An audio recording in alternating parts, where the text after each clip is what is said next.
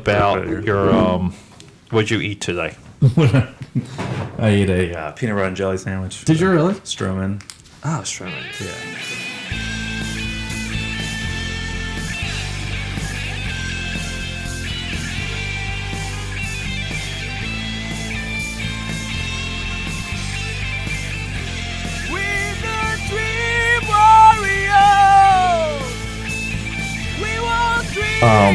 So right now, just imagine the theme music hits, whatever. Yeah. And let's just say we're back. We're here. This is it. What episode is this? We won't say anything. We'll just. This should be 17. Okay. Yeah, because Norm is going to be 16. Okay. Norm was Norm's TV viewing habits. With the focus of the DC. That was 16. Yeah. That was just 16. Yeah. With the focus of the. I would have this. You're recording now? Yeah, we're recording right now. This should be the post outro. Yes. This is it. We're in it. So 17. Yeah, we're already. Here we go. Yeah, with Mark. Mark's Episode 2 for Mark. Episode 2, Attack of the Clones. Yeah. Do not remind me of. Yeah. Those are I don't know if we talked about this. So not too long ago, I watched 1 through 6 with someone. Mm-hmm. Starting with number 1. You didn't do the what's that called? They have a chop cut. Yeah, you can watch 4, 5, a little bit of 1, 2, 3. Yeah, no 1. 6. What? Yeah. 2, 3, 6. I'm not even here's the funny thing. I think what's that called? I'm trying to think what that's called. Doesn't matter. For someone that doesn't follow Star Wars. You literally can leave out episodes 1, and you can kind of argue episode 2. Episodes 1 and 2 are so irrelevant to just what you need to know. They're so little. I don't think you need any of them. To me, 3. Revenge of the Sith. The only thing, it just is so painted into a corner. That's what I don't love about it. Is it completely paints into a corner. It's totally moved in. So the last 15 minutes are we need to make sure everything hits this way. And there goes a baby. There goes another baby. I'm just no. It's just I don't need it. I'm all right. It's really weird that Rogue One did it too. Yeah, but Rogue One did it at a they kind of did it at a speed and a flow. Mm-hmm. There was just boom, real quick before we get out of here. Episode 10. Go back to my Rogue One. Yeah. My Rogue One thoughts are in episode 10. Yeah, but at the same time, I think, and this is me being a little bit nitpicky, but the use of the blockade runner in episode 3. So those movies, I think, did actually one of the things people overlook. Did a great job on establishing the flow of technology and how some of that technology would lead into the original trilogy. We saw precursors to the X-Wings, to the AT-ATs, TIE fighters, and so on, and so Star Destroyers, even the Death Star, so on and so forth. And everything separated by 10 years, essentially. Okay, so in episode 3, we have the blockade runner, right? The blockade runner from episode 4. Okay. And then 30 years go by or whatever. And then it's they're still using it. I don't even remember if they have it in episode. Yeah. They use it. Yeah. They have the hallway, the walls, everything. Oh, yeah. Yeah. That's right. That doesn't make sense. And then it makes more sense in Rogue One because it's literally 10 minutes It's before. right there. Yeah. But then you're still it's antiquated, beat up technology from a peaceful planet, a part of the Senate, and should have no problem keeping things up to speed. Alderaan is not set up to be a poor planet, to be a struggling society. They're kind of affluent, right? Yeah, and they have their princess, Washington Township. Yeah, it's a very New Jersey esque quote there. Yeah. So real quick, it's been a little bit since we recorded. What else have you been? Tell me what else you've been up to. Well, I've been updating. So I have 2 Tumblrs. I have 3 Tumblr accounts. So I do enjoy. I've been trying to be anti-Facebook. It's very political. So I've just been doing straight Tumblr for a little while. So I do one. It's horrible. So Apoca Rabbit one, which is basically my art and process, and then there's one that I started. I don't even know if I told you about this. Called Idiosyncratic Pulp, which is I reblog every like romance, like very Roy Lichtenstein-esque like cool. panels Yeah. or pages, and everything's very extreme. And you know, why does he love me? And there's tears, and so I have some stuff that I've scanned, and then I'll talk about a couple artists. Exorcise the demons. Right. So and there's some artists that like they're these very strange. That you know they Charlton especially outsourced a bunch of art to like South America. There's this one guy that no one knows who he is. His name's like Enrique Nieto. Okay. And he's hard to look up because there's also like a president of Spain. So if you look up Spanish artist Enrique Nieto, you get this guy. You get that guy. Yeah. I was like, I don't know who that guy. I want to see this guy's art. So I don't know if he's alive, dead. I don't know how to contact the estate. Like I talked to someone. I want to do like an art gallery, just like take some of his art and put it on. It's almost like pre-Chaikin, where Chaikin would, you know, Howard Chaikin, and when he did American Flag, he would take like wallpaper and make that a person's suit. Or, he did like Photoshop. Him and Ken Brosnack did Photoshop pre-Photoshop with just material. Yeah, Chaikin. This guy did it before in 1974. No one in a book like Just Married number 16. It's like a random story. I'm like, what is this guy's art? So I've got it by accident, and I became obsessed with that era of comics, like that. The crazy extreme romance comics, 50s, 60s. Yeah, I mean, I think a lot of there's not too many people out there that know even why that era existed in comics. It was a part of propping up the industry. Mm-hmm. It's I think there's been like a yearning for it to return. Yeah, there is. But at the same time, I think manga and Americans took over manga essentially. Mm-hmm. Like it's the weirdest thing, but they adapted that style, which lent itself to that. So like, there's been a resurgence, I think, in romance comics, but the American romance comic is like it wasn't even a money grab. It was a market that did exist, same as Western comics, same as military comics, like GI Combat that DC ran, which was like incredible. Like the ghost tank, the haunted tank, right, was like such a powerful.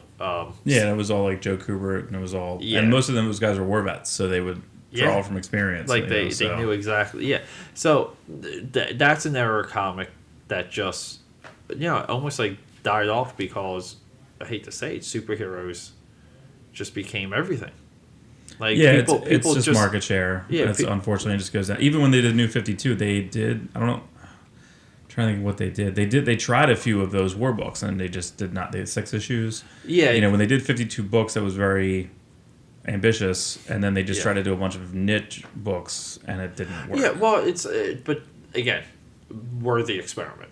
Because like if one of those books really takes off and catches the imagination, like you literally have a lifelong franchise now. I was totally against the Hanna-Barbera resurgence that they were doing, where they did like hipster Hanna-Barbera that DC's doing. Oh yeah, and they did Scooby-Doo. Scooby-Doo's terrible. Yeah, because they have like this completely like barista Shaggy with like a full goatee with a swirly mustache. And then Scooby has a. I think he has like a necklace. I tried to read the first issue; it was terrible. And he has a necklace, and the necklace actually pushes out emojis on what he's thinking. So he doesn't he doesn't talk like I mean so they're trying to, and I think it's ambitious, but the Flintstones is very political, and it's basically how's it political? They literally have all these strange society. Esque things that happen. They have like they have like unions and like where they're it's actually it's a little strange, but Flintstones works. Flintstones works in this thing. So what else have they done? They're going to be doing Snaggletooth. I don't know if you know about this, but they're making Snaggletooth gay. I saw in the 50s. And Mark Russell's writing, and he writes the Flintstones. So I give it cred for that. I think it's going to be very interesting. So let me go here real quick. Because it's no secret, you are more like tuned up for comics than myself. Yeah, like it's Christmas on Wednesday. It just is. Yeah, and that has never gone away. No, like which is awesome. For me, that died a long time ago. That doesn't mean I still don't love, read, follow the whole industry. But do you think this progressive push that we're seeing in comics, do you think it's hurting a lot of the perception of the characters and like kind of like the branding and like long term? Because like we saw it in the 80s. Mm-hmm. We saw like Reaganomics roll through the comic industry in the 80s. And two of the greatest stories ever told, Watchmen, Dark Knight Returns, huge in it. But at the same time, it didn't, again, like bring you to school. It didn't teach you things. It just simply extrapolated what the world might be with these characters in like an alternate timeline. It was more fanciful, but now it really just seems like it's all preachy to me. And I don't know if I'm reading it wrong. No, you're right. I mean, I do think that there's definitely like an underlying message. Like I shouldn't be thinking about different politics when I'm reading something called the Flintstones, where they go down. Right, like it seems very, but like I didn't think I would like it, but I love it. Like I think it's so they nailed that balance. I don't know. Yeah, do you think completely it's strange. Editorial? Do you think there's too many of the creators are?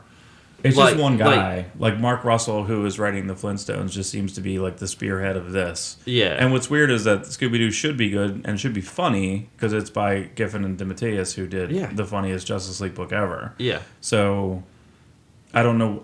Have they done anything since then that was funny? They did a Defenders book with Kevin Maguire a couple years ago. Oh, I do. That was like a 6-issue series. It was somewhat forgettable. It was okay. Yeah. I do remember that. It's like you can't go home again. Let's get the band back together. Yeah. You know what I mean? It was like a tour. They're like, there we go. Here's playing our new stuff. I'm like, hey, can you play your old stuff? I love your old stuff. I just always feel like they for me that was like one of the smallest runs that created a well that is consistently going back to. Yeah, well, I think because that Justice League run is largely forgettable outside of its of. I know I was pro DC on episode 10, and then when I was looking at, and this is how fast everything changes. Like when I was looking this week, I to me they have two Justice League books. They have Justice League and Justice League of America. They're both completely unreadable, and they're putting out a new Justice League of America with characters that I don't care about, but I'm actually kind of excited to read it because... Is that the one with Lobo? Yeah, it's Lobo, Killer Frost, Ray? Vixen, the Ray, which they had an issue which is all about Batman, him being... Right? Yeah, Batman's just going to kind of be like... He'll probably show up at the end. He's like, oh, you guys doing great. It's basically like Batman and the Outsiders. I was going to say, it's again. the Outsiders grown up. And there's someone else I'm missing, but like I don't care. Like it just... And Killer Frost. And they had this series where they had Suicide Squad... versus the JLA for really no reason for 6 weeks in a row, and I read it and I somewhat enjoyed it. I could not tell you what it was. A month and change. Yeah, I mean, well, they had it 1 to 6. It was like 1 to, and then wow. But all they did was they made the whole point of it at the end, which makes no sense. Issue 6 was just making Killer Frost. She became good, and then Batman approves of her, and Batman shouldn't necessarily be like, yeah, you're good. Like, and then you should be on the Justice League. So all of that for a rite of passage moment. Yeah, essentially. It was, and it felt so forced, and I hate, like it's so uncomfortable. Like the Suicide Squad works. And it worked. I should say it worked. To me, like, what they're doing now is the same thing that the Guardians of the Galaxy comic book does. Is like, hey, we saw that thing over there that was... Everyone kind of like, let's do that. Like, even though we didn't love the... I think Suicide Squad is the best 3-minute trailer / movie in that 3 minutes. The potential of movie was great, and then it didn't come out. Yeah, but I can watch that trailer and I'm like, I have a good memory of this. Yeah, I was just discussing this with Nora. I just watched that movie again this week. On purpose? You did it on... what I view as the movie, which is up until the... Did you watch the extended cut? Yeah, that's all I watched, which is essentially up until the third act, where there's... And it's still kind of like that push and pull. People think studios... I do think it's a false narrative when people want to paint the picture that studios get involved and ruin movies, when it's quite the contrary. Like, these guys don't want to get involved with the movies on this level because they just have to stay in business. The business has to keep going, and if you're hired to make a movie and I don't have to get involved, I can keep on doing, like, my business actions what I do every day and not worry about your Fantastic Four scenes or when you're doing a Suicide Squad, my day is better, I can do more. Usually when they get involved right? Like, can you think of any movies that were like good, like when it comes to like executive involvement? I can't think of any. I don't know. I mean, I think it's usually bad movies though. Yeah, but I think like that there's never been like they've been touched. But I don't know. I disagree because I think that Rogue One. I don't know what. To me, initially, I didn't like Rogue One because when I saw the trailers, I was going in to see a different movie. Yeah, you had like another movie. I feel like I should like asterisks and have like an editorial box, like be like, see episode 10 for Mark's thoughts on Rogue One, which are many. Yeah. But I feel that whatever they did, they brought in Tony Gilroy. He wrote a third act. He possibly directed some of that. We don't know. There's a lot of reports. We'll never know. I don't know. Yeah. But I kind of feel like that movie's super successful. It's a great movie. Like I can't deny. Yeah. But it wasn't the movie when I first saw it. I was like, this is not the movie that I was set up to see. Yeah. So, but at the same time, though, that the type of turmoil, we'll just call it turmoil, that happened around Rogue One was not even close to what happened around Suicide Squad. And I'm just talking if you Google headlines and compare headlines. Rogue One was like, hey, we're coming in and we're doing this, meaning that like we have made decisions and we are doing this and then we're done. Where Suicide Squad was this like slow trickle of like almost like the movie, the process, the decision breaking down to the point of like these, and it was very similar to Fantastic Four. To where like these executives are running around with their hair, like bean counters, with their hair on fire, the barn's burning, someone's looking for a bucket of water, and they're freaking the F out. And I really do feel like the response to the Suicide Squad trailers were from what they already saw that the movie was like shaping up to be. Well, okay, and it was almost like I forget the name of the house that cut that Suicide Squad trailer. Trailer Park. I think it was Trailer Park. Trailer Park made that trailer, and then a different studio cut the movie, but they didn't have real full experience of editing a movie. Yeah. Okay, so here's what happened to me. I blame Batman Superman second week box office, meaning that Batman Superman should have like gone to $1 billion fast, but it didn't. So that made all the studio execs go, wait a second, and then when they watched the Ayer cut, which we'll never see, which I think is a shame. Yeah. Because the first Suicide Squad, the Comic-Con, it was bleak. It's supposed to be. Like, it's supposed to be kind of Black Ops. So I don't know if they created, like, like, hey, we need a hole in the sky like every other movie. We need this, and this. I don't know. And then you have the Deadpool effect, which was like, oh, let's put some music in. And, like, Deadpool / Guardians effect, like, let's put music in because that's a good contrast. Yeah. But yeah, so here's a little bit of that. So like a little bit of what I was getting to with Suicide Squad is it's almost like you set up to make a movie. You shoot for 3 to 4 months. The remaining 7 months are special effect push. Working with the footage you already shot, meaning you got tint it, like people don't even realize that you shoot a scene. The scene gets processed, and that's where like the shadowing. That's all color grading. Yeah, and that even takes a long time. So you have this process. I don't think anything was done in Suicide Squad outside of like that third act was the third act the entire time. There might have been like a couple things here and there, but at the end of the day, they're still fighting the Enchantress. They were doing it the entire time, and that's where the movie. Not even the wheels fall off the wagon. I'm talking about the wagon is off the cliff. The wagon's exploding. It doesn't make sense to have like we're gonna put these characters together to fight that. No, those aren't the characters that should be fighting that villain. It doesn't make any sense. Right. Like you have a Black Ops, go do something in like Kazakhstan, like whatever. Yeah, it should have been the same plot as the Expendables. Yeah. Foreign country, drug lord. Maybe like some. It's bad guys versus a little bit badder guys. Yeah, some like super meta-human twist to it or whatever. Like, I don't care. Okay, but dude, make it that. But that, in my opinion, Suicide Squad, and I guess the other point I was getting at, that movie works so well, really up until that third act. Up until that, when they're like at the bar and they're like, we have to help you. You love this girl. And then you're like, I don't buy anyone in this scene to even. I can't buy Joel Kinnaman's hair throughout the film. How it changes length at all times. Does he have a hat? Is his hair long on top? Is it a crew cut? It literally changes, I think, scene to scene, which is fascinating to me. Like, how smart is Tom Hardy to stay away from it, though? You know what? I thought... Right? Yeah, like, smart guy. I know we talked Bravo about that. to him. Well, I would say we just, like, because we're already in it, I say we go right into Batfleck. Yeah, go in. Yeah, let's. So I say that. Well, we were texting on this heavily, and I think I crashed out while we were texting. I think what happened is I think our asleep. shows are going to be our text messages to each other. Yeah. On how, like, what should we talk about? Oh, you believe this thing happened? And, like, it literally is just an extrapolation of the text that we have throughout the week. Yeah. This is how it is. It's we could also just read our text messages in a dramatic fashion to one another. that would probably work. So if it's all over the internet. So here. Okay, so DC films. I don't know what's going on. Essentially, we just talked about Flash was supposed to be 13 months away. They had a script by, in my opinion, some of the best talent possible. So you have Phil Lord and Chris Miller. They were going to direct it. They got offered Han Solo. What would you choose? I'm going to choose Han Solo, even though that's really hard. They're shooting that now. Yeah, I don't like that. Seems so ballsy for them just to. Right, because it would almost be like doing. Lego Movie on paper should not work, and it completely works. Yeah, it totally works. It's a whole new genre, essentially. Yeah.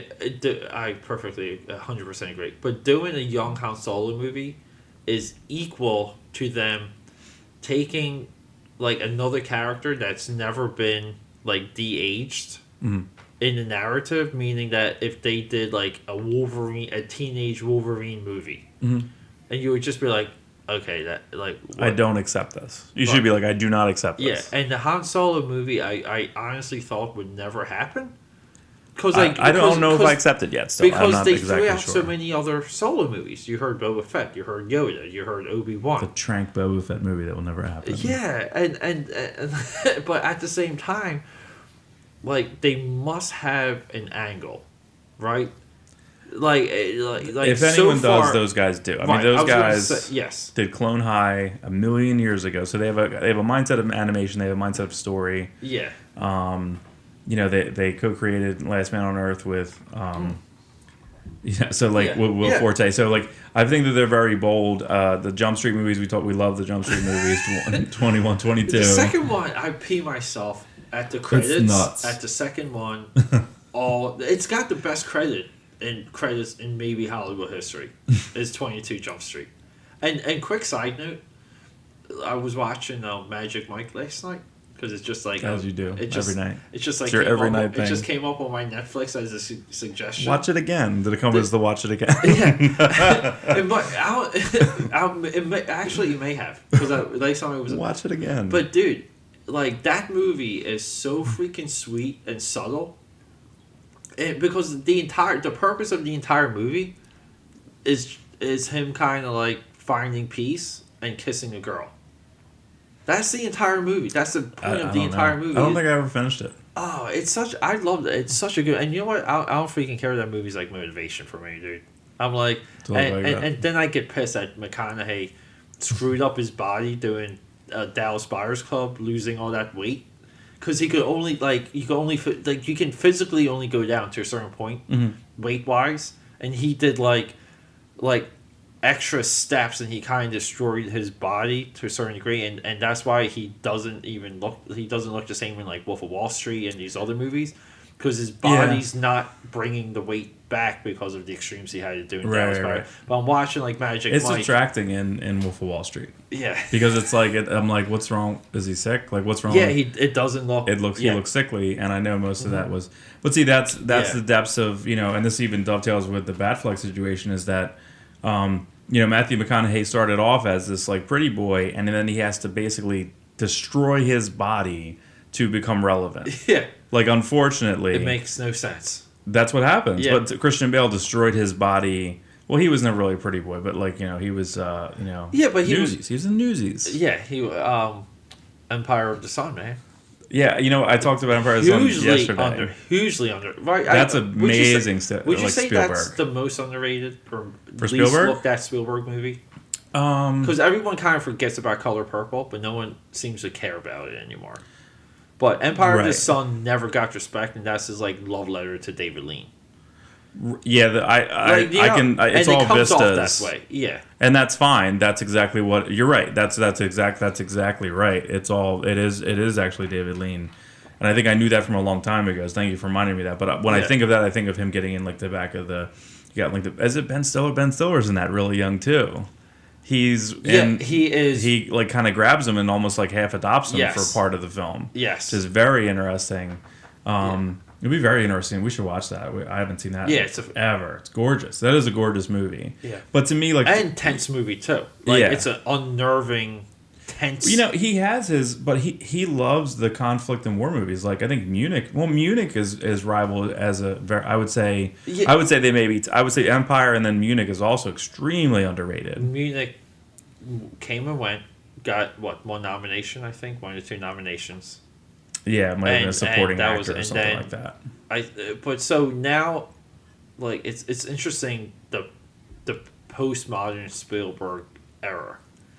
Where you would think he would have a glow like Scorsese has a glow, and it's just it's tarnished. But you know what it is though? It sounds so crappy, dude. But it comes to shitty sequels, and I really think it comes down to like people being disappointed with Lost World, and they connect him with Jurassic Park 3 for whatever reason.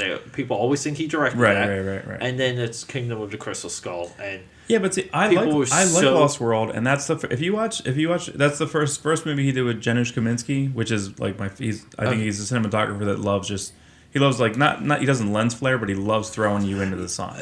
He loves to throw you right into the light. There's a halo, is how I would describe. Minority Report is the best. That's exactly so. Yeah, just saying what you're saying. Is Minority Report? Everyone has a halo. Everyone.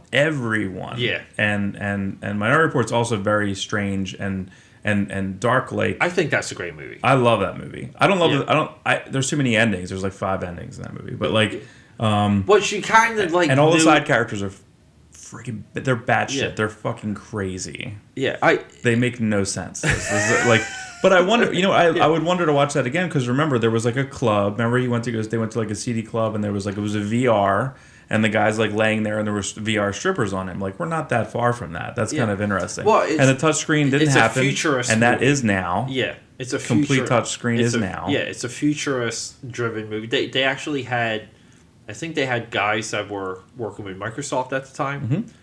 Consulting on those touchscrein were real. Yeah, like that was a real thing. Yeah, on what the hand movements were going to be, what the keyboard was going to be, and like I guess geeky movie freak side note here, but I think isn't that the whole point of this podcast? I think if you want to see 2 imaginative extrapolations of what touchscreen keyboards should be like, you go to 2 movies: Minority Report 1.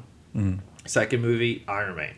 Yeah, it's his coffee table, right? It's the Jet Out. But if you look at the structure, and I've looked at pictures of it, the structure of the Jet Out keyboard or like the keyboard panel that he uses as the touchscreen in Iron Man is so freaking awesome and smooth, and like perfect for like using one hand. Because it's designed for one hand, and it's almost like a it's hard to describe the shape. But I think those 2 movies. I think Tony Stark's phones. Hopefully, they'll be the eventual phones. They're like, aren't they like just like see through? They just look like a piece of plastic, and he flips it up, and and it's everything. And we're that's already there. Like that's like that technology. I wonder if that'll look dated. Exist. We watch stuff and things look dated. I wonder if I guess those movies will look dated. I don't know. Maybe, but they're constantly one-upping what he does with the armor, like in how he gets it, how he like what was it? What Civil War? He touches the seat in the helicopter, and it goes up as like they're constantly. And I think in your mind, you're always like you're almost like programmed to look at his armor that way. So if you go back, it's kind of like easy to say, that's how he did it.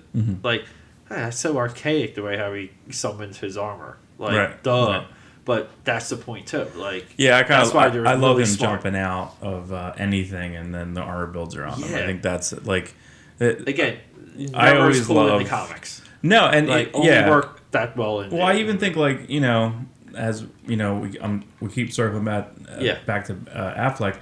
Yeah, we should. Let's get into this. Yeah, the first Daredevil movie, when he was in the sleep deprivation chamber, that's the only way he'd be able to sleep. Yeah.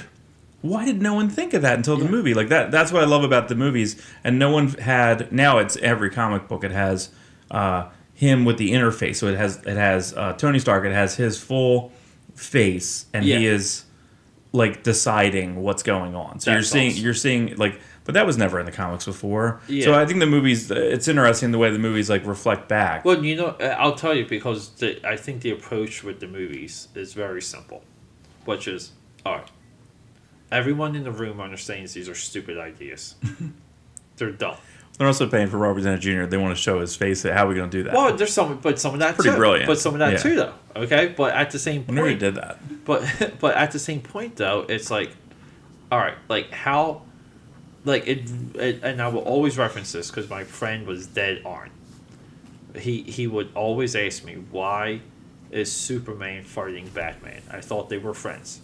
And during the whole promotion of BVS, I could not explain this to him, no matter how many different ways. And then in that process of me trying to explain it to him, I realized I'm like this dude is right. Yeah. Like, that's the audience, not me, not you. I'm like, the average person is going to be like, what is this?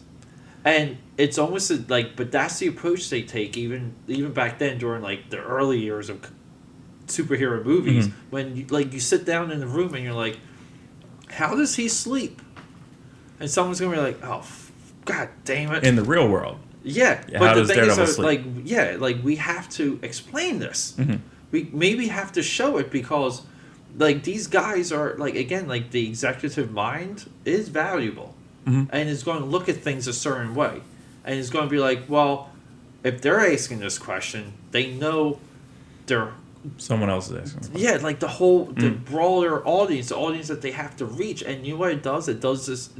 I think it set a standard of dissecting and really explaining things one way, and then highlighting the coolness of like the comic book in one way. And that's the way how that's stacked is the Marvel Cinematic Universe.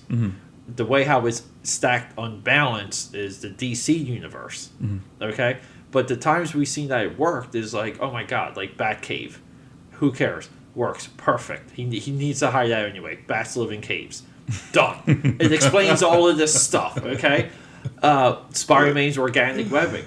Perfect. Makes sense. Yeah, that always made sense. Okay? Right. And getting back to Daredevil, since we got to do some love for Ben Affleck's Daredevil, the way how they visually showed his radar ping in that movie, like, immediately got ripped off. And it immediately went back. Yeah. And, correct. And then at the same time, you're like, this is the contribution to movies, to comics.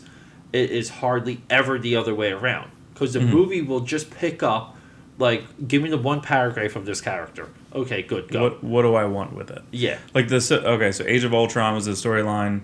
That movie does not represent that at all. Civil War was a storyline. Maybe 10-20% of it made it to the movie. It got the spirit. Yeah. Which is sometimes the golden goose. Yeah, it's all you need. It's the golden goose. But you're 100% because if you make right. Watchmen and you try to make it so close to it, it doesn't work. No, but I think you and I are on record of... Right. I talk about this all the time. That's our regenesis. That's our DC rebirth. Is me and you in a Toys R Us and Jerry Hill yelling at each other about Watchmen. But and should have been any other way. Because like if that was because the Watchmen was the unicorn.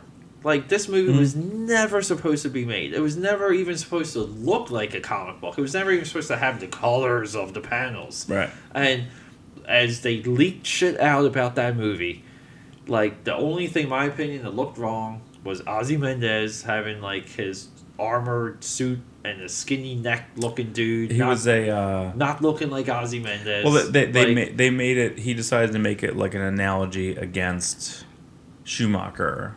Yeah, that's what I thought was like. I was like, we don't need to No, like, and that movie failed in a couple ways, but like, yeah, because he put the nibbles on that suit, on the Ozymandias suit, right? Yeah, as an in joke. Yeah. I don't know, and it just never. I don't think it ever came off. But then again, too, like his character is almost like don't joke. Like he like it's almost like the character itself wouldn't. Like, it was supposed to be Robert Redford. Like in everyone's mind, that was like Robert Redford, just a very stalwart person. Like that was it. And then the fact that he would be, I guess like nothing is spoilers, right? We're not in it. Yeah. Everyone listening, listen. This is just Stop and us go watch talking. Watchmen. Yeah. Like, so if we're gonna talk about stuff and you're going to listen to it, everything is spoiler based. We're not gonna censor ourselves. Yeah. So Ozymandias is a bad guy. Okay, but when you first read it, you don't know. You really don't know. So in our mind, and I guess they did it in Winter Soldier. Like, to me, Ozymandias is Robert Redford. Yeah, it's so they use Robert Redford and they flip him. They vindicated it. Yeah, and you're like, oh shit, like, you know, and it hurts, like, because it's like, no, Robert Redford, you shouldn't be doing this. How dare you? That's not nice. How dare you? I still back the hell at it. We went to Winter Soldier and we like flipped out. Like, we were like, this is nuts. Flipped out at Winter Soldier. I still flipped out over the 3D IMAX Avatar. Mm-hmm. And I do think it's the bitterness and like maybe triteness of the geek community of how they cowardly turned their back on the Avatar potential and franchise. Look, you got to keep feeding the beast, man. Like, I think that no one cares about Avatar sequels because it's not fast enough. But here's the thing: they complain about things not being original. They can't complain about everything being an adaptation, a sequel. Mm-hmm. They want original. Something else got rebooted this weekend. It made no friggin' sense. I heard it. I was like, "What? Who wants that?" Yeah, and something. I'm sure you'll remember it. But at the same time, though, you can argue that Avatar is the first #1 like movie, meaning that it was set up intended to be a sequel from the very start. Like, you know, like we're setting things up. Mm. No other movie is as big as Avatar as a #1 franchise movie. Yeah, and the thing that that's extraordinary. Isn't it fascinating that every Cameron movie that comes out, they're like, it's never gonna make its money back. It's impossible, and it makes its money back so much more. Dude, every time. I think he relishes in that. Well, do you think he makes the movies better for like? I think that's it. I mean, I don't think we're I think he works so hard to make it. Work. I do think he's also the true maniac in Hollywood. More than Michael Bay. You love the Michael Bay maniac. Yeah. I mean, no. To me, I think Michael Bay is a general on set. And by this time, there's, like, I'm sure, like, the donuts in the morning and the Danishes in the morning, if they're not a certain way, Michael Bay is laying the caterer, know that. But at the same and I 100% think that that is how he does things. James Cameron is the guy that if you get the smartest special effects operators, designers, you get the smartest lighting technicians. If you get the future of Hollywood tech in a room with James Cameron will school that entire room. Yeah, I think he pushes the imagination and he inspires. I think he's a dreamer, and I think that's what kind of works. But he's also a monarch. Fine, whatever. He is a maniac. You know, I've been watching. But I'm not. There's nothing wrong with that. No, I think that I think that's the thing is you have to have almost confidence in it. When you really think about George Lucas, and I think it's so weird. I did watch the documentary People versus George Lucas this week, which is have you seen? Which is for the first time? Yeah, I think it's interesting because it's about people's like betrayal, and the one person had a good point, and he basically stated, I'm paraphrasing here, that it's like someone, when he started to mess around with the original movies, it was like someone messed around with our own brain and memory of something because we loved the way it was. Right. But that was never what he wanted. So it's interesting to kind of hear that. This is something that I studied, I looked at, I thought about a lot.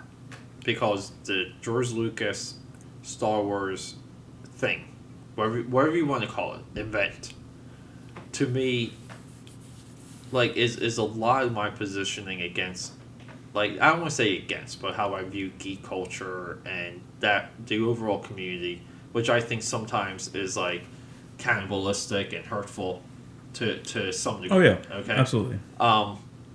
Because the things that the community forwards and validates to me is harmful. Meaning that it's okay not to own like everything of something. Mm-hmm. And it creates this obsessiveness that literally goes nowhere.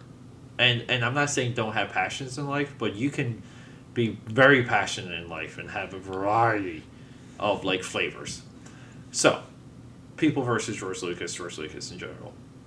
I really think where this came from him, and no one's really addressed this, is that he lost his way as a filmmaker yearning to explain technology and to tell a story. And if you THX 138, American Graffiti, I literally love both of those. I love American Graffiti. I still think it holds up.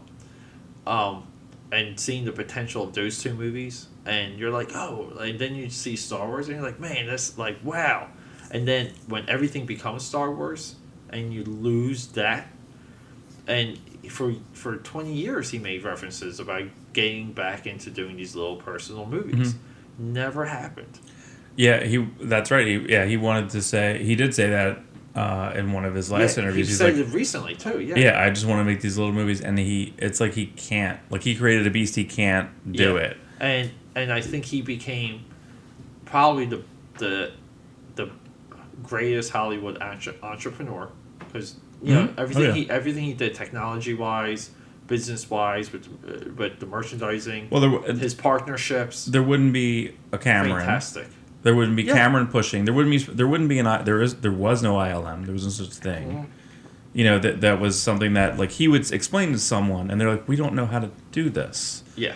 And then they're like, well, and then he'd be like, yeah, I need you to do it. Like, you know, whatever. Like, he would just be like, he would just like make noises, because he's very famous for, you know, he's extremely, extremely famous for just like being kind of unflappable. He would just say, he's like, well, I don't know why you don't see what I see. How dare you? Like, you know, he would be kind of a dickhead. Like, and then the actors kind of had to figure it out on their own. But the one thing I think is interesting is you know, and it's so weird, because I talk to someone, and I tell her that, like, I think every day I'm in some way influenced by Star Wars. I watch something, I talk about Star Wars, or I am watching something about Star Wars every day. And I watched. So when he was casting it, he also had a casting idea, because he wanted chemistry. Yeah. Now, he can't direct actors, but he wanted them to get along. I don't know, maybe because he didn't know. Yeah. So it was like William Catt, some woman I don't remember, and like who was on Kurt Russell. So you have the greatest American hero, you have Snake Plissken, and then unnamed woman who was not Princess Leia. But the chemistry between Harrison Ford, Carrie Fisher, Mark Hamill worked a little bit better, and that's the movie. Yeah. That's very interesting to me. Like, you know, that because, so he had those two people, those two groups almost made it. Alec Guinness was not yet cast. Yeah. Peter Cushing, not yet cast. But just like, this chemistry works better than this chemistry, here we go. Yeah. Star Wars. See, like, what are you talking about? Well, that's very, no one casts movies like that now. Yeah. See, I think a lot of what you're referencing, and kind of like what you're observing is, so here's the thing. So George Lucas became like emerged into relevance roughly 1998, 1999, following the special edition releases. So like, we could just say going into the 2000s, he reestablished himself, immediately labeled like a god, a genius, infallible, all these things. Mm-hmm. Now, people associate that version of George Lucas to the version of Episode 4, New Hope, in 76. Right, he's famous, big. You know, when anyone visualizes George Lucas, they look at 1998 George Lucas. Right. So at the same big time, chin. Yeah, and now we're going with, you know, we're in the late 70s. You have an idea, you want to make a movie. Everyone's saying no. Like, you're kind of just trying to get any angle you can. He was supposed to direct Apocalypse Now. Yeah. Like he did storyboard. Like he was supposed to direct that. I thought even Milius was supposed to There was one time directing it too. Like the three Francis of them Ford were Coppola doing had a hard dance. time running his company that was constantly going bankrupt. Yeah, the American Zoetrope. It was constantly. Yeah. There's a fantastic book, and I just the name just escapes me, but it's like a full history of like George Lucas Star Wars, and it's fantastic. And I'm so sorry. Maybe eventually we'll put it in the notes. Well, I don't know. wait, I just saw a biography of him. It was like it was like called, Star Wars Being George Lucas, I think. Yeah, it wasn't that. I don't remember. It was like how Star Wars came to be, something like that. But like it's super fascinating and it's very interesting with because I mean think about THX. Like THX, like that's not a marketable movie, and somehow like but I believe that Pitchman. I think Francis Ford Coppola can go in and pitch and get someone to give him $1 million. Yeah, he can go in and say, hey. I have this guy. He's got a beard. I think he's got a lot of interesting ideas. Can you give me $1 million? And a lot of it too is Francis comes from.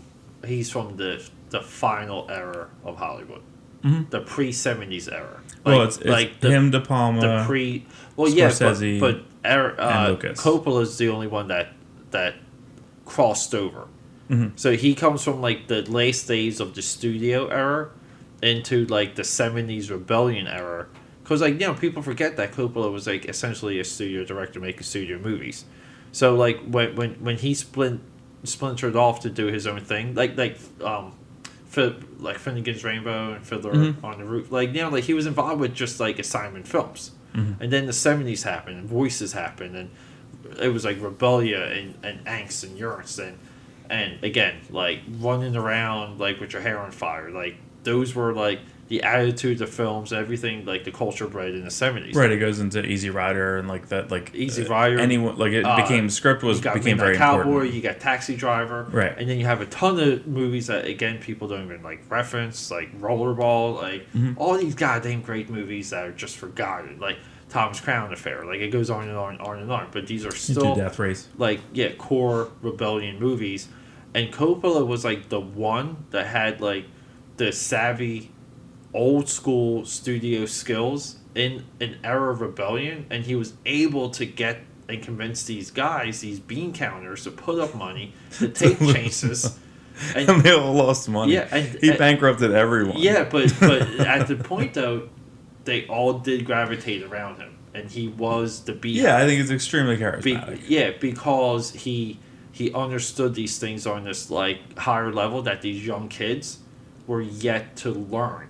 And you know what, too? Like, I still think when they discuss them, when they talk about that era, they undersell Coppola, and they just want to talk about Godfather and highlight Heart of Darkness, the Apocalypse Now documentary, and be done with it. And you're almost like, dude, like Coppola made movies like Cotton Club.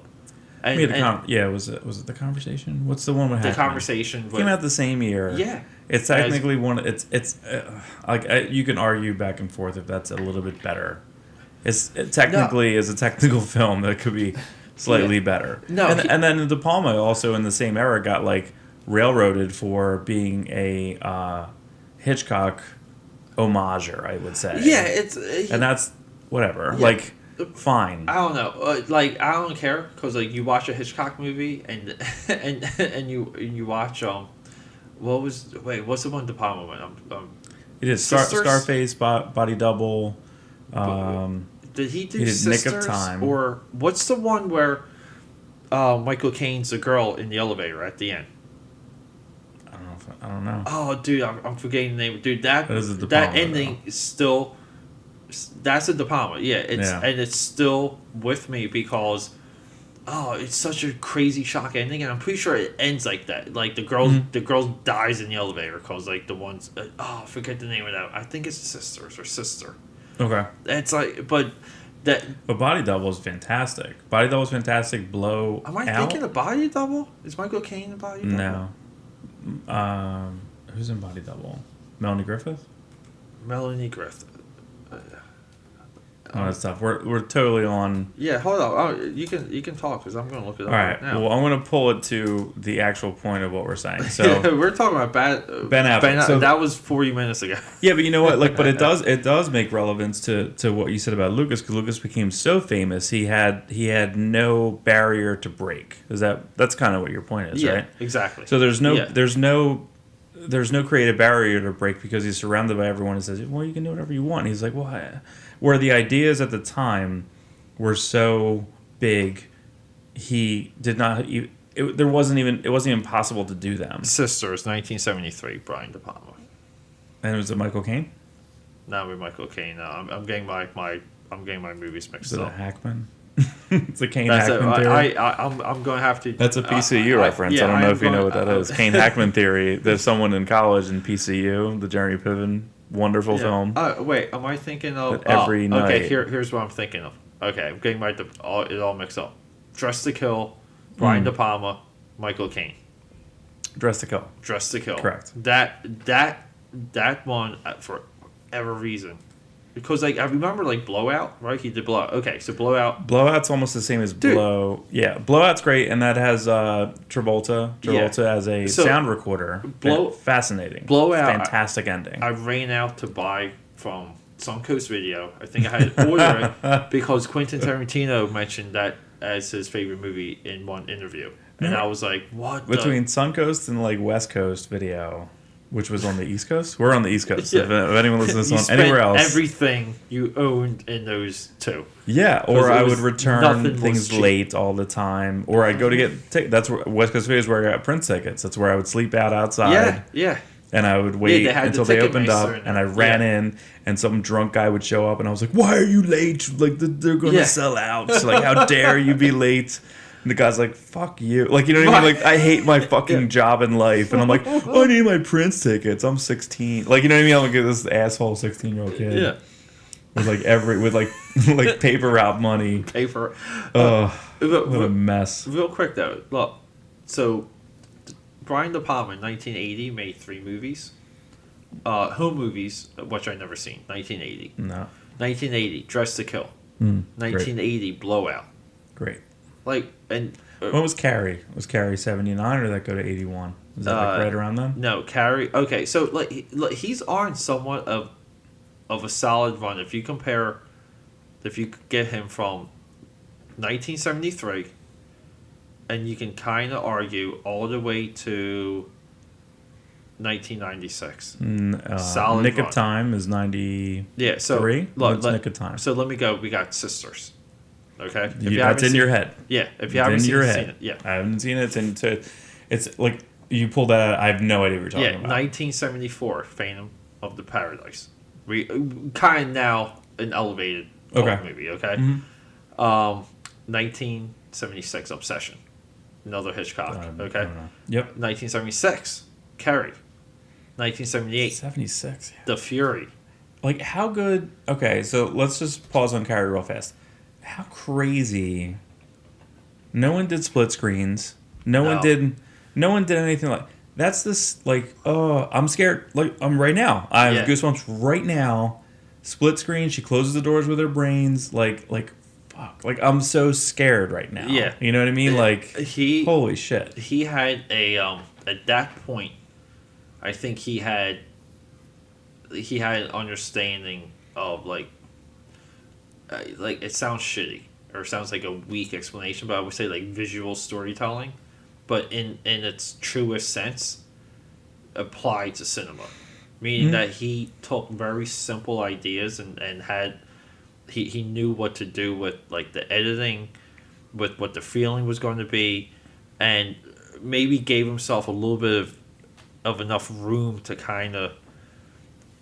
I don't know, to elevate, to give the audience room to elevate it for him.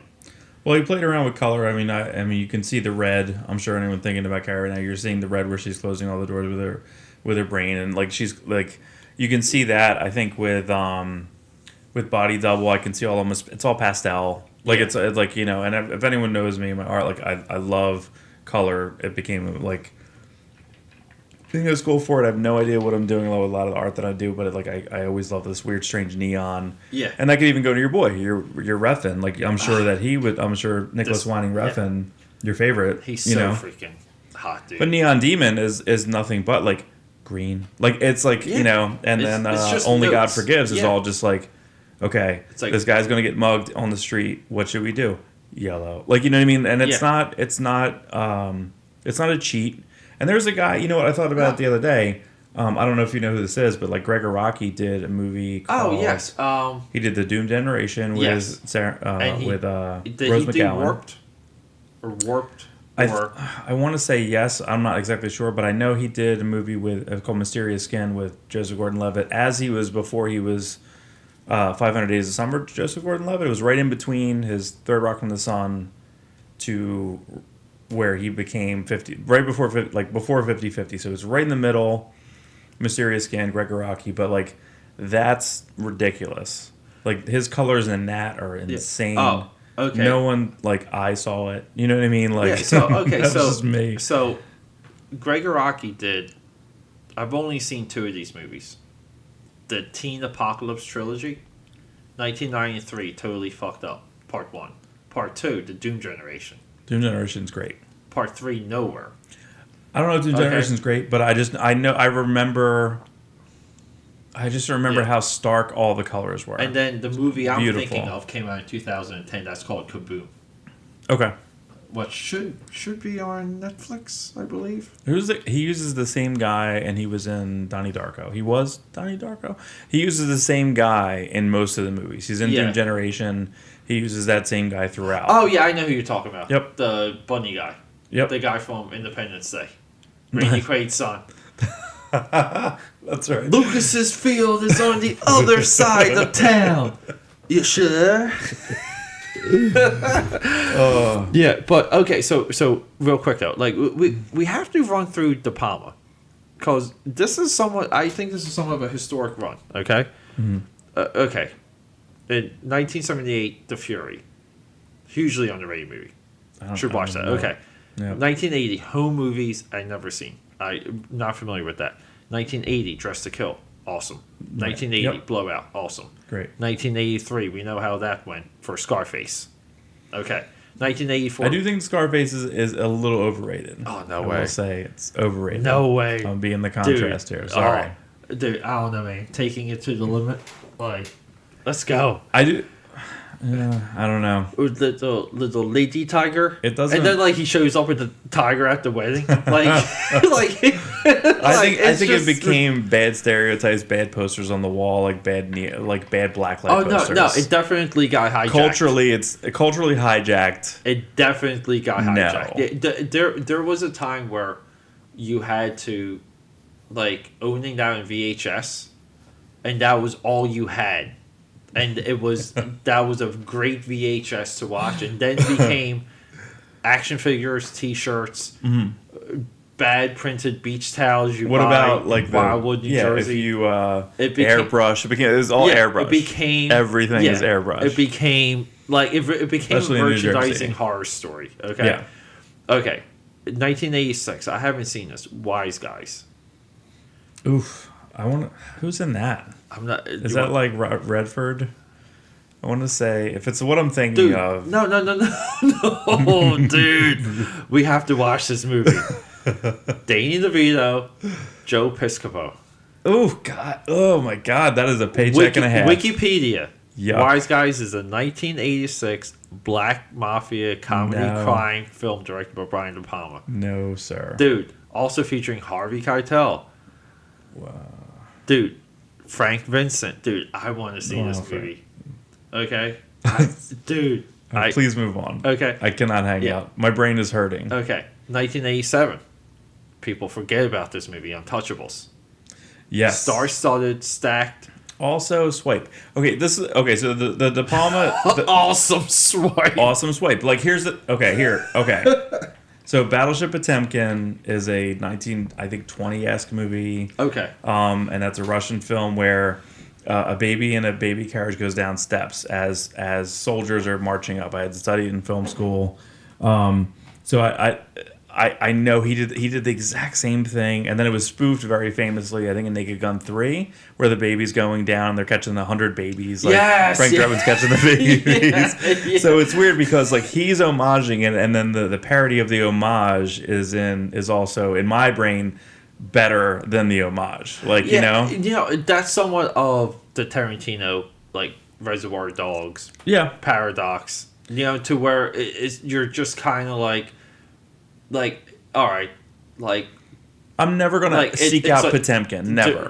I'll watch Untouchables. Like you know what I mean. So I just think sometimes, like I don't care, call it ripping off. Like some people rip off to a completely high level that they are so inspired by the source material. It's infectious, and it's infectious through the content that they're what's hilarious is that I'm thinking about a concert I went to because, and we even said that because you said Kurt Cobain saw something and you had to watch it. What was that? We just talked about it. No. Quentin Tarantino talked about Blowout. So you had to watch it. I had to know what that movie loved was all Nirvana about. and Pearl Jam at the time, and someone's like, you know, Kurt Cobain loves the Melvins. So I went to a Melvins concert. Wow. That was the worst concert of my life. Like, it was terrible. And I was like, what did he like about this? Like, I don't understand. This is when he was... And I was like, I was at the concert in like 1994. And I'm like, And I waited for it. And I was there. And it was one of the only concerts I walked out of it. I was like, I got it. It was in TLA. I will tell you one thing. Okay? And I think you're zeroing on something. And this goes a little bit with the George Lucas stuff. Where I think people, like, they want it explained because they are so far away from it themselves, and they love the content, they love Star Wars, but they want it explained. They want to know where Darth Vader came from. Mm-hmm. So what does Lucas say? Samurai movies and baseball hats. Yeah, I'm gonna watch I need to Sheriff Mifune film. Yeah. Who I've never known who before. Right. He talked like about you have to say something, and and you want to be like, all right, well, is there like other examples of this? And yes, and I'll say this because a lot of people always go to this. It's been publicized. In the election, they asked Sarah Palin. They're like, what newspapers do you read? Like, whoa. There's Dallas, everybody. We just had Dallas jump up here, and we're going to pause. She's like on a.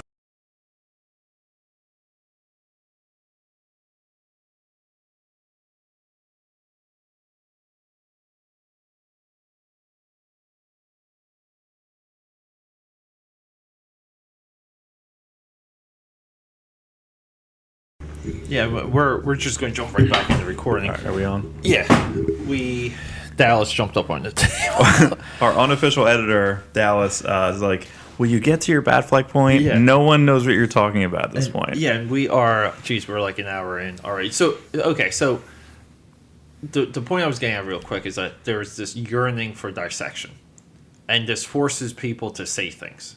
So they kind of asked Sarah Palin. They want to know, like where are your thoughts and your ideas coming from? Okay, and Katie Couric was like, I can't open this beer. I think you got it. Did I get it? I don't think I did. Yeah, get that beer open. I know I'm. You know what? So many people use that opener. I think it's a little bit wrong. I might have to like retire it. Maybe I should not be. I think maybe it's a sign to not drink. Oh wait, there's another opener right there too. All right. Yellow matches that. Yeah. Sarah Palin. Yeah. So like, and Katie Couric is like, what newspapers do you read? And like, you could just see you could just hear the tone of the interview and everything, and Sarah Palin's like, I don't know, all of them. Okay, and then like again that gets spun out of this like into this other thing, but it was overall like the point of what she said and why she said it, which was like, it's a stupid question. Like what do you mean? Like what do I read? Like, of course, like it's just stupid. So when you ask like Kurt Cobain, like, hey, we want to understand where your music comes from. What do you listen to? And, I don't know. Right. Because like the Melvins. Because you're either busy making it or absorbing it. Mm-hmm. And most, like, at the end of the day, there's only a handful of like filmmakers. We'll mention him again. Like, you have Scorsese, film genius, kind of sees everything. like has an opinion on everything. You have Tarantino, and then like there's really not. I mean, like it, like does it matter? Michael Bay is a Hitchcock junkie. No, it doesn't mean anything. Like he's hired to make a fucking movie. He is. He could be. I don't know. I'm just, but it could be like. But it doesn't like Ben. Like you want to talk about like Ben Affleck and like that stuff. Does it matter what he knows about movies? Does it enable him to make a great movie? No. Well, and we talked about Matthew McConaughey, so we're gonna. But he knows how to make a great movie. Yeah, he does. But does he know how to make a great movie? And because he was a pretty boy who made a bunch of movies for money, like he was basically Dimensions guy. He's going to be in. Was he? I don't know if he was in The Scream, but he was in. Like it was just like he was in Phantoms. Yeah, Phantoms. Yeah, with Leo Schreiber. You're the boss. What does Jay say to him? Like so, he's just like, "You're the boss in Phantoms, bro." Something like that. Oh yeah, he does. Yeah, it's so yeah, you're the boss in Phantoms. Something like that. But he became like this very one note star after. Yeah. And then the strange thing was that like Damon took a different turn, and Damon like is just respected. Fortunately and unfortunately, I don't know. Yeah. I just feel so. Then Ben Affleck has to like make up for it, and then direct well. Well, yeah, but look, here's the thing. There's no textbook. There's no path for careers. Okay, you can say Matt Damon went a certain route. Like selected a certain type of movie. Yeah, he did like Town of Miss Ripley, and then like maybe had better options, better insight, better agent, better trickle down. Maybe Ben Affleck did chase the shiny. Yeah, but I mean, how fun! You love your Bay, you love your Michael Bay. Everybody knows this, but you love your Armageddon. Yeah, if you put it on right now, I'm not gonna be mad at you. I'll watch it. You know what I mean? Yeah, but I've watched Armageddon with people that never seen the movie and completely love it.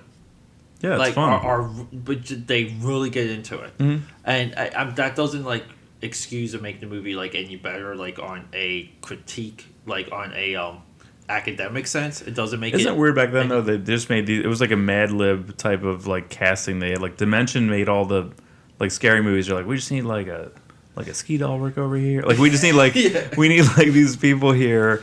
And then like Bay made like Con Air is not a masterpiece, but if you put it on right now, I'll never stop watching it. I will watch the whole thing. Put the money in the box. Yeah, you know what I'm saying? But you know what? When it comes to Con Air, when it comes to Armageddon, so this was during a boom that will never get recreated. We're never seen.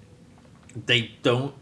No one discusses it because people think indie movies still exist, but they do not. Mm-hmm. Okay, so the 90s you had a boom in independent movies.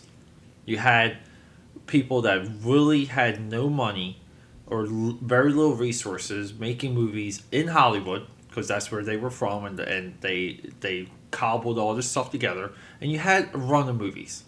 And so during this boom period of independent movies, okay, Armageddon cherry picks people from nothing but independent movies.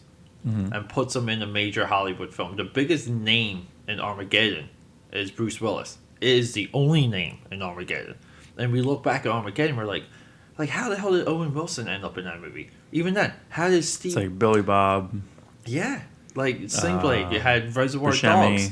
Yeah. Bottle Rock. It goes on and on and on, okay? And they cherry pick these people through independent movies and put them in a huge tentpole blockbuster. Okay, and they echo that too with Con Air, like we're but the thing is though, like people act like that. I remember my Con Air experience. I remember going to the movies, and it's so fun. I remember like it's a very good memory. Like it's a very good memory going to the movies, and just like the put the bunny in the box was just so amazing.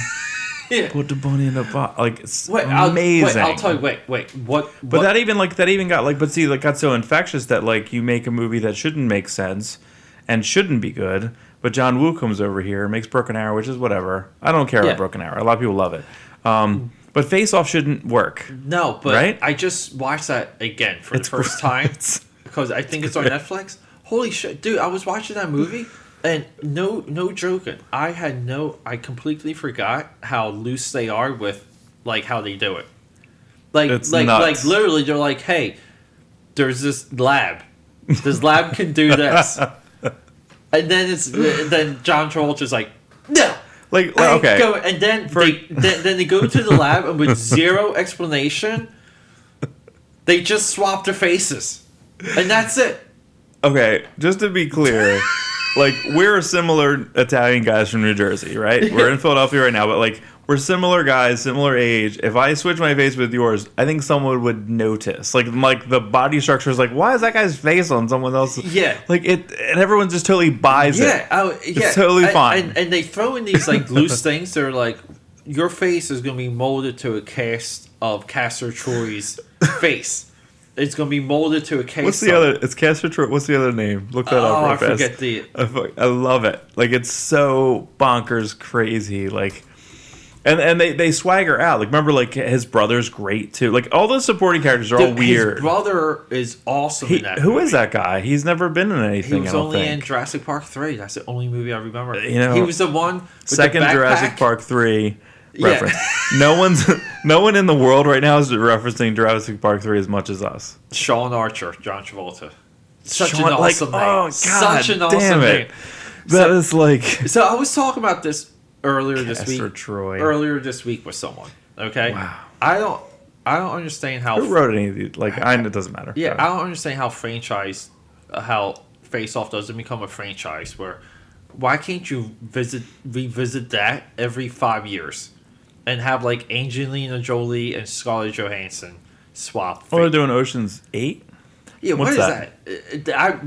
Look, I feel like I'm being taken to school with that movie. You love taking to school. I'm like, it's hashtag episode 10. Yeah, it's like that's it's all the like same idea with Wonder Woman. / Ralph Macchio, editor of Marvel Comics. It's still it's still the same idea with Wonder Woman. There's no yearning for a Wonder Woman movie. No one. Well, I think everyone's obligated. We talked about this earlier. Like, I feel obligated that I should like a Wonder Woman comic. I've read 6 or 7 different types of runs. I only like the one that shouldn't have worked for anyone, and that was like the Jodi Picoult, where she's a very famous author. Yeah. She had like 6 issues, and I think that she didn't love the way the editors dealt with her. And I wish she had a longer run.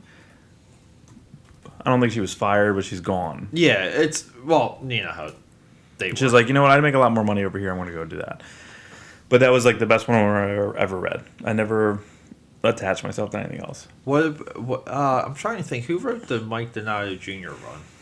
William Messner Loebs. Oh, that was Loebs? Mm-hmm. Oh, I'd like that run.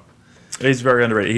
He's basically tried to script everything that came out of Sam Keith's head for the Max. He was the Max scriptor. Dude, I don't good care. for him. Like his brain. He has a lots of little runs that are fantastic. Yeah, I always like that. But real quick though, so we're going to backtrack one topic.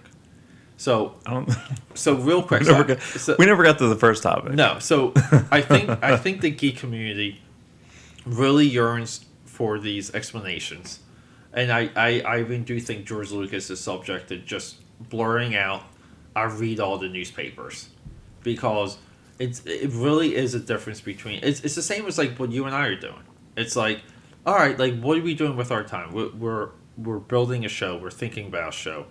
We're talking about Dream Warriors like throughout the day. Mm-hmm. We can be doing this, or we can be listening to other podcasts. Now, I'm not saying we're not already doing that, but maybe we can be listening to less.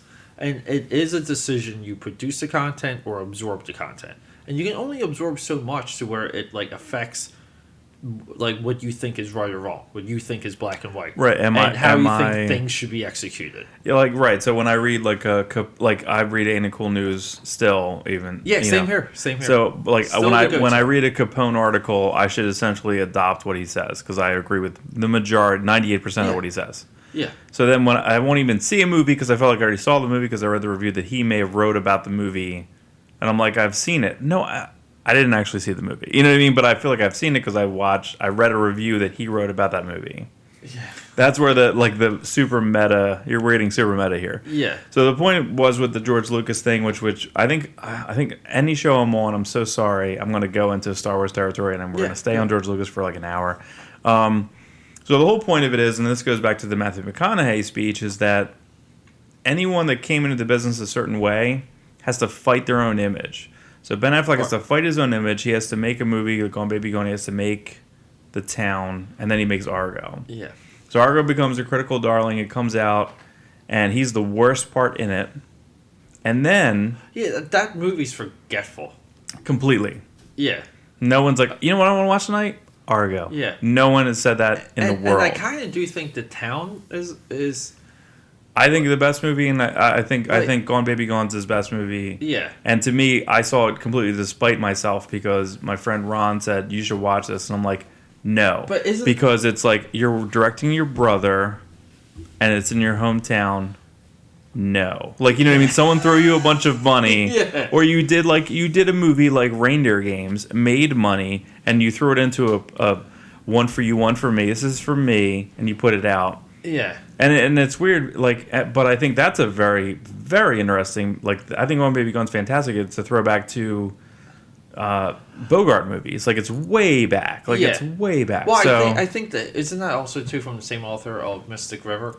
Yeah, they're all. I think it's all depressing. It's Dennis Lehane. It's all super depressing. Right. Mystic River is the most it's a one and done. You can watch it and that's it. You watch it once, that's it. Yeah. And it's hard. Yeah, he did Mystic River. He did one other one that I can't place right now, but. That's correct. It's a Dennis Lehane novel. It's exhausting and depressing, and it's Boston, and there's accents. Yeah, but also too, I think sometimes, again, like Hollywood's a small town. Mm-hmm. You get wind that the guy down the street picked up these rights, is doing this, and you want. But I feel totally terrible for like Ben Affleck because in a way because he puts out a movie that he cares about. He's trying to send up a certain era of. Hollywood in Live by Night, right? So is that what it's called? Yeah. Isn't that song that I don't even know what that's freaking called? Live by Night. It's a prohibition. I should love this movie. Like Making Your Mark, period piece, violent. I should love it. All these things. Should. Everything on paper says I should love this movie. Yeah. I saw the trailer. I wanted to fall asleep. I didn't care. I didn't see it. No one saw it. He actually went on Kimmel and freaked out. Because everyone said, hey, Ben Affleck, oh, you directed this movie, you wrote and directed? That's cool. When are you going to be Batman? Like, everyone... And he flipped out. He's like, what the fuck, man? I just made this movie. I spent a year writing it. I directed it. No one gives a fucking shit. No one gives a shit. Yeah. Well, but that's a little bit of like the George Lucas connection also. But everyone allowed him to do it after Argo because everyone's like... Oh, you made art. Okay, you can do whatever you want. Yeah. So the freedom itself, and this goes back to the argument of that, where the freedom can kill your own, kill your darling. We see that a lot. We see sometimes movies come out that are good, that are compromises for directors continuing a series. So a good example again getting to like Michael Bay with 13 Hours and Pain and Gain. Which is like, hey, like you still want me involved with Transformers? I want to do this, I want to do that, and again, like everyone wins because you have I think you have great critical acclaim movies, and then you have your $1 billion blockbusters all wrapped it's up. It's also exercising a different part of his brain. He can't do a new project because he's got it, and I understand that. Yeah. I totally understand. And you kind of even got War of the Worlds with Spielberg and Tom Cruise. Because Janusz Kaminski who filming The Sun. Yeah, because I think Cruise owed the movie to Paramount. Cruise, I think, wanted to make Mission Impossible or another one, and they were like, "Hey, you still owe us another movie," and he goes, "Give me a second." And then he calls up Steven Spielberg, and for some way, I think he knew that his schedule was open. And he goes, hey, you want to do this? And he calls back, and he's like, hey. Spielberg has every other. He does, War Horse. Yeah. And then I'll have to do... Yeah. And I'm like the 5 people in War Horse. Have you seen War Horse? I saw it in the movie. I see every Spielberg movie in the movies. Either whether it's by myself... War Horse? I like War Horse. And you know what? You know what's weird? You can watch... I think you can tell how many beers I had, by the way. I said War Horse just now. Yeah. I like watching. You watch BFG too? A YouTube. No, I can't. Like, to me, I hate the trailer. I can't watch it. I saw Wind Darkness, whatever that was called. The one like with the other one. Anyway. But I saw a copy of a War Horse stage play where they basically have people creating the horse. Yes. I thought that seemed very fascinating to me. Yeah. So War Horse as a film, like in real concept, doesn't work. Like, for example, I saw Fences, which felt like a stage play, but it was too much like a stage play in a movie where it felt like a stage play. I know quite a few people that have seen that on stage and love it. Love it, right. Freak out. And you know what? Like Denzel Washington, here's the thing, is he did that for about 7 months in a row with Viola Davis, who's done it for years. She used to do it with James Earl Jones, and you can go online and watch the same scenes watching James Earl Jones yell at his son, say that he doesn't care about him, I don't love you, I don't need to love you. Yeah, and then contrast that with Denzel doing it. Right. Like, side by side. But see, like for them to win awards in it, listen, they lived in that role every day for 7-8 months on Broadway. Yeah. So for them to bring it to screen, it's like, it's like old hat. Yeah. It's a different award. They should win a Tony, not an Oscar, so I don't know what's going to happen. It's almost like a filmed play. It feels exactly like that. Yeah. It feels exactly like that in that movie. But every few movie. years there's... But Moonlight was a play too. Moonlight feels completely different than anything I've ever seen. Yeah. So adapt it. Please adapt it. Right. Yeah, but you get that every few years too. You get one or two adaptations. Was Spotlight an adaptation? What Spotlight was it was a New Yorker article. I want to say it was an article. It was adapted, yes, because it won, I think, Best Adapted Screenplay. Yeah. But it was. I thought it was that movie moves like a play. It kind of moves like. There's only one showy scene. There's one. Yeah. And it's Ruffalo freaking out. But other than that movie's loud voices. It's so understated. Yeah. It's a little forgettable. Like, I think every Best Picture is forgettable. Yes. Not everyone. Our era, yes. That's why prediction La La Land's going to win, because it would be forgettable. Yeah. In time. I stick to and I thought I was wrong this year, but we're in an epidemic, and my boy Bret Easton Ellis backs us up, and I kind of stole this opinion from him, but like you're crediting it. You're actually crediting it. Yeah, is that Hollywood is hemorrhaging quality movies on Oscar level, and they're in a little bit of a spiral, because he is right when he criticizes that year after year they hardly have enough movies to fill the slots now, and or even when it comes to roles, I think the only competition year after year is Best Actor. Every year that's stacked. You don't have enough roles going to women. Right. We're talking about episode #episode 10. Yeah. Like we did talk about that as episode 10. There's not enough. Episode 10 forever. 10.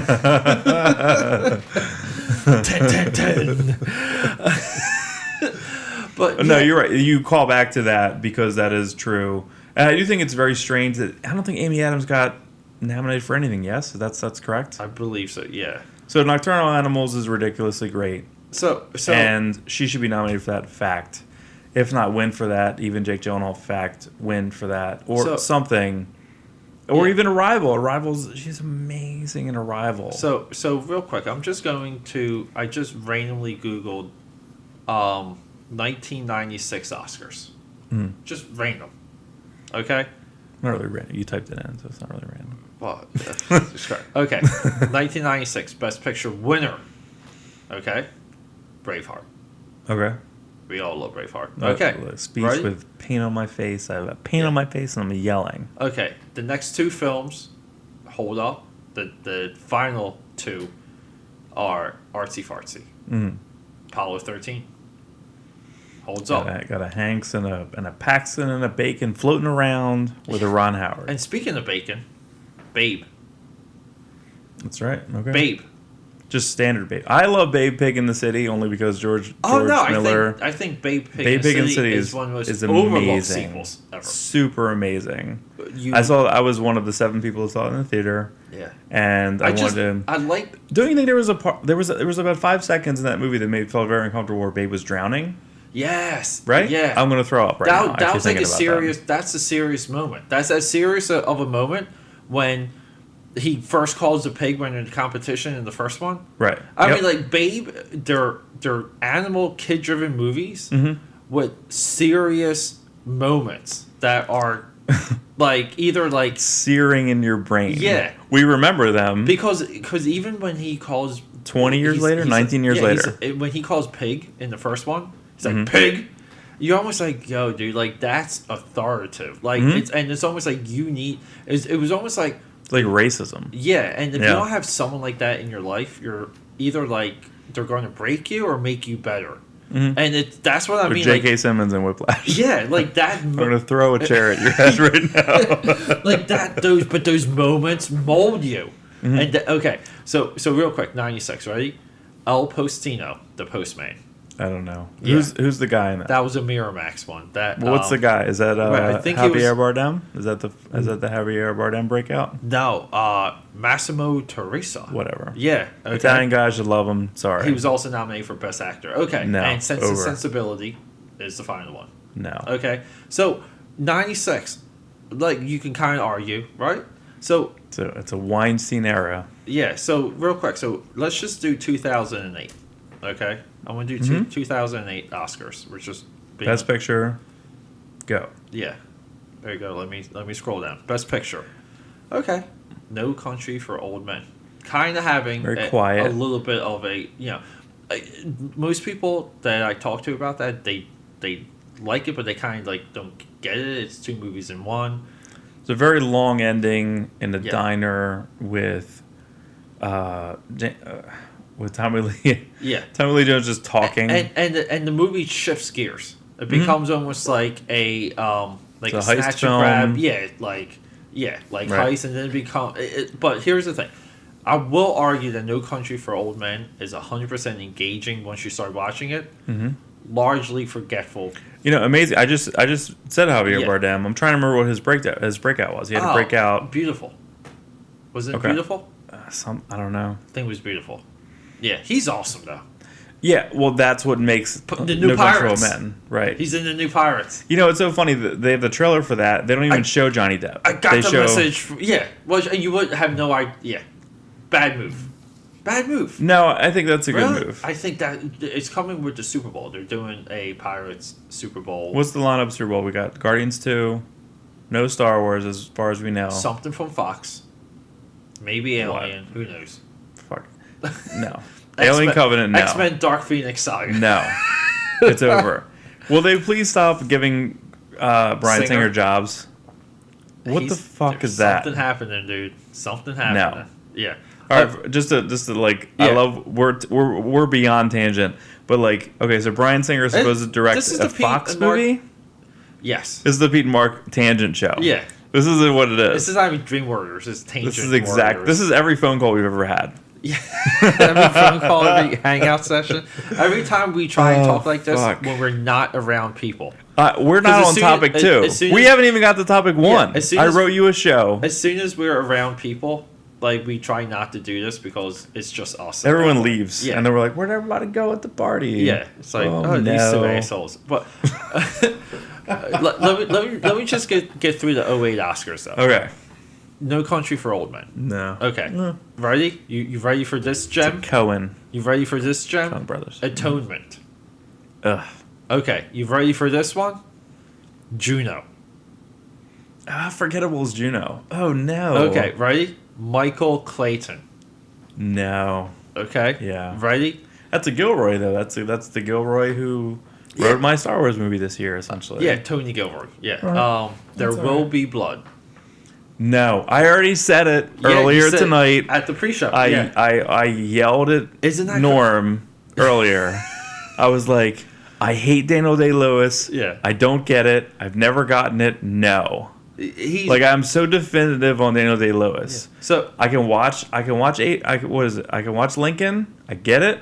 No. Dude. I can watch There Will Be Blood. No. I have to go. We are in an era of forgettable. What did he love? What was his Daniel Day-Lewis? He loved Kings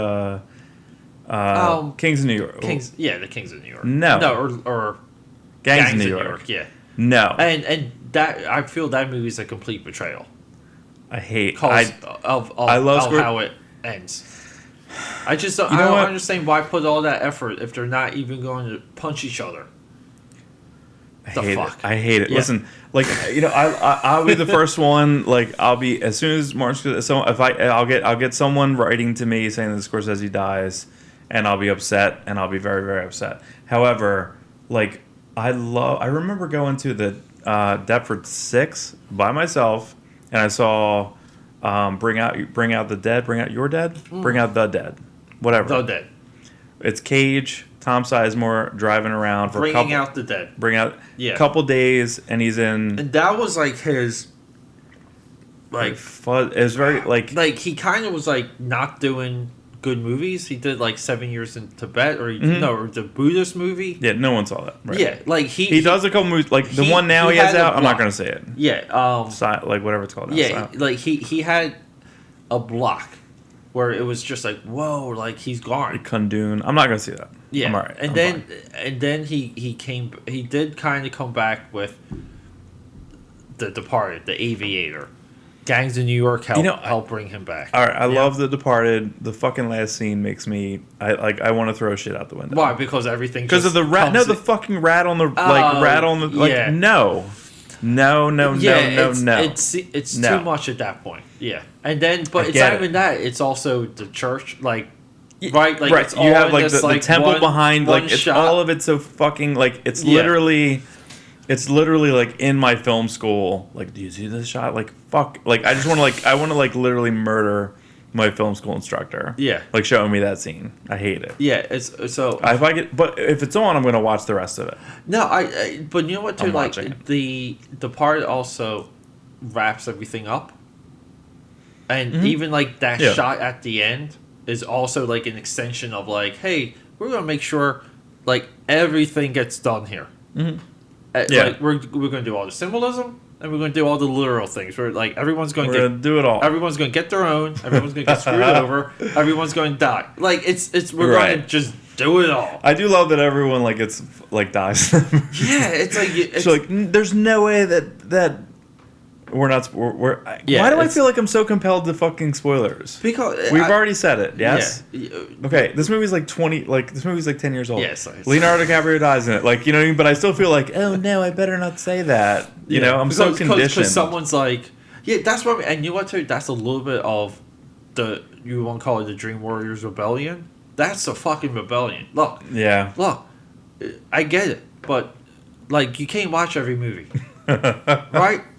You can't watch it. And you know what, too? Sometimes I learned about endings of movies, or you learn about Topic 6 is all about ending of movie. Yeah, and you learn about pivotal points in movies, and guess what? Sometimes that's your motivation to go see it, because you want to know, like, how it led up to it. Right. So I don't fucking care. I get it, like, maybe in the moment, like, I didn't see Star Wars Episode 8. No spoilers. Okay, like whatever the fuck. You know what? You're too old to go see Star Wars anyway. Like, get the hell out of here. But okay, so real quick though, I want to go. I just want to do this. I want to go through. You're doing a third random year of Oscars. Yes. I just went ahead of you. 2009. You literally be honest. The artist. Is that the artist here? No. Okay. Best Picture, Slumdog Millionaire. Oh, I already talked about. I love Danny Boyle. Yeah. But I do believe that most of his films are mostly forgettable. However, I'll be first in line for Trainspotting 2, T2. Yeah, even though it's not Terminator 2, I'm still on first in line. T2. They're mostly one-time movies. And we talked about Jobs tonight. Yeah. That's interesting. You know, we did talk about. I talked about Millions, Jobs, and Slumdog today. We were trying to help Norm with some of his film assignments, and it's all about color, symbolism, and contrast. Yeah, and I thought the Jobs movie was kind of dead on. Right. I mean, Jobs I think is very. It's actually a bit of a failure in some ways because it didn't do anything. No, people thought it was going to change everything. They were like, it's going to. It didn't do anything. And then it came out. People were like, eh. Yeah, like, but you know what? But it was because it was so central on one theme. It was too narrow. So I think everyone's concept of Jobs was a certain way, and then it goes back to the same thing. Hashtag episode 10. Like my perception of what isn't exactly what I see in the film, and then I get mad at it. I think Jobs also came off as forced. Mm-hmm. Like it was supposed to be Fincher. Yeah. It was supposed to be Fincher. With what's his name, Sorkin. Yeah, like, Sorkin still wrote it. Like re-collaborating from Social. It was supposed to be Social Network Part 2. Yeah. Featuring Steve Jobs. Yeah. Right. So, but no. Okay. So we got Slumdog, right? Curious Case of Benjamin Button. Fincher again. Yeah. No. Right. Here we go. I don't know. Yeah. Wait. I'm against that movie. Yeah. But wait. I think you own that movie, don't you? No, I do not. But there's parts of that movie I do like. You know what I watched that movie for? I just love a little bit of the montage where they're both the same age, and they're literally like drinking wine, eating on the floor, and banging on the mattress on the floor all day.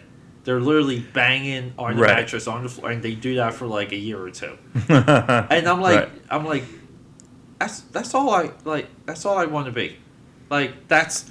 Like, you want that little, level of... Just that, yeah. I mean, I don't even care what that is, whatever that feeling is, whatever that moments are. Like, I just want that. I just want to have a mattress, have an amazingly sexy girl, eat all day, you just bang on the mattress all day. And that's what... that's the only... Yeah. Okay, bathroom.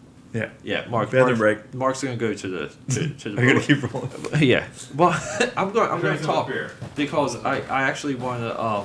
We're talking about that. Well, these other three movies are gems. Let me tell you. I can't get over this. This is what Mark and I commonly do.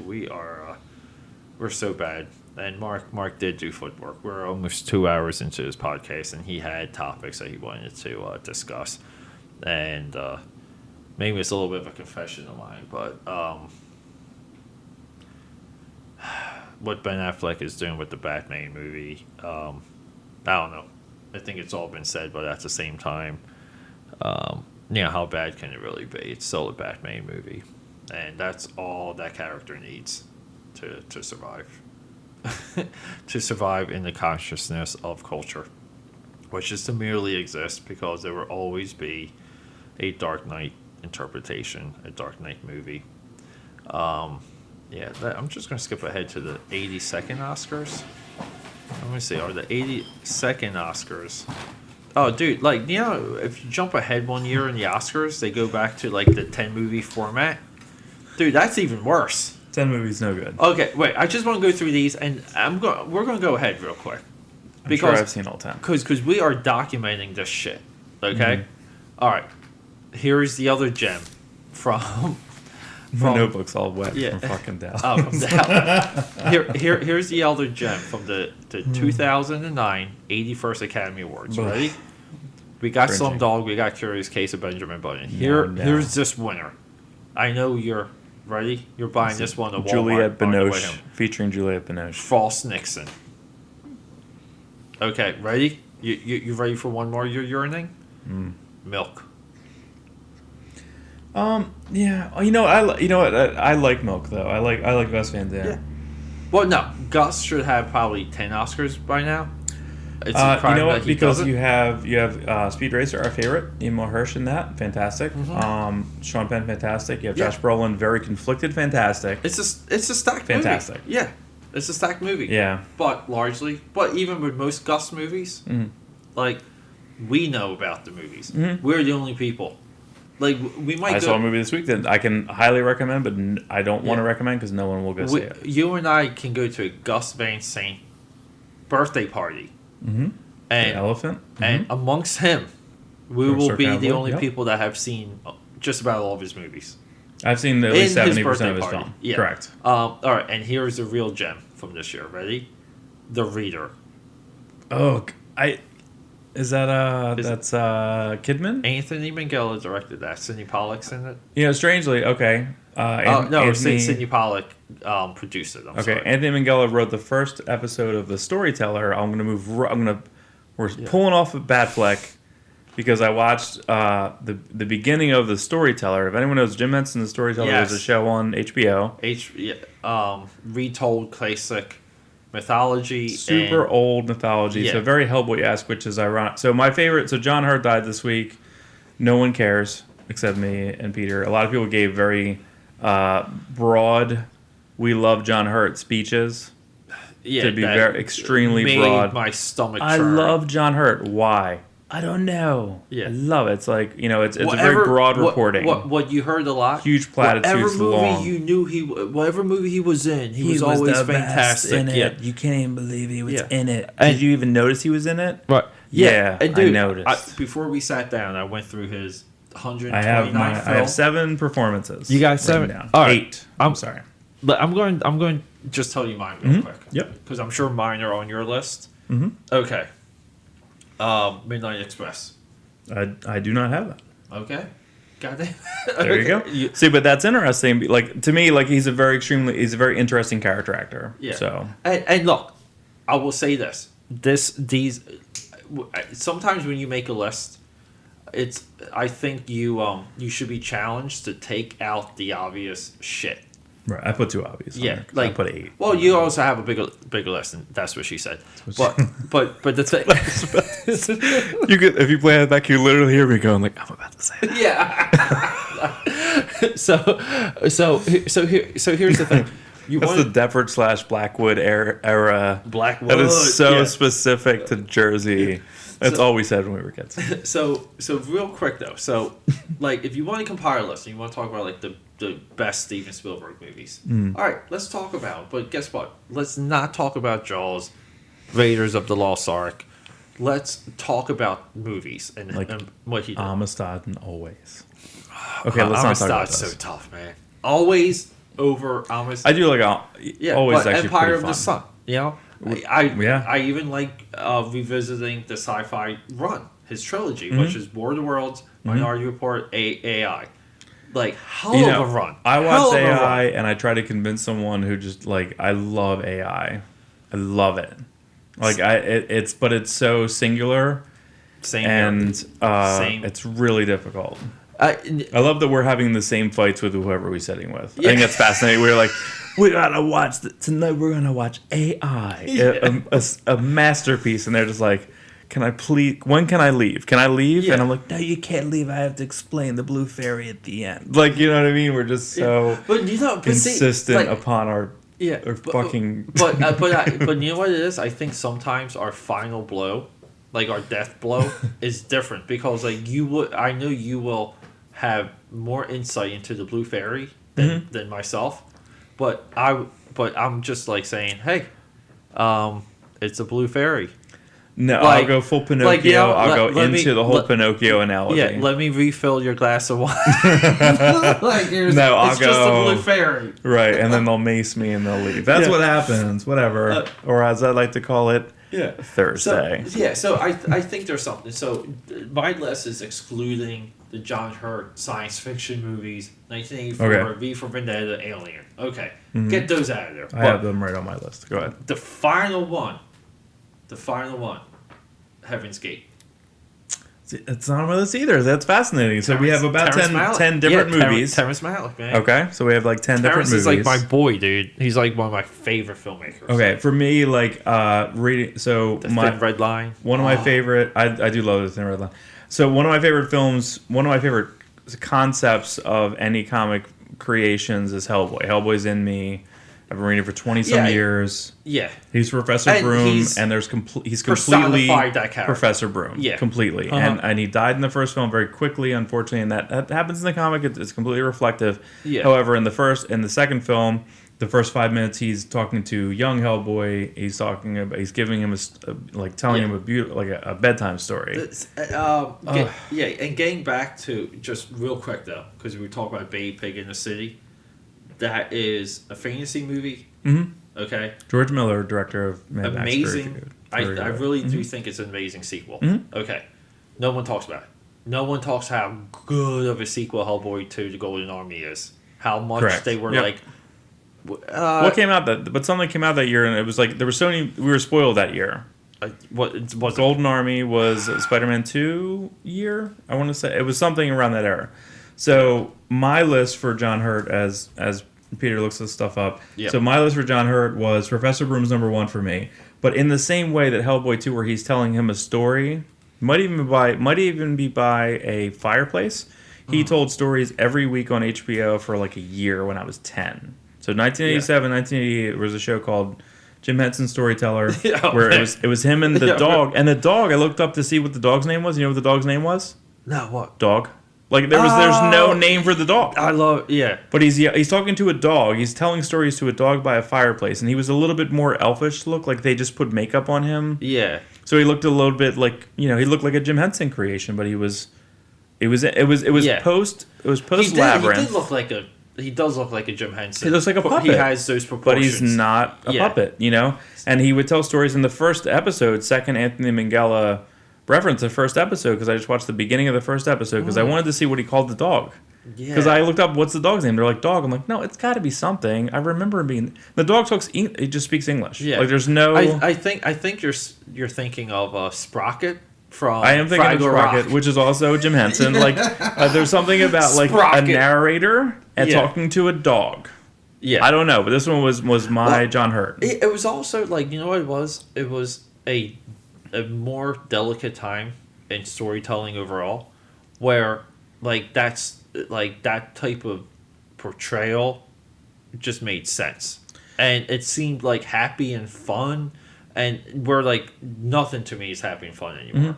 But it was just kind of like, hey, this guy's going to talk to his dog, and people love dogs. He's going to tell me a fairy tale. Yeah, like I can't wait. Yeah, like on HBO, which is at that time like HBO original programming was new in its infancy. Now, letting HBO programming is 70% of HBO. It's orgies.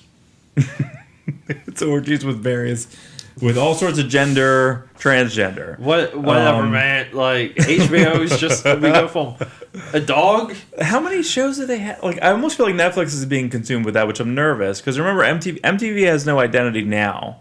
Because they were all reality shows, right? HBO is falling into the same trap where they have so many shows, they're losing identity. Netflix, I feel, is losing identity because they have so many concepts or shows. But here's the thing. The model is different for Netflix, where Netflix doesn't advertise. Like, you really don't know when... They kind of advertise on Netflix. They kind of advertise on YouTube, rather. Well, here's the thing. They put out the message. But it's different when... Like, everyone knows when Game of Thrones is coming back on. I'll be honest with you.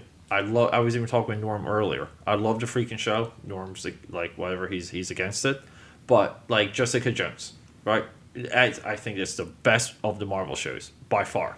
Okay? Here's the thing. I have no idea even if there's a season 2 Greenland. I don't know if season 2 is even coming. I think it is. I think they're doing Defenders first. I have no idea. I have no idea if what's coming first. Like Defenders or Iron Fist. I don't even know if Iron Fist is even in Defenders. I don't have a clue. I just know when it comes up on my thing, I'm going to watch it. Okay? Right. But Netflix, the reason why the Netflix model is so superior is that they're really able to maximize how they're getting the content. So they're buying this content at a minimum. And they're throwing shit to a wall and they're seeing what sticks. And they're doing it at a high frequency, meaning that they need things to pop to add their subscribers and grow their viewership. And it could be a show, could be like a comedy, it could be a stand-up. And they're constantly experimenting with that because they don't really know what's going to stick. They're also not regulated to share anything because they're completely their own model. Yeah. So they don't have to share anything. Yeah. They share no ratings. They don't say what's what. Yeah. They do say that things are better than the other thing. They say that Luke Cage was more successful watched. Yeah. Versus Daredevil season 2. And here's the really funny thing. Okay? I think there's one company that outside of Netflix that knows the analytics, and that's Comcast. Because Comcast runs the lines that that basically Netflix lives off of. So Comcast knows all the bandwidth, okay? And I kind of I know it sounds like Alex Jones-ish, but I know they people gave everyone Netflix, yes, for 1 month right now. Yeah, but at the same time, that's a little bit of a deal because look, and I know this is Alex Jones stuff, but I know people in in Comcast, and that was a huge war that Comcast was raging because they were pissed that Netflix was becoming a $1 billion entity off of the back of Comcast. Mm-hmm. And Comcast is like, something like this has got to stop because Comcast has their own Xfinity efforts. And they were like we can't allow Xfinity not to grow and Netflix to take everything over on our backs. Mm-hmm. And there was this huge conflict inside Comcast. I don't even know if some of this stuff got like reported. I don't know. I know these guys. I hang out and talk to them. But here's the whole thing though. When it comes to like to go back into like the Netflix model versus the HBO model, HBO does have a cushion because it has a viewer base. It has a viewership. So they're more interested in like rinse and repeat and maintain that flat line. Mm-hmm. Okay, and which is like I know people say what they say, but to me, Sopranos, Boardwalk Empire, Game of Thrones, and even Westworld are all the same show. Mm-hmm. Like they're just it's like a betrayal, a dick shot, a fuck scene. What do you think? Like, do you think the shock kill? Do you think the 50% of the Sopranos crowd continued on a Sunday night? 100%. Like Sunday night. 50% of the people are programmed to sit in their chair. It's like Thursday night comedy for like CBS. Right. It's Seinfeld, Cheers, etc. Yeah. Like it's that. Yeah, and you know that it's a culture. Yeah, that existed before Seinfeld too. Like that was like that was something that they knew to grow into. It was must see TV. Yeah. Mm-hmm. Okay. So here's a little bit of that. They discovered a format, a formula, a presentation, a time zone with The Sopranos. Okay, and they knew to rinse and repeat that and to add different skins. And you know what? I said, real quick though, I said this for the longest time. I said, they're going to run out. Their next frontier is science fiction. Mm-hmm. It's so obvious. And like, as soon as I saw the Westworld stuff, I'm like, dude, okay, number one, you're knocking a great movie. You're knocking one of my movies. No, and number two, but they have to have shocking deaths. You have to be scared. Like you have to be scared for the people. Like, you know, why am I so scared of fucking Sopranos? Has been out for 20. What's wrong with me? Right? Do you see my face? Like I'm watching you contort. Like it looks like you just sat on a thumbtack. But I'm like, I can't say. That Christopher Moltisanti's girlfriend, that like, you know, like I can't say that Dre died, right? That was the worst scene. It is the worst scene, but that fucking that was that 10 years ago. Yeah. Why am I look at me, right? I'm so upset. Afraid. Yeah. That I'm gonna make someone upset. I think we're gonna need to have an episode where we exercise the spoiler demons. I need like, do you have sage? Like, what can we do? Like, what is wrong with me? Like, can we have like a sage burning like thing? What the fuck? Like, did you see that? Yeah. What's wrong with me? You know what it is? You know what? I'm very considerate. You are. I love story. I'm very considerate of others, and you want people to go through your same experience. That's exactly right. Yeah. That's exactly right. Okay. John Hurt. We need to pull it back. All right, ready? John Hurt. Yeah. Ready? Let's rifle through your list. What was your John Hurt? Mine was Midnight Express and Heaven's Gate. They're not on my. That's amazing, right? Yeah. So for me, it was Professor Broom number 1. You went. Number 2, I went to Jim Henson's Storyteller because when I was 10 years old, I watched probably when I was 9 or 10, I watched Labyrinth, which is probably 86, 87. Is that about right? 86, I believe.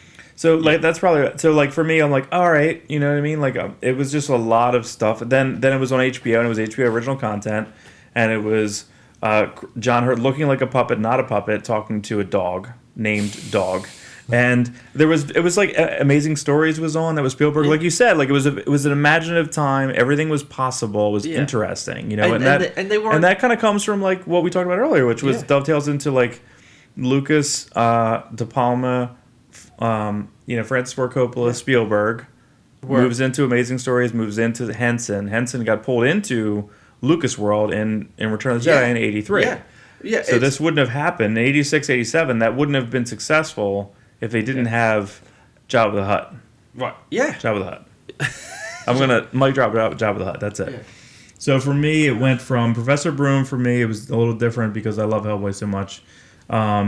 And I still believe that Hellboy 3 is happening. I hope so. Snowpiercer recently. A lot of people I love Snowpiercer. Went there with that. And I kind of like dismissed it because I'm like, oh, you're just picking the first one you remember. Like the first. Because it was the closest one. Yeah. I just saw him. He played I looked at the list backwards, and that's what stood out. Yeah, well, I just saw a movie a month ago. I saw Jackie, and he plays an Irish priest in that. He's very subtle. He's great. He's fantastic. Yeah. He plays the and I think the more so, I think that's the weird thing too. And even when Philip Seymour Hoffman died, people were like, "Oh, remember the? Oh, that's right. He wasn't really he never headlined really a movie besides Capote. No, but so people couldn't really point to anything. I don't know, man. I love that dude. Right, for sure. Like, and I think Magnolia. I think Magnolia is like crazy great. He's great in Boogie Nights. I love his Boogie Nights performance. Twister. He's the best in Twister. Why so Twister is a Bruckheimer, but who directed Twister? Does it matter? No, it's not a Bay, right? No. It's written by Michael Curtin. Steven Spielberg's involved. John DeBont directed Twister. Ugh. Speed, former cinematographer. Speed 2. Yeah. He was a cinematographer of Die Hard. Yes. Well, yeah, he I think he's the most successful cinematographer to transition into mainstream movies. Agreed. And he Correct. had a run. He had a really good run. Right. Die Hard is unmistakable. Yeah. It's Die Hard, John McTiernan, but however, everyone's like, Well, so I think Schumacher was cinematographer too, right?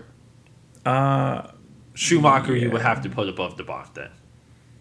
Right? I know Sonnenfeld was also. Sonnenfeld was cinematographer on Raising Arizona. Yes.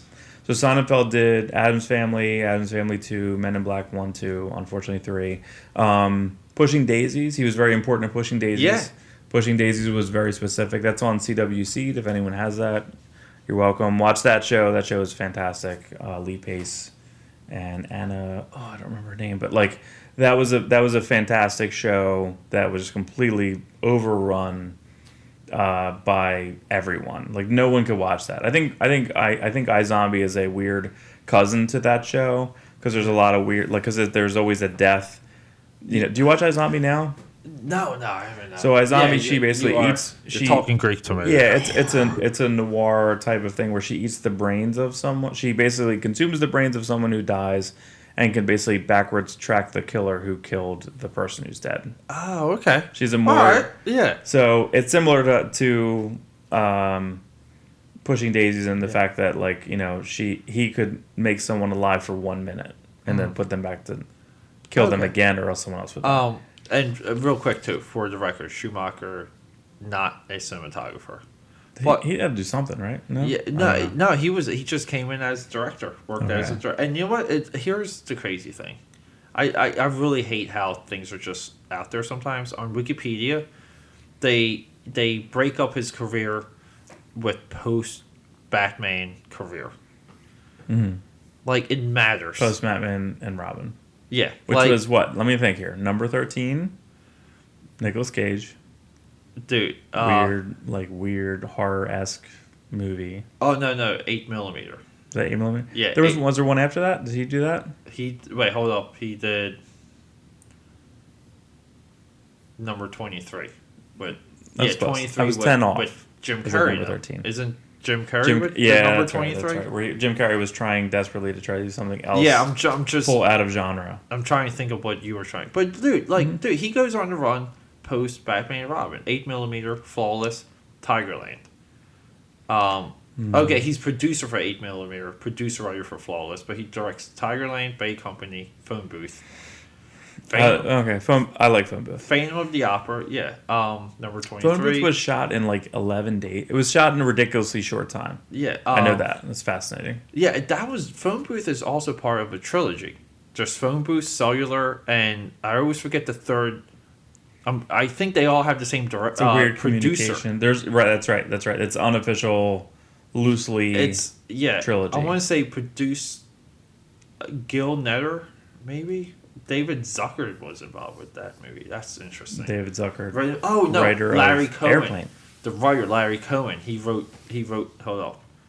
Because and the only reason why I kind of know this is my friend worked with him and he would call me on the phone, and he'd tell me about the Larry Cohen cell phone trilogy. So the loose, I like loose trilogies, and I like loose. Yeah, it's like a theme concept. trilogy. Yeah, because I know the last episode episode 10, we talked about Cloverfield Lane, 10 for Cloverfield Lane. So let me finish John Hurt before we forget it. Ready? Yes. So V for Vendetta, great. Awesome. the number one. He was a priest. Like I said, he was a priest in Jackie for very briefly. Yeah. Alien and Spaceballs. I was just technically saying, the same I person. love him in Spaceballs. I love he's him technically in Spaceballs. the same. He's Kane in both, technically. But then again, I love everything regarding. And he's Harry Potter. Bob He's in Harry Potter as the Wand Maker. Yeah, he's Ollivand. I want to say know. So, and I still put in that Something. he's in Indy. I can't help it. He was in Ninja's Crystal Skull. Like to me, like he jumps. What's that called? Jump. What's the fridge thing? Jump the shark. Nuke the fridge. That was the after. Yes, nuke the fridge. Right. Nuke the fridge. Replace jump the shark. So I mean, for me, like he'll be Professor Broom. He was a very important part of my childhood. When I was 10, I'd watch HBO. Fascinating, because HBO was either First and 10, where there may be boobs. However, First and 10 was a great show. It wasn't a great show. It was a great show because there was boobs, probably like 14-minute mark. But it's also football. But here's the other thing. It was OJ and Jim Brown, right? Yeah. And like Delta Burke. When it comes to late night HBO or HBO original content, Dream On. That's where I was going to go. Mm-hmm. Okay. Where is that? Can they not put that out because of the cutscenes? There's some licensing issue. It's not on. Spawn. Someone recently sent me that Spawn is on HBO Go. Yeah, I think it's on Amazon Prime too because they have the same. But something's wrong with, and the same reason Scrubs is not on. So Scrubs was produced by Worldwide Pants, who they loved music. So meaning that they would license a lot of music in the show. Yeah. So Ed can't be shown on any syndication because it was too expensive to rerun the reruns. No more Stucky Bowl. No more Ed. God, I love that show. Yeah, I love Ed. But here the funny thing though is for years I heard similar, and I don't even know if they were true, but you always heard that about Wonder Years. Where Wonder Years, with the music involved with Wonder Years, you would never see it released. It's too expensive to run So if anyone doesn't understand royalty, so there's at the time of the show, ABC would make a lot of money, like probably ad revenue, that would pay for licensing to run some type of Beatles music, and I remember that even on Mad Men, it was a hard time for them to even get Beatles to be played in episode in like a season 4. Yeah. Because they were like, they want to do the finale, they want to have this, they have that Matthew Weiner's like, I want this Beatles song, and they're like, it's really expensive, can you not do this? Yeah. We're not going to make money on this show this week. Yeah, no. Because it would cost too much to license that 1 30-second clip of a song. I have a few friends that made documentaries, and they literally go on a second round of fundraising, okay? I'm not joking, to get $15,000 to use a song for about 20 seconds. Mm-hmm. Okay, and then you're like, that's almost twice as what your movie costs. And they're like, yeah, but we have to do it, and we're going to maybe try and get some, the way it's structured, it's crazy. Well, that's where artistic vision, is how important, Peter Gabriel got a ton of money for In Your Eyes during Say Anything. Way before that became even a thing. Yeah. But Cameron Crowe's like, no, I need this in the scene. It's going to make the scene. It's going to make the... It's actually going to make that guy more money. That's what's kind of crazy about that concept is this is so important to the scene. I can't watch The Graduate thinking that there's no Simon and Garfunkel scene attached to it. There's no Simon and Garfunkel song attached to the specific scene with him in the pool. And sometimes it works against, meaning every time you can't hear sounds of darkness. Sounds of silence. Yeah, signs of silence without thinking Graduate first. I think of nothing but Ben Affleck. Hashtag Ben Affleck. We're trying so hard to get through this Ben Affleck point. So let's go back to... we're going to finish it out. Tell Ready? me your Ben Affleck point. So the whole thing is that the DC movies, because of the failure of Batman vs. Superman, they have to create this universe that you said earlier, gradually Marvel created very specifically. They're on 11 or 12 films? I don't know how many films. The fact 14, that I don't know is fascinating. I think it's 14 coming up. It's a lot of fucking movies. Yeah. It's a lot of movies. They wanted to have their cake and eat it too in 2 or 3. Yeah, and they're kind of more connected now than they were in Phase 1 and 2. Yeah, it's really... Because, I swear to God, a normal person cannot watch Civil War.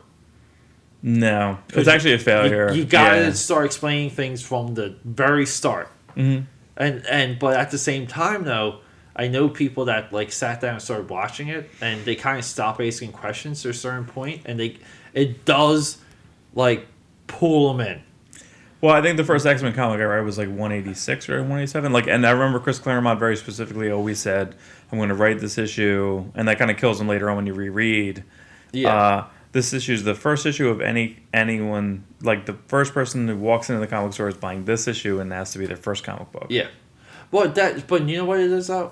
But what they don't follow, I think, is maybe something you're leaving out, which is the adage always was. And and when they broke this type, it became comic book lore, became a part of the mythology of the process. But it was whatever you do to Peter Parker, whatever you do to that little rascal, where he is in the beginning of that panel, he should be in the same spot by the end of that panel. Meaning, you can do whatever you want to him between the first page and the last page, but he needs to end up where he started.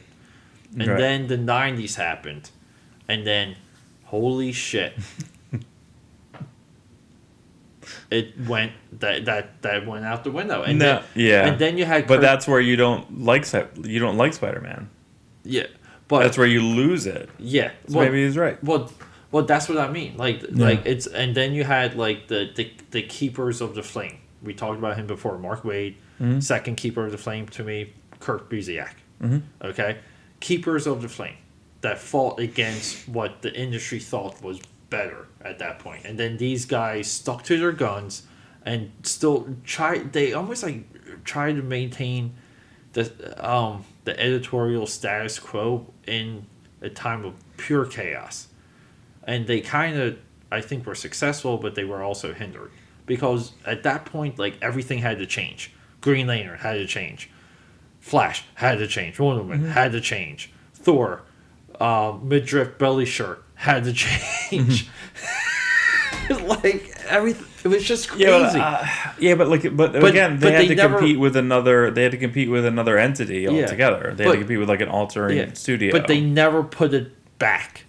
Like these characters changed, and once the toothpaste was out of the tube, they couldn't put it back in. Right. Because these changes were so disruptive. But guess what though? It did create these these 0.0 moments for these characters. .mu.ua. Yeah, like and it came like Green Lantern's Green Lantern's entire arc came from the 90s. Superman's entire arc. The only character that you can say was not defined by the 90s by their arc was Batman. But then again, he's the only one that has like a dozen and 24 great stories. He's the only one. Oh wait, real quick. So tell me, what happened with Batman? Mark was telling me about the issue of Batman. Oh God! Week. Like upset him. I read Batman this week. So, and I don't know, and I'm a fan of Tom King. I'm a fan of Sheriff of Babylon. I'm a fan of the new Batman series that David Finch is drawing. I think it's an interesting team. It's inked well. It's beautifully lettered by John Workman, my favorite letterer of all time, and colored by my favorite colorist of all time, Jordi Belair. But for whatever reason, I don't know who did this, but they went into like a Bat Burger joint. I don't understand it. So Bruce Wayne they broke meets the fourth wall. So Bruce Wayne literally meets. So he's with the new Robin-esque person. Okay. So he's with the new Robin, and he meets 3 previous Robins who make jokes about them being dead or dead in other carnations. So I'm not kidding. Like that Red Hood talks about. So if you ordered fries, I'm ordering fries. I'm ordering a Bat Burger and Joker fries. David Lynch. I'm not joking at all. I'm not joking at all. So I'm ordering I'm ordering from a kid who's dressed in a bat outfit, and I'm saying, hey, I would like a Bat Burger large. I would like a number 2, and he's like, do you want your fries Jokerized? And Bruce Wayne says, wait a second, what are you talking about? He's like, well, Jokerized is when we like kind of spice them up. We throw some white stuff on it, and there's some red stuff on it. It's almost like Old Bay. Like say we order something with Old Bay. Yeah. Okay. Something like that. So like they're like, oh, we'll spice it up. We'll put some stuff on it. And he's like, well, Joker's, and he even says he's like, Joker's like a maniacal serial killer. what are you talking about? Like, no, like that's not a thing. And he's like, no, I don't want that. And then like the guy who's the new Robin's like, oh, well, just like, no, just like, please give us our food. We need to get out. Like, go. So they go sit down with 3 Robins. Now we're talking Dick Grayson, Nightwing. We're talking Jason Todd, who's dead technically, but he's Red Hood. Yeah. And you're talking Damian, which is Batman's biological son through Talia al Ghul. Which he came back through Rebirth, right? He was right. He got killed and then was basically. But he was never resurrected. He was Lazarus. 52. But everyone sitting around the table knows that they've died previously. Right. Now, Nightwing never died, but he even makes a joke that I died before. And I'm like, well, you never died. You were supposed to die in Infinite Crisis, but you didn't. Right. But he made a joke as if he did. And then the comic book ends, like literally, where Batman goes down to the Batcave and literally, like, hanging is Nightwing, Red Hood, and Damian Wayne Robin. Because the thing is... Like hanging? Yeah. Like on the noose. On nooses what? That Bane did. He's like, listen, Bane's coming back. So Batman's having a Bat Burger. I can't even... I'm so mad. Why is this even I don't know. An issue? I don't know. Because I feel like this run's been... I just talked about this run 2 weeks ago. #episode 10. Like, I was happy about this run. I would like this run. I was happy about this Tom King run. But for whatever reason, at the end... No, Tom King's writing it. Like, that's it. Like, he's in it.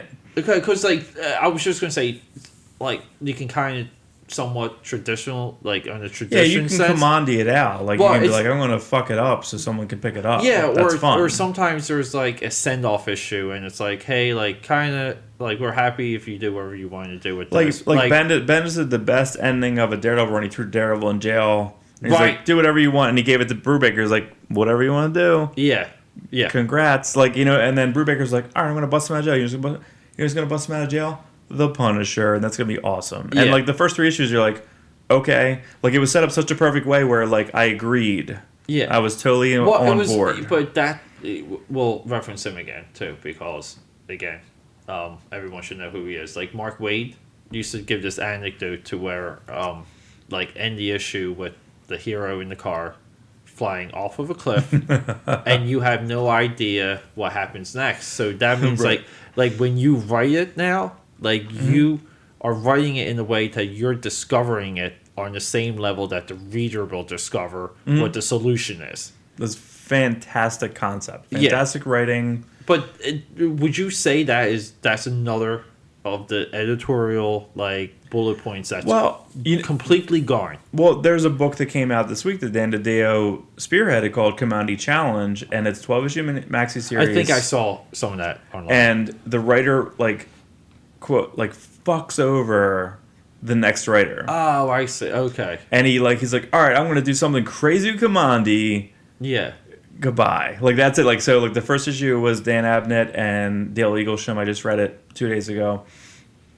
It started out with Dan. I might actually want to buy this. It's pretty fun. This kind of gets me interested. Pretty cool. And it's Commandy, too. You know what's really fun, too, is in the letters page, the original writers, Dan Abnett wrote a story for Dale Eaglesham to draw where he, like, totally fucks over the next writer, has a Commandy in a completely compromising position that the next writer has to figure it out and start the next book. That's awesome. And then writes, and at the end of the letters page, writes, like, hey, this is how I would get out of it. Wow. Read the next issue and see how, Gail Simone got out of it. Like, see, and that's awesome. That's a part fascinating. Of the community building aspect that, like, that's comics, man. That's the funnest thing. Like, there was an issue of Superman a couple weeks ago that I took a picture of, like maybe I could pull it up, like, but like I took the picture of like the splash page, and it was Superman standing in like on like a. I don't even know. He's like another dimension. And he's talking to like 3 different Supermen and Superwomen. He's like, so wait a second, you're Superman from Earth blank 1, 2. You're a Superwoman. There's no men. Like he just complained. He just was complaining about like where he was in life. Yeah. And he's like, so how are we gonna figure this out? And I was like, this is what I love about comic books. Like, you can't do this in another medium. You can't play around with realm or concept as much as you can in other media. Well, that's where that kind of goes with the Todd McFarlane scenario, where he kind of would speak about, look, like if you have a like you don't get any cheaper than a pen and a blank piece of paper, and you should be able to do things with that combination that it would take Hollywood hundreds of millions of dollars to catch up with. Well, I literally have a blank canvas in my office. So I have an office where I do all my artwork, and I literally have a blank canvas on the wall. And I spoke to someone last night, and I talked about it, and I told her, I was like, look, I'm never going to fill this. I saw Patterson last night, which is a new Jim Jarmusch film, and it was all about poetry. And there's a point where he can't find his, he doesn't have his notebook, and he's like, I have to start again? And he's looking at the blank page, and I'm like, oh my God, there's nothing scarier than the blank page. You know this. Yeah. Like, there's nothing scarier than, like, I'm like, how am I going to start this? Yeah. And the other day, I started something on my lunch break, and I was like, and I did 4 drawings when I didn't think I could even do 1. Right. I did 4. Yeah. In like 40 minutes. And I shocked the shit out of myself. Yeah. And I was like, oh my God, like not only was 4, not 1 were bad, all 4 were great. I guess I'm too much, whatever. Well, like, but I do look at it, and I'm like looking at it later. I'm like, wow, that's because I look at it the next day, and I'm like, man, all 4 of those are great. Like, not one I would be like, oh, I should have spent a little more time. No, I had like 40 minutes, I had 10 minutes, like I was like 1, 2, 3, 4, 5, and I just like knocked it all out. So I kind of love that. So I love to go back to the Kamani challenge is like, yeah, like, okay, here's what I've been set up with. Yeah. And this is what I have to deal with. I'm very interested in that. Like, I think I'm going to probably maybe hit the I gotta leave for Boston soon, but I think I'm going to hit the comic shop. But I think like in a way, like Tom King is trying to go such a metatextual route that I hate it. Like I just hate I get it. Like, but I don't want Robin to know that he died. And then Tim, even though Tim Drake. So is this, Robin 3? Is this the Grant Morrison effect still? Like, because maybe. They allowed Morrison to go meta, and I think it completely destroyed the character. Right. So Grant Morrison did a story called, what the heck was that? It was I, Batman? I don't remember, but it was like where he created. There was a weird story that was 3 issues long called like the Zurana Batman, where he was in another dimension and he did this breakthrough story. But you're right, is that everyone's like every story ever always counted. Right. Yeah. But what is that? But look, you know what it is? Because I really feel like DC felt that Morrison was going to elevate. Like, they were going to have a 2-headed dragon. They were going to have Jeff Johns elevating the classic characters. Like, going into whatever obscure character you wanted. You want to elevate Flash, elevate the Flash. You want to bring back Green Lantern, bring back Hal. Mm-hmm. You want to make Cyborg a part of, like, the status quo lineup. Whatever. Do it. Okay? It just doesn't work. Yeah. Okay. Yeah. It didn't even work when they did the picture from the movie. Everyone's like, who's that guy? Like, no. Yeah. Like, everyone, no one was like, yo, that's dope. And they could have made him dope. They could have made him whatever. Someone said, like, to go back to Michael Bay, you love Michael Bay. His codpiece is a Megatron face. Yeah. And you know what, too? Also, the overall, like, textural direction of the exoskeleton or like the outside armor, it looks like it's wrinkled paper, it's crumpled paper, and it's like origami looking. Right, so Cyborg is exactly as it says. It's just Cyborg. Weird, man. It's a metal. He's half metal, but he's 80% metal. Like, you know what I mean? It's not like Cyborg in George Perez terms was just that. He was half and half. Yeah. Now this Cyborg is roughly 80 to 90%. Yeah, he's like 80%. And you're right. All of the metal looks like crumpled up. Yeah. Spray painted got the paper. Red glow coming from inside. It looks like cosplay. Like it looks like that. Like, hey, hang out in my foyer for 1 sec. Let me spray you down. We're gonna go into this Comic-Con. I think some cosplayers could refocus. But I think that's design. I think that's also why we are getting less and less excited about every set photo. Yeah. They put out Guardians 2 photos today. Oh yeah, some of them look. Yeah. I don't care. Yeah. I don't care. Yeah, but you know what though? I think some of those are. I was about to say some of those are just part of the process. Like, you know, it's almost like these marketers, like they have a Outlook calendar and this is the date we put these out because it's this close to the movie and whatever. But you know what? Too, we're talking about like job well done, marketers. Like it's still it gets that conversation going. But I'll tell you one thing. It's okay to say that with Guardians because like there's a level of confidence in that brand. Right. Now, when DC does it, it's like, and this sounds like I'm exaggerating, but it's a cry of desperation and validation. And they're constantly trying to validate what they're doing along the way because of, like, they made money, but it's still Suicide Squad, BVS disasters. Where they were validated and then... They still made money, but they didn't make the money at the capacity that they were supposed to make money. So the whole thing this week that me and I don't know, it was like 10 or 11 o'clock at night, and you were like, "Hey," you're like, because I was sick on Monday. I was supposed to do a show on Monday. I was supposed to do episode 13, 14. I don't even know. And then the Batman stuff like, broke. Right. So like you're like, and you were like, you weren't passive aggressively mad at me. You're like, why aren't you here? We should be doing, because we had enough material. We had so much material to do the show at that time. I just I didn't have a voice. You can hear the voice in my voice now. It's not that strong. So Ben Affleck decided, and even what we talked about earlier. So you know what? Can you bring me up to speed because you monitored it. You're on top of this way more than me. Yeah. Okay, but like bring me up to speed to what you think was like, I guess, like the structure. What's the catalyst of this event? I think that the Marvel pressure is completely destroying DC concept. Like I think the confidence that Marvel built slowly, and they have such a good foundation that they're just going at a certain rhythm, and because, as we said earlier, I think that's a great description, rhythm. BVS failed because it was bleak. So they had to retool the next release, which was 2 months later, and then they came out with a trailer that they had to fit the audience. Meaning that they came out with a trailer, they kind of popped it. They're like, we're gonna put, you know what we're gonna do? We're gonna put like a Queen song that everyone likes, and we're gonna edit it a certain way, and we're gonna hire the best people, and then everyone's like, oh, I can't wait to see that movie now. That's interesting. Yeah, dude, I was so pumped for Suicide Squad. So then it comes out, and you're immediately disappointed, just as I was like in Rogue One, hashtag episode 10. Like, I didn't like Rogue One because I was pumped for a movie that I didn't get.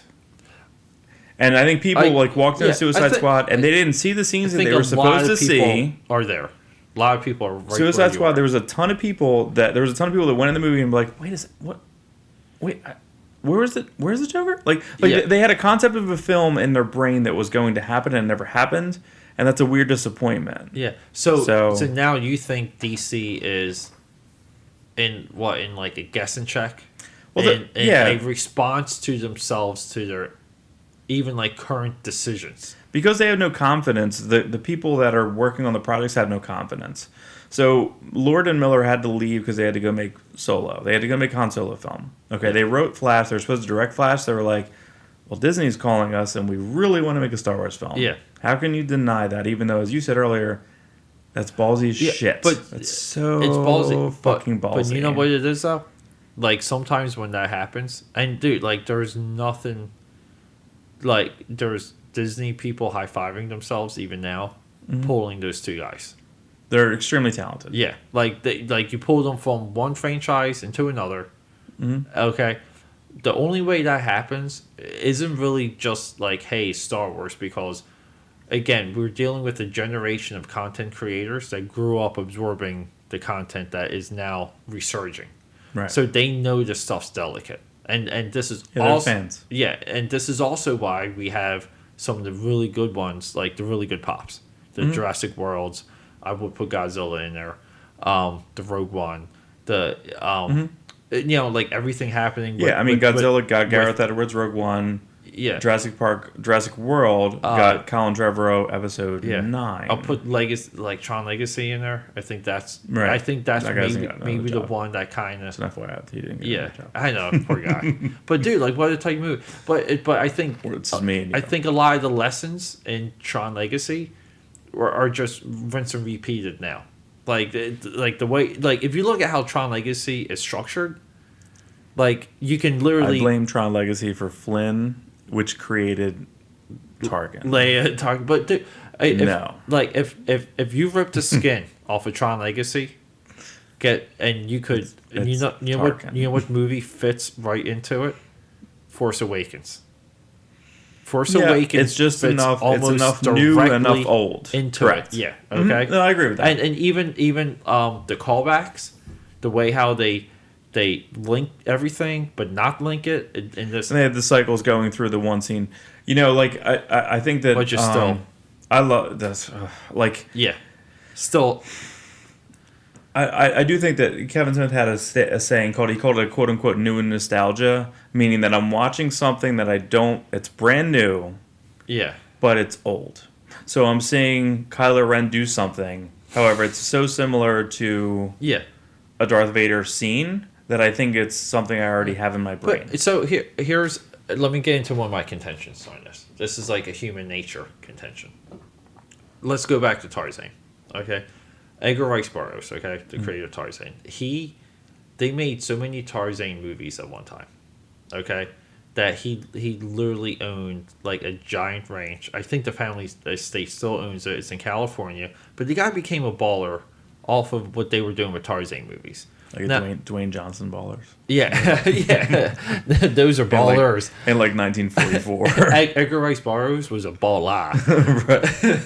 In like and he's right. You're absolutely right because the royalties on that early in like 40 in like the 40s. Huge. Yeah. Right. So here's the thing though, but if you look at, and I'm just using this because this is an easy example for people to look, and look, if you don't like look it up yourself, but if you do look it up, you see that there was a huge block of Tarzan movies. Again, content that people wanted and absorbed. Okay? And they kept, like, almost like a generation went by and they kept absorbing the same character. Okay? James Bond would be another example of this. Would be that people, I think, aren't like, you're structured and you crave like things that are regular and that are like not surprising, but you need them to be different because you need to be stimulated at the same time. So like you have to know it's familiar and you have to know you're going to be stimulated. You have to have a certain comfort. Like it's the reason I read Batman comics every week. Yeah, even if they frustrate me. Right. I read Superman pretty much every week. And I do believe that's a part of the human condition. I think some of these entertainers... It's why my mother's watched it, like, she's watched Bold and the Beautiful. Yeah. Right. Exactly. It's the same, it's like they just happen to have a cape on. But but it's also filled with nuance and change and challenging aspects. And like that's a little bit what Norm and I were exploring with the latest episode. Which is like, I kept asking him, I'm like, how do you watch a TV show when one episode sucks? Like, if you're sitting down and you're watching the Flash and WB, and I tried doing it, I couldn't get through 15 minutes of it. Yeah, so I think it's funny that you can't attach yourself to that. Yeah, I couldn't watch 15 minutes of it. I'm like, I'm done. Never went back. Okay, and he's like, well, it gets so good by like the third and fourth or season or whatever. Yeah, and I'm like, I also hate that excuse. Yeah, I'm like, how? That's like, just invest like 12 to 17 hours of your life. Yeah. No, like, I don't care if it gets good on season 3. Fuck that shit. And he was kind of like... And I was trying to explore this with him to understand me. Okay? And, like, the same argument is being made with S.H.I.E.L.D. It's like, S.H.I.E.L.D. gets better. Like, wait until Ghost Rider. Watch Ghost Rider. And I'm like... But I don't want to watch the first season because I only watched, like, 2 episodes. And I'm like, this shit sucks. And then I watched it after Civil War. And it still sucked. And, it's like 9 characters I don't care about. And I think I'm done. Like, right. That's it. Thank you, Marvel. Like, good. Yeah, but I do think there was like something in that regular, familiar, and guess what though? Hollywood rediscovered this idea. Hate to say it, with Superman Returns, they perfected it with Tron Legacy, and stumbled a little bit, but now they're like, I guess the biggest reboot failure I say would be Terminator Genesis. Which I kind of like. Genesis? Like the Y in the middle? Yeah, the faint force How do you say that? I don't know how you say that. Head force thing? Yeah. Like, these titles are too ironic. They love the like. Can we put like a number in there? Just put some. But you know what? You know what? How does that work? Can we put like a Y? That's instead almost of a 9? like where they're like, all right, like let these marketing guys, let these branding experts, like just let them have their way. Just give me a second. I'm just gonna go laugh over here for like 10 minutes about fucking like But I also love like that we call it Fanforstic. Yeah, because it will completely distinguish us from the other, like the Tim Story, not great but better. Like I don't know, like it's the world's tallest midget. Like it's the best of the worst. Yeah, but good job. And I have a long-standing position with Fantastic Four that, believe it or not, those movies are accurate and they're as good as they could have been when you're focused on accuracy. You know what the weirdest thing was is I work at a mortgage company and I had someone on the phone and I like totally fanboyed out because this guy like who I was talking to about a loan his name was Willie Lumpkin, and I said, how can you, who's named Willie Lumpkin? I was like, is this your real, like your legal name is Willie? He's like, yes. I'm like, so if you send me documents your name is Willie? He's like, yes. I'm like, I can't. Can I just like? I almost like put him on hold and did the same thing I just did. Like, go like, can I go laugh in a corner for like 10 minutes? Lumpkin. Because because Stan Lee was Willie Lumpkin. He's the Fantastic Four's mailman.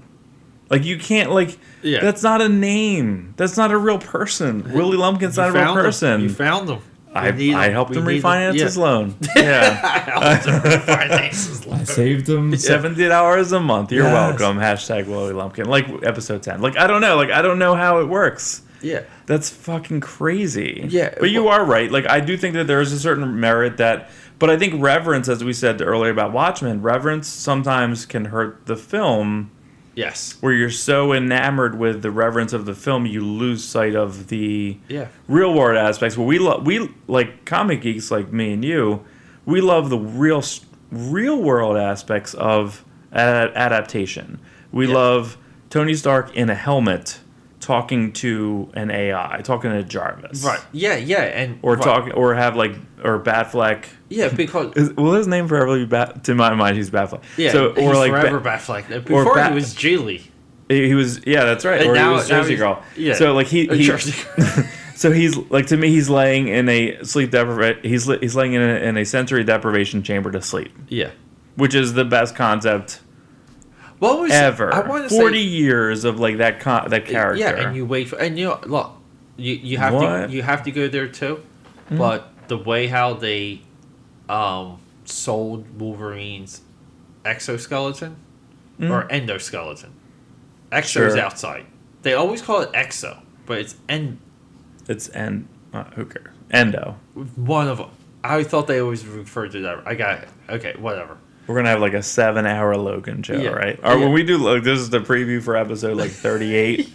When I'm like, do you know what happened in the 2-minute mark of Logan? No, it's going to be episode. It's going to be episode 200 something. The 9 Inch Nails song. I'm going to be mad. It's going to be episode 200 something. We'll be talking about Logan, and you're going to be like, spoilers. I'm like, no, we're 200 episodes in. Everyone should know by now. Spoilers. Fuck your spoilers. Yeah. But no. And also look all nervous, and I'm like, they're going to know that I'm not confident. Like they put his claws between his fingers.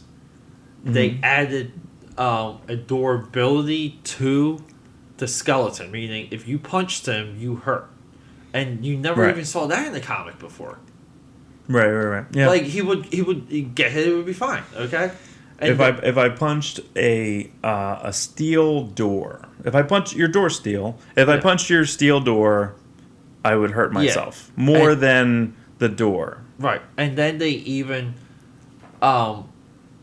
like I think they like even further that they did like solidify Magneto's position even against Wolverine, meaning that Magneto doesn't flinch with Wolverine. It was as soon as he goes on, like was like a trolley to go to he's like, you don't have that running through your whole body, do you? Like that's so that's so inconvenient or whatever. He's like, what a bad idea. You're gonna fight me? Fuck you, man. I'm gonna destroy you right now. Ready? Like he throws him against the back of the trolley. Exactly, and there's like a no fear aspect to that. Now, up until that point, Wolverine did have his metal extracted through his pores by Magneto. That was it was after Adam Cooper, like after. Was that after X-Men? I want to say it was after X-Men. But see, like that's what I mean, and because Hollywood comes in and they sit down and we're like, hey, sorry, comic geeks, normal people need to watch this shit. Sorry, Mark and Peter, I'm so sorry. Yeah, sorry, you assholes. Like you're two fucks in Jersey. Yeah, but they we're going to talk about this. On and they're microphones. like, how do we unpack this? So Joe Blow down the street gets hyped up for it, and I'll tell you one thing: every time they unpack it, dude, like literally, they made Paul Rudd into like a superhero that I care about. You know that, and you can do anything if that happens. When he showed up in Civil War, the crowd went crazy. Yeah. Right? Yeah. Like that was the crowd reaction. I was like, wait a second, you have someone that costs a lot of money, like Robert Downey Jr. You have someone that costs less money, Chris Evans. However, like solidified his stance. Yeah. Great. He is Captain America. That was like his comeback role. He was kind of. And I hated that casting. Yeah. When it happened, like I was like, so it was John Krasinski, right? Which is a no. That's a no. Yep. Yeah. Which and was then, who else was he's the only one I remember that was kind of in. I want to say Bradley Cooper. But Bradley Cooper, like Bradley I want to say like in every like I don't think it's true he's been anymore. retalked as the Green Lantern. He's been retalked as the Hal Jordan Ryan recently. Gosling, and it's what. But see, I didn't like Bradley Cooper as Rocket Raccoon until I saw it. Yes. Because I was like, no. Like I was like, what are you gonna do?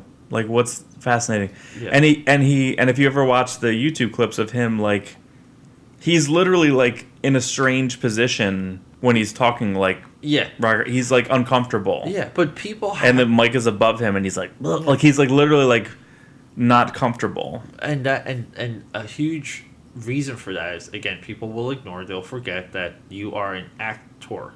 Mm-hmm. You become the role. You have to find ways to do that. And guess what?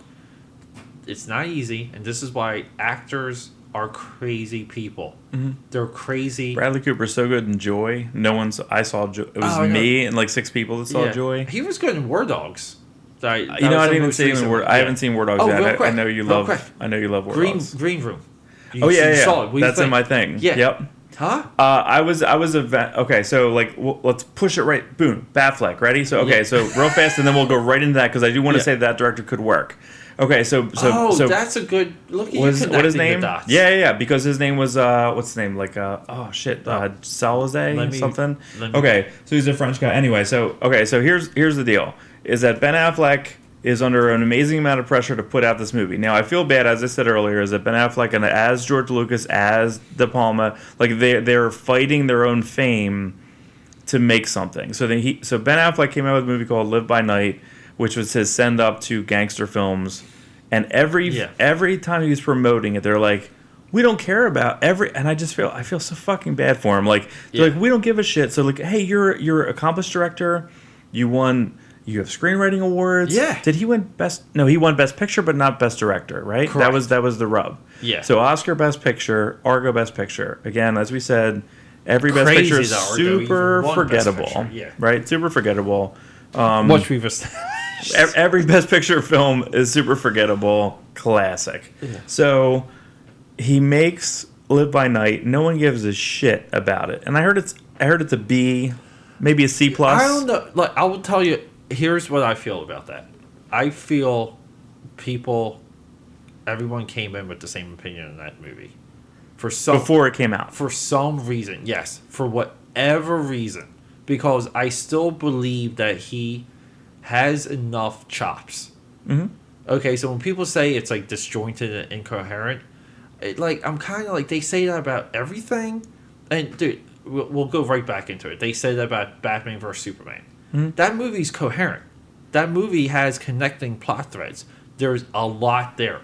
Is it laid out the best way? Do some of the plot threads pay off? Absolutely not. I think there's real reasons why that movie doesn't hit and resonate, but they're all there. There's nothing unexplained in Superman vs. Batman.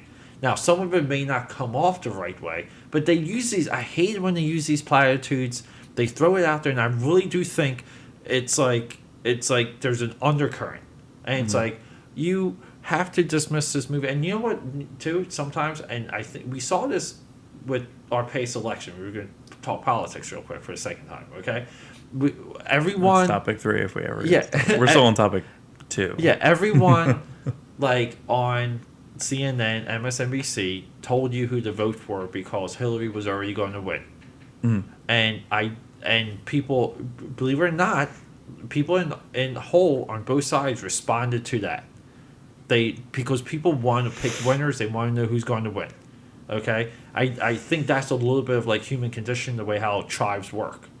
Now I think, because we see in a lot of movie reviews, a lot of these YouTubers come up and they all like, how do all these people have the same exact opinion? They say the same things, and it's a movie that opens at what, like 18 million. Yeah, it opens at the same time. Everyone reads it pretty much the same time. They see the same press screening, and they all have the same opinion as it happens. It and throws it under the bus. And I swear to God, I refused, because I watched that movie and I'm like, okay, like I can already predict the beats of this movie. So like I kind of, the movie's not going to surprise me. I know how it's going to flow, so it's already not disjointed because I understand this type of movie. Right. So now like. He's not making a new film. He's making an homage to an old film with new actors. He's just like, and like it's so sad. Like I'm very curious about that. Every movie, director that goes out, so he goes out and says, "Hey, I have this new movie. It's called Live by Night. I wrote it and directed it." And they're like, "Great. When are you directing and writing Batman? When is that coming out?" And he went on Jimmy Kimmel and was like, I can't even promote this. Yeah. Like, you can. It's on YouTube. Like, he's just like, I can't even. Meltdown. He had a meltdown on Jimmy Kimmel. It's great. And to be fair, like, I love meltdown. Like, I love meltdown videos. Like, I have a weird like crush on meltdown videos. Like, I love the Christian Bale freak out during Terminator Salvation. Yeah. I love the Mel Gibson weird phone calls. Like, I fucking love it. Like, I love it. When he's yelling at his wife, like, he's like, "You need to be in the jacuzzi with me." Like, I love, like, meltdown, like, completely, like, not supposed to, and no one's supposed to hear this. And, what, like, I just think it's completely insane because they're totally unhinged.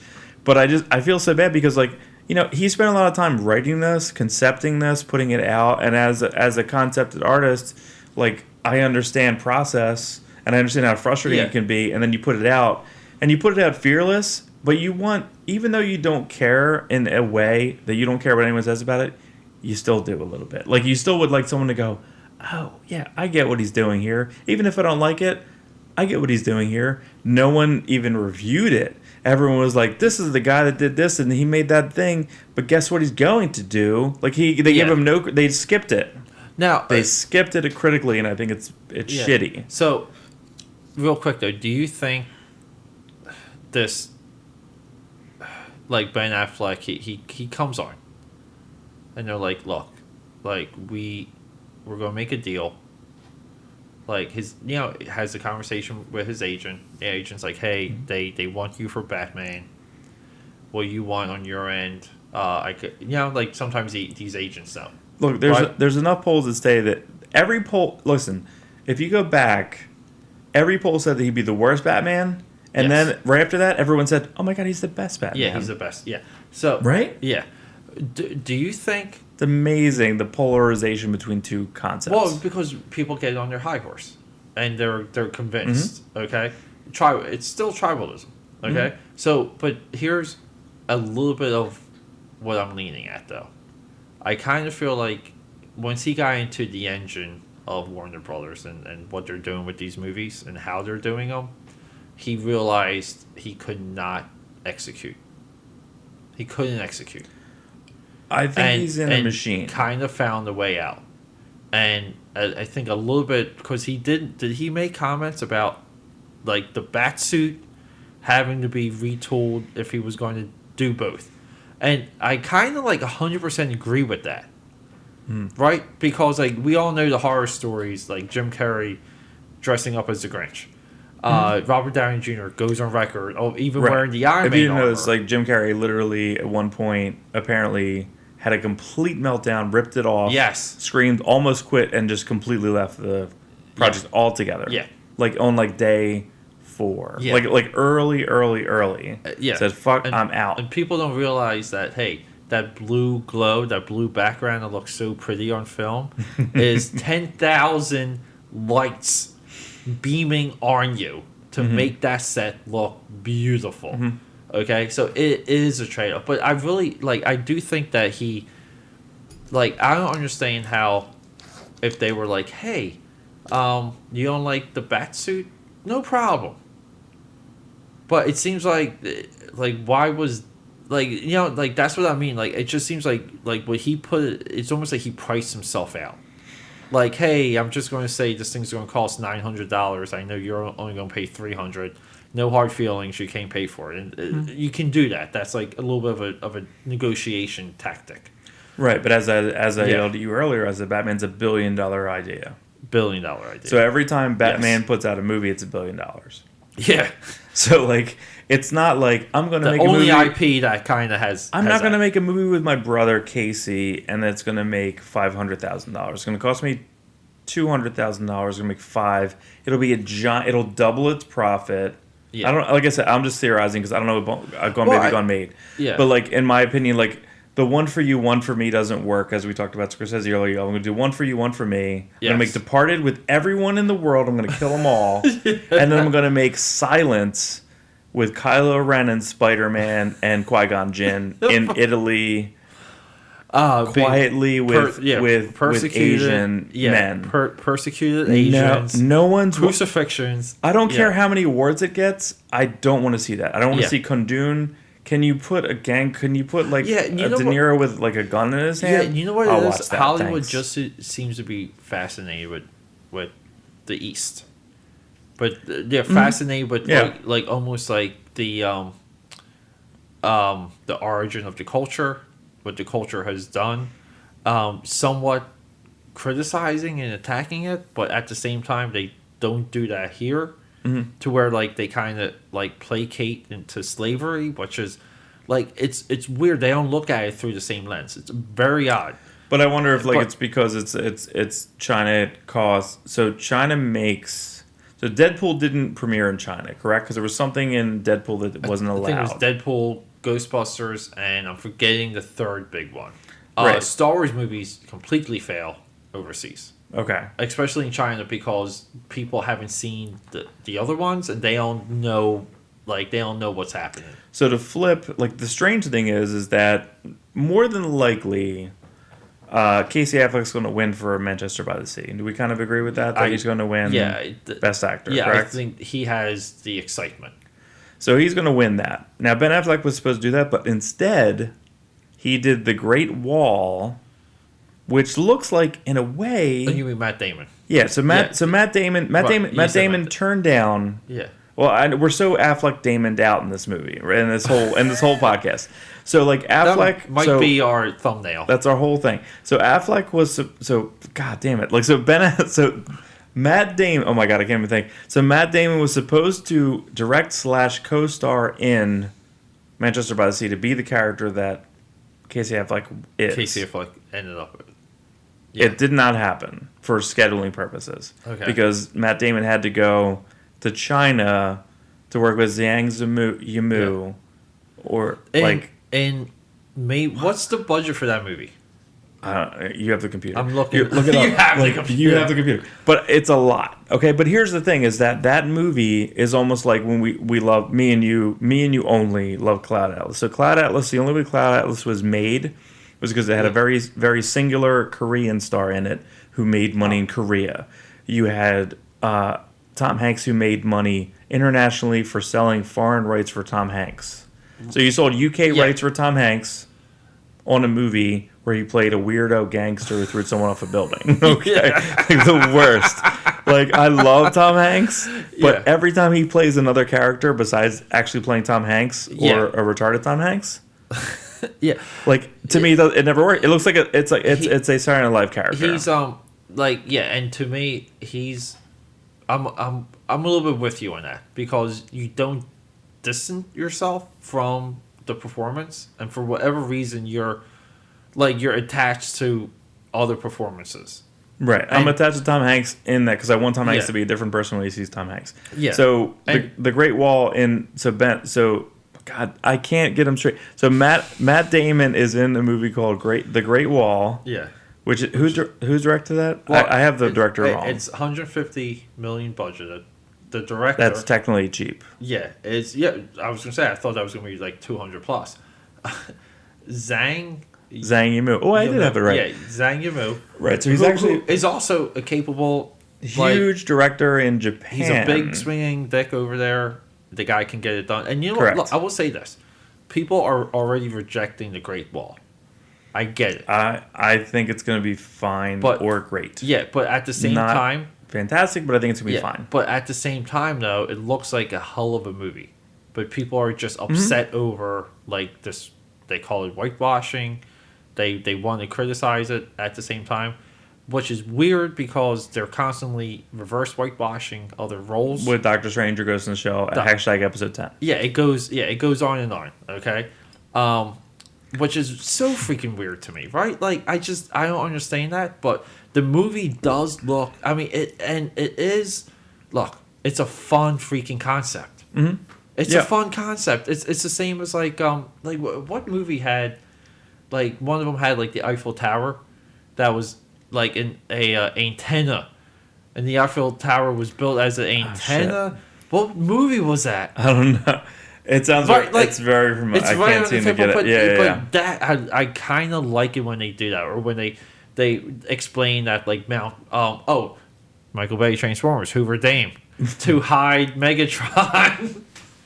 To hide Megatron's Energon signature. I think every episode we have is going to have some weird like Star Wars tangent, and within the first 10 minutes, there's going to be like 100 Michael Bay references. It's one of the two. Pete going down on Michael Bay. Pete hashtag Michael Bay. Yeah, and then I'm always going to be like, George Lucas, the genius. I believe that he was in a but that's what like, and you know what it is.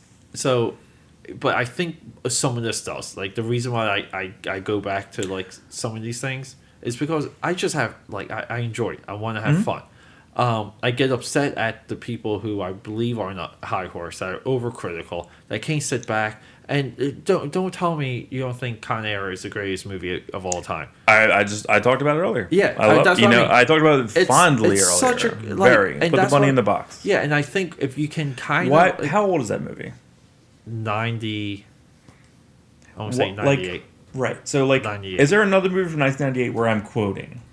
No. There's not. I can tell you. Yeah. There is not. I'm literally quoting a movie, and I can see him I can see him in the storage container where he needs to take that money. Like, I can see him down in there yelling at it's like, you need to put, like... There's just so much that happens. Yeah.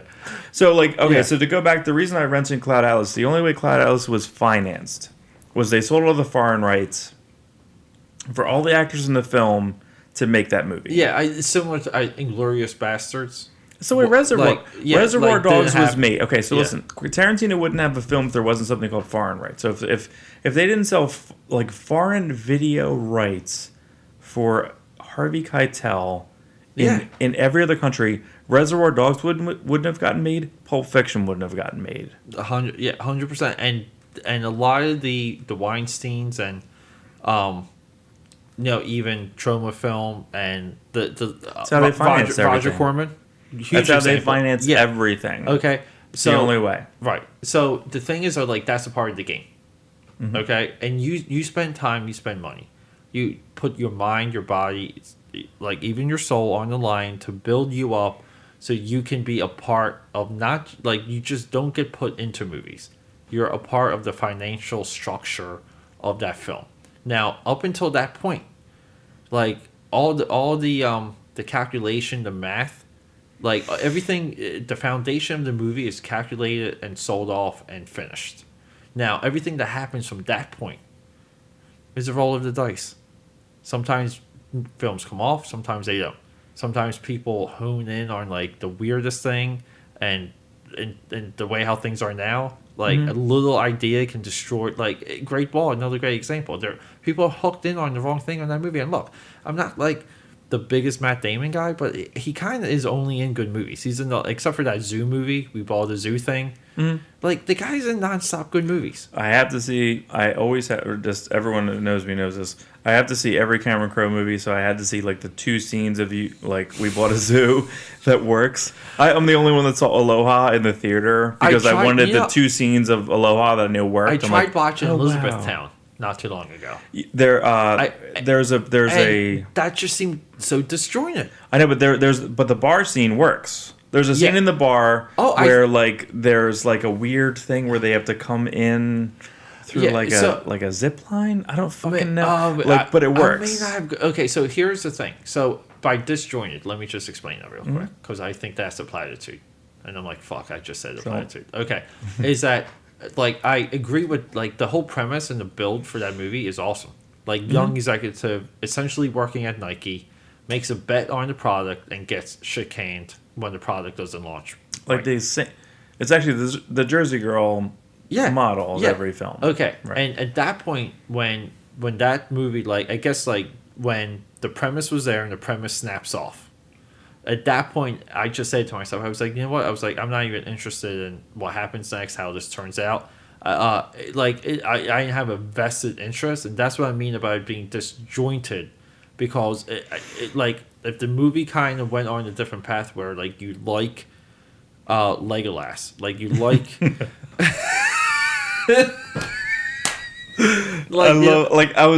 I know no one knows his name in that movie. It's Orlando Bloom. Hashtag it is Legolas. Like you like the character more.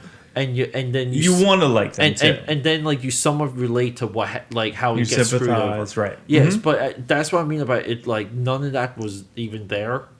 And look, and it's the same thing I was saying with Norm like earlier. Okay, look, I don't need to watch something for 2 hours and hope that it's good. Mm-hmm. I don't. Sometimes it's awful, and I love it. Like. We were talking about Death Race on Netflix, right? And I watched the new Death Race, and they have to 2030, whatever it's 2030, 2035, which is fantastic. And then because every girl in that movie is like hot, and I'm like, oh my god, like the girl that driving with Frankenstein, holy moly, man! Like I'm like that girl's ass, that girl's dude, her like hamstrings. I'm like so into it. Okay, and then I watched Death Race 2. Okay, which is like the prequel to the Jason Statham Death Race realistic update, which is like, and I'm like, whoa, don't do it, don't. But it's like so funny watching those 2 movies like back to back, and I'm like, it's the same concept, it's totally different execution, but they're both kind of like fun, stupid, corny, and they work, and that's way different than like what I saw in Elizabethtown, because at this point I'm like the intent. I know the intent, and the intent's not executing. I can move on. And then I can just watch a brain dump movie like Death Race or whatever and be in glory because I'm like, this is exactly, Mark's going to go to the bathroom. We're going to come back and we're going to try and wrap it up. Bathroom. Yeah, we're going to try and wrap it up, though, when Mark comes back because... We're only topic 3. Yeah, we're only on topic 3. Discuss. I'm going to maybe... He's got notes. Mark's one of the only people that actually bring notes when he comes to record, and I'm grateful. We should be recording with someone tomorrow that has notes. Also, someone new. That's a little bit of a teaser. And I'm gonna say tomorrow. I will say next episode 17. We didn't do too bad. Mark has legible handwriting to playlist. Oh, he has a new. I don't know if I should be looking through his. Oh, it's a Purple Rain notebook. I wasn't expecting that. How old is this notebook? This is interesting. This is like me flipping through his mind. Hopefully, I don't find any dick pics in here. I'm looking for the trademark information for this. How old is this notebook, Mark? No, I bought that notebook at a. How old is at it? A con. Like how long ago? No, like recently? I bought it in November. Dude, this is awesome. Yeah, but they took so someone took a Purple Rain Like album and they had a whole bunch of them. They had a whole bunch of things. So they took an album and they created a notebook with the album cover. They cut the album cover down. Wow. And they just put white paper in it. Man, there's this many Purple Rain albums floating around. Yeah, that probably. People are just like. There's millions of copies of that. You know, it'd be different in a different album. Like if it was Sign of the Times, I wasn't it'd be hard expecting to get. that. I thought it was vintage. You know, it's so funny. Like I saw Patterson last night, which is the new Jim Jarmusch film, and then there's a part where he has a notebook and something happens to the notebook, and it's kind of heartbreaking. Spoiler. Yeah. What the fuck? Like I always say, spoiler. Whatever. Spoilers. Yeah, here's a movie that no one will see. Norm had the new Jim Jarmusch film that no one will see. Demons one episode with Norman too. He kept saying spoiler, and I'm like, you don't got it. I know. Look. We set up the rules of the show, but we break them every single time. But it's all right. You know, for next time. I'm trying to figure it out. Next time, every time you say spoiler, we might have to just do a fireball shot. Ready? Batfleck? Okay, here's the deal. The whole thing. So Ben Affleck. Back on this week, we have to get through this. So Ben Affleck this week stated that early in the week when we were supposed to record, I was literally you couldn't even hear my voice. My voice is still a little affected. So he stepped down as director, and then a few days later he stated he co-wrote a script with Jeff Johns, who is the C something OO. He's creative. I don't know what he is right now. I don't know. Doesn't matter. He wrote with an executive, a great comic book writer, Jeff Johns. He wrote a Batman script, and he was supposed to direct it. And then he said it in some interviews as they were trying to interview him, or Ben Affleck wanted them to interview him about Live by Night, and they were like, "Hey, you have a movie coming out Friday. When are you going to be Batman again?" Like, that's all they talked about. And he got pissed and he was upset. Yeah. So this week he's like, you know what? I don't have exactly, so whether it be studio interference, and this, you can speak on this, I don't really know. Studio interference said something, I don't know if someone said something to him. He's like, you know what? I can't direct it. I need a collaborator to direct for me. Yeah. That was the initial statement and it was a very... I don't want to reread. I'm not gonna reread it. I think I saw it on YouTube, or I may even read it real quick. But he did say he wants a collaborator for the movie. And you know what though? I think he had to have meant that. Okay, because this is a guy that he. When has he ever collaborated with anyone besides Kevin Smith, who he doesn't even talk to anymore? Yeah. I don't even know what reason. Well, not really, no, because then they use Kevin Smith, unless they just no, part Kevin of the Smith's marketing. been very open with about how when he would. So apparently there was Kevin Smith takes where Kevin Smith never wanted to go off script, and then there was Ben Affleck takes, which in Chasing Amy they used in film, where there is that, and supposedly there is a rescript of. And this is, again, these are all stories of Good Will Hunting, that there was some certain polishes that Kevin Smith did of Good Will Hunting that were done and they were in final film. So there's lots of, they were very, at that time, there was a lot of movement of words, okay? Yeah. So Kevin Smith so in Chasing Amy, there's a lot of Ben Affleck dialogue that he wrote or ad-libbed, okay? And it shows up. Yeah, when they're on the swings back and forth. You can almost tell when he's riffing. Yeah, and you can even tell in Good Will Hunting. Mm-hmm. When he's like, how do you like me now? Right. That's kind of the fun of it. But that's what I think. And we go back to McConaughey when we talked about it earlier. Is he has to prove himself against his own previous stereotype that he created. Yeah, I thought. But real quick, I thought I remember Kevin Smith during the Batman vs Superman hype announcement that he spoke with Affleck, and Affleck described the uniform to him and essentially described to him the Dark Knight Returns, and then Affleck would be like, a tear came to my eye because like this version that I thought I would never see, and like he doesn't have any yellow, and I thought like there's two different reports. I don't like to me like there's so many weird different reports with like Smith, because then in one way this week he said I haven't talked to him in 3 years, but then I also heard that like he's renting the house that Kevin Smith bought when he went to LA first. Oh, okay. Like so I don't even know, like from what I understood from a year ago, he lives in a house that I think Kevin Smith owns. Yeah, it's like, just like there's a lot of weirdness, Kevin, and they got in some fight that no one really knows about. There's probably some personal feelings. Yeah. Kevin Smith went a different way, and I can't disagree with what he did because he created a different empire. Yeah. He created his own market. Well, like he's on IMDb this week interviewing Sundance people. Right. That's making him money. Comic book men, I don't care for it. No one really, yeah. But it's on season 5? Yeah.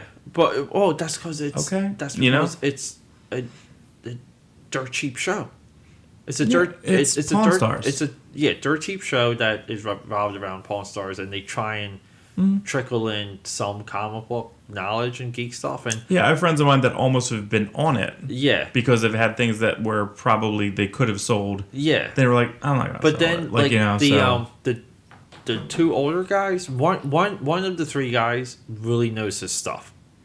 And I don't know what. I mean, like I watched an Onslaught video with him with Comic Pop, and dude, like he knows it. Like he really knows. Yeah, without the beard, it's Walt Flanagan. I think it's usually. yeah, and like he really knows his stuff, and I'm like, damn, dude. And then I think they had the Asian dude on Ming Chen. And the guy didn't even talk. Like I'm like this guy don't know anything. I'm not saying like that doesn't make the show good or bad, but it's like Comic Book Men is a simple cheap formula, and it kind of falls into The Walking Dead. It does well. It's very serviceable. AMC apparently makes money off of it. Yeah, it's on season 5 or 6. I don't even know. It's easy for that show to be profitable because it's so cheap. It's like, still going. Yeah, it still has ratings. Yeah, it's still still going. So Kevin Smith went into this commentary direction, but he also went into like a lot of the stuff I allude to where like there's a blind adulation. There's like, hey, I have to love something because it's Star Wars. I have to do this, dude. I love it that I did one episode with Norm, like before you got here. Norm doesn't like. I don't think he even likes Rogue One. You have mixed feelings on Rogue One. I like it, and guess what? Like everyone that's on Kevin Smith's show has to love it. Everyone that's on Collider has to love it. It's like, but you said earlier they like it too much. Yeah, it's like they can't be critical of it. It's a weird, and when they're critical, it's almost like you're saying something, you're not saying something. I remember being in, and I told you about #episode 10.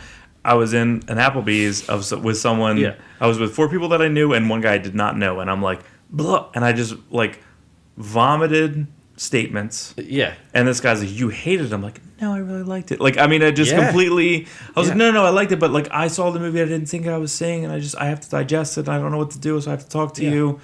You know, it's half price appetizers. Like, you know what I mean? Like, I need half price appetizers. where's my mozzarella sticks? I need like, you know, can I get like the stuffed poppers? Like, where is it? I'll tell you one thing. Please come to me. I tried to do a big group for like a Wednesday. I tried to do a big group for Rogue One because I wanted it to be like the family thing, and it didn't work out. So. No one was around. It was so weird. Like it's so weird. Like we can't wait for something to come out, and then it's impossible to get anyone to come to anything. So I ended up seeing it with my parents, me, and then I had one of my female friends at the time, like come by, and like great girl and all, but it just like didn't work out. No big deal. Okay, which like you hear about everyone, right? Yeah, but so totally. And at my parents ended up at TGI Fridays because I'm like, because there's one like right in the theater, and I'm like, they got alcohol, whatever, dude. I'm talking about appetizers. They had a Jack Daniels like combo sampler, dude, man, it was like so awesome. It's tinged with alcohol. It's just so awesome, dude. This like chicken finger is laced with it Jack Daniels, spare ribs, It had these like crunchy shrimps with this like Jack Daniel's sauce. And dude, I was drinking. They had some like super flavor, trendy mojito flavor thing. Dude, I was sucking those boys out. So when I went into Rogue One, I was almost on like cloud 9 to begin with. Oh, that was before. Yeah. So I see movie fully sober. Yeah, so I rolled through Rogue One, and I'm like, like that. I think I had some alcohol in me. I was making alcohol slushies because the theater gives you an empty cup, and then they have those Coca-Cola machines with the million flavors. Oh yeah. And then they have cherry vanilla. Yeah, then they have slushy machines. And I'm like, do I have to pay extra for this slushie? Just do whatever you want. Dude, I went up there, dude, I had a giant half Diet Coke, half Coke. giant freaking slushie. Diet. Yeah, like, and they had the Coca-Cola slushie, which is tough to get sometimes. So I'm like, I got the variant slushie. Dude, I'm no joking. So I went to Rogue One, completely like lit up, excited, happy. And you know what? I'll tell you what it was. Like that, because that movie moved. Because I saw it twice. I saw it back because my friend that couldn't make it with my parents ended up being free, and he called me out of the blue. He's like, "Hey, you want to go see it? Because I want to see it." And I'm like, "Fine, let's go." That movie moves. Even the third act is undeniable. Like even like it starts like, and it does have this like little period, but at the same point though, like you're kind of into it by that point, but because it like moved to a level and then sped up. It was almost like there was like euphoria for me when I finished that movie, and I was like, "Yo!" I'm like, I don't care. I don't care if it syncs up, if it's contradictory. I was like, and it wasn't even like geek moments. It was like just the stuff that they did that I really like fell in love with, which is like you saw ships smash into force fields or the hammerhead taken out the like that was like we're like what I've never. It was just I just think that it succeeds, and I think that it's really difficult, to make that movie, and I do think that like everyone, and that's where we talked about earlier is like reshoots worked, whatever I don't know what the original cut was. Yeah. I don't care. Like it wasn't like I wonder what that was. Whereas when we see Suicide Squad, we're like. I wonder what that was like. I have no doubt. Like in that third act, like I want to see something else. Yeah, and I'll touch on this, and then we'll move on real quick. So, I think there's like a lot of criticism for the girl in that, and like the characters not being memorable. However, I thought they were, and I thought the way how the girl paralleled her father was so similar because like their intentions aren't clear. They were almost like dirty characters where they defied a rebellion. Okay, so the rebellions are rebelling. Right, however. they're a rebellion. She's rebelling. They're rebelling, yeah. But not necessarily a terrorist. Like Saw Gerrera was essentially like an unfocused, almost like a Martin Luther character. Yeah. Like it was almost like. Yeah, religious, where they're like, we're gonna do this specific thing. And I kind of wish they went more into him. Yeah, I would be fine. I would have loved that. Because when they talked about him, you're like, yo, this dude's like off the hook. I feel like kind of envisioning whatever the house lost. in New Jack City. I believe that there was a couple things lost because I think that there was probably a midpoint where the original cut had him bald or. Maybe he was growing his hair out for another role. I don't know what happened. Yeah, I don't really know. But the first trailer has him bald. The movie does not have him bald. Or he's different. Or it was a scene that they shot and they threw it out. Yeah, or he has more in one scene that is just not there. But because he still shows up. Like he's on the planet where she hides. But he's telling her, how are you going to be defined? He's saying. What will you become? Like, if this happens, what will happen? Like, you're in a completely different rebellion. Right. She's in a third rebellion. There's a rebellion. There's crazy rebellion, like Saw Gerrera, and then there's like Jin or so. Right. So and as we go into it, it's always about as it's me. I'm going to say Star Wars. I'm going to talk about Star Wars like 100 times over. It's going to be ridiculous. So with that being said, I don't know exactly where she goes. So I think that got lost in one of the translations. Fine. Yeah. So, all right. So the text we have, we need to move back to this. Ready? Yes. This is topic 2. Ready? So we had a text back and forth on the show that we couldn't do because I had no voice. I barely have a voice now. Holding up very well. We were like, okay, so the director lost. 2 days later, the writer got lost. So this is also very confusing because you had a script with Ben Affleck, Oscar award-winning Ben Affleck, regardless of how much he may or may not have contributed to Good Will Hunting. Yes. You have Jeff Johns, who wrote Eisner Award-winning stuff, I believe, like throughout Green Lantern, Flash Rebirth, Darkest Night. Like, there's a lot of stuff Jeff Johns has written. Yeah. Batman Earth 1. Tons and tons and tons. DC Rebirth, he restarted the newest DC Universe concept. Yeah, so real quick, let me just be real quick here. When it comes to Jeff Johns, where do you where do you really put him? Because to me, he brought back characters. I put him underneath. I put him as like an apprentice to James Robinson. To me, James Robinson, when James Robinson was doing Starman into JSA, seminal. And that kind of what happened was like, yeah, so he started JSA, and then Jeff Johns was co-writing, and then all of a sudden it went into that. Yeah, but then it also went to Jeff Johns and David S. Goyer. Right, and that's where it goes the wrong way. Yeah, in the 70s. But remember, it didn't go bad until like 60 or 70. So you had like 50, 60 issues of fantastic stuff between like a James Robinson push to a Jeff Johns to Goyer. I don't know how much input he had. Yeah, so I love that. Okay, so Batman Begins was written by David S. Goyer. Dark Knight was written majority by David S. Goyer. Yes. I love Batman. I like Batman Begins the most because I saw a part of Batman that I didn't see in anything. Yeah. Where he I love you saw those middle years and they showed you how maybe broken he was and how he goes to the courthouse. To me, him going to the courthouse, kill the guy with the gun and whatever, and he goes to kill Joe Chill and it was robbed of him. Yeah, and he's because there's two schools of Joe Chill. So Joe Chill, not Jack Napier, 1989 Batman. Okay, that was created to be very convenient. But there was a character named Joe Chill, which is just a thug. Yeah, he kills Bruce Wayne's parents.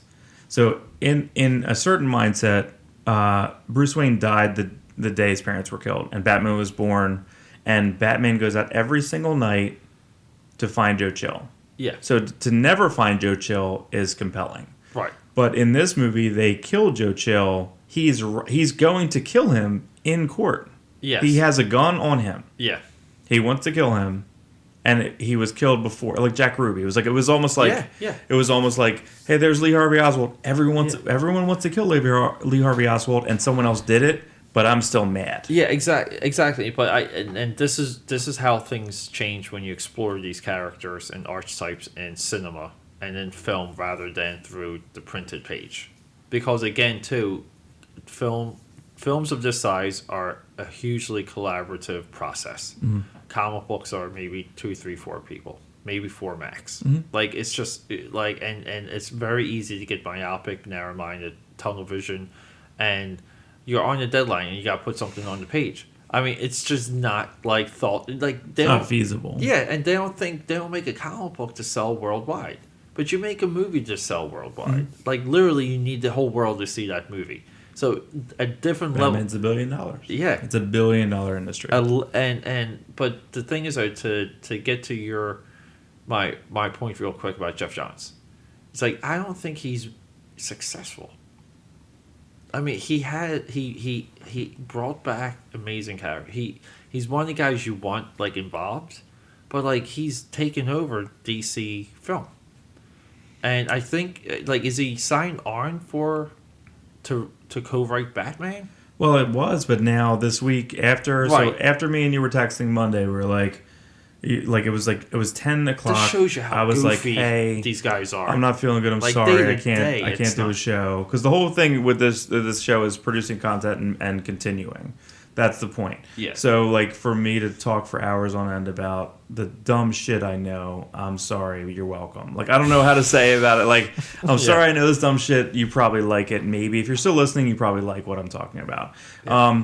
But in that aspect is that so when I don't feel it's strange to me. So at 10:36 p.m. when Ben Affleck decides to put out on Twitter or whatever, saying I can't direct Batman. Someone else needs to direct it. I can collaborate with them. I'm too in a way it read that I'm too overwhelmed with I can't do it. Yeah. And then 3 days later, someone else is writing it. So I'm just like, so me and you immediately were like, who should direct it?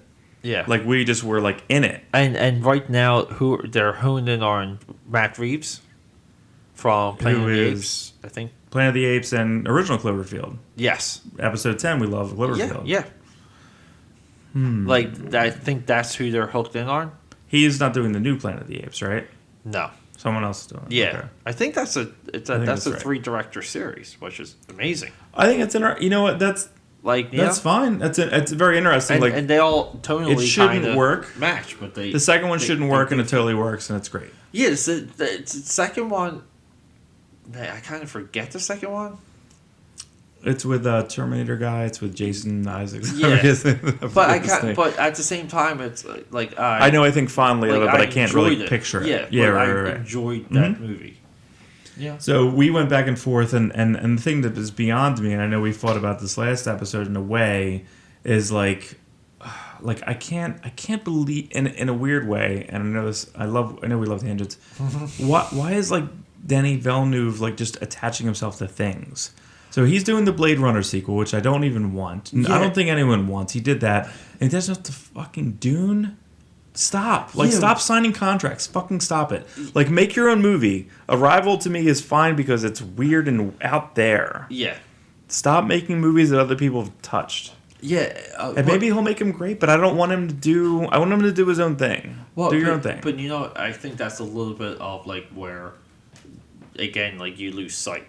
Like, do the 1-in-1, man. Where's your one?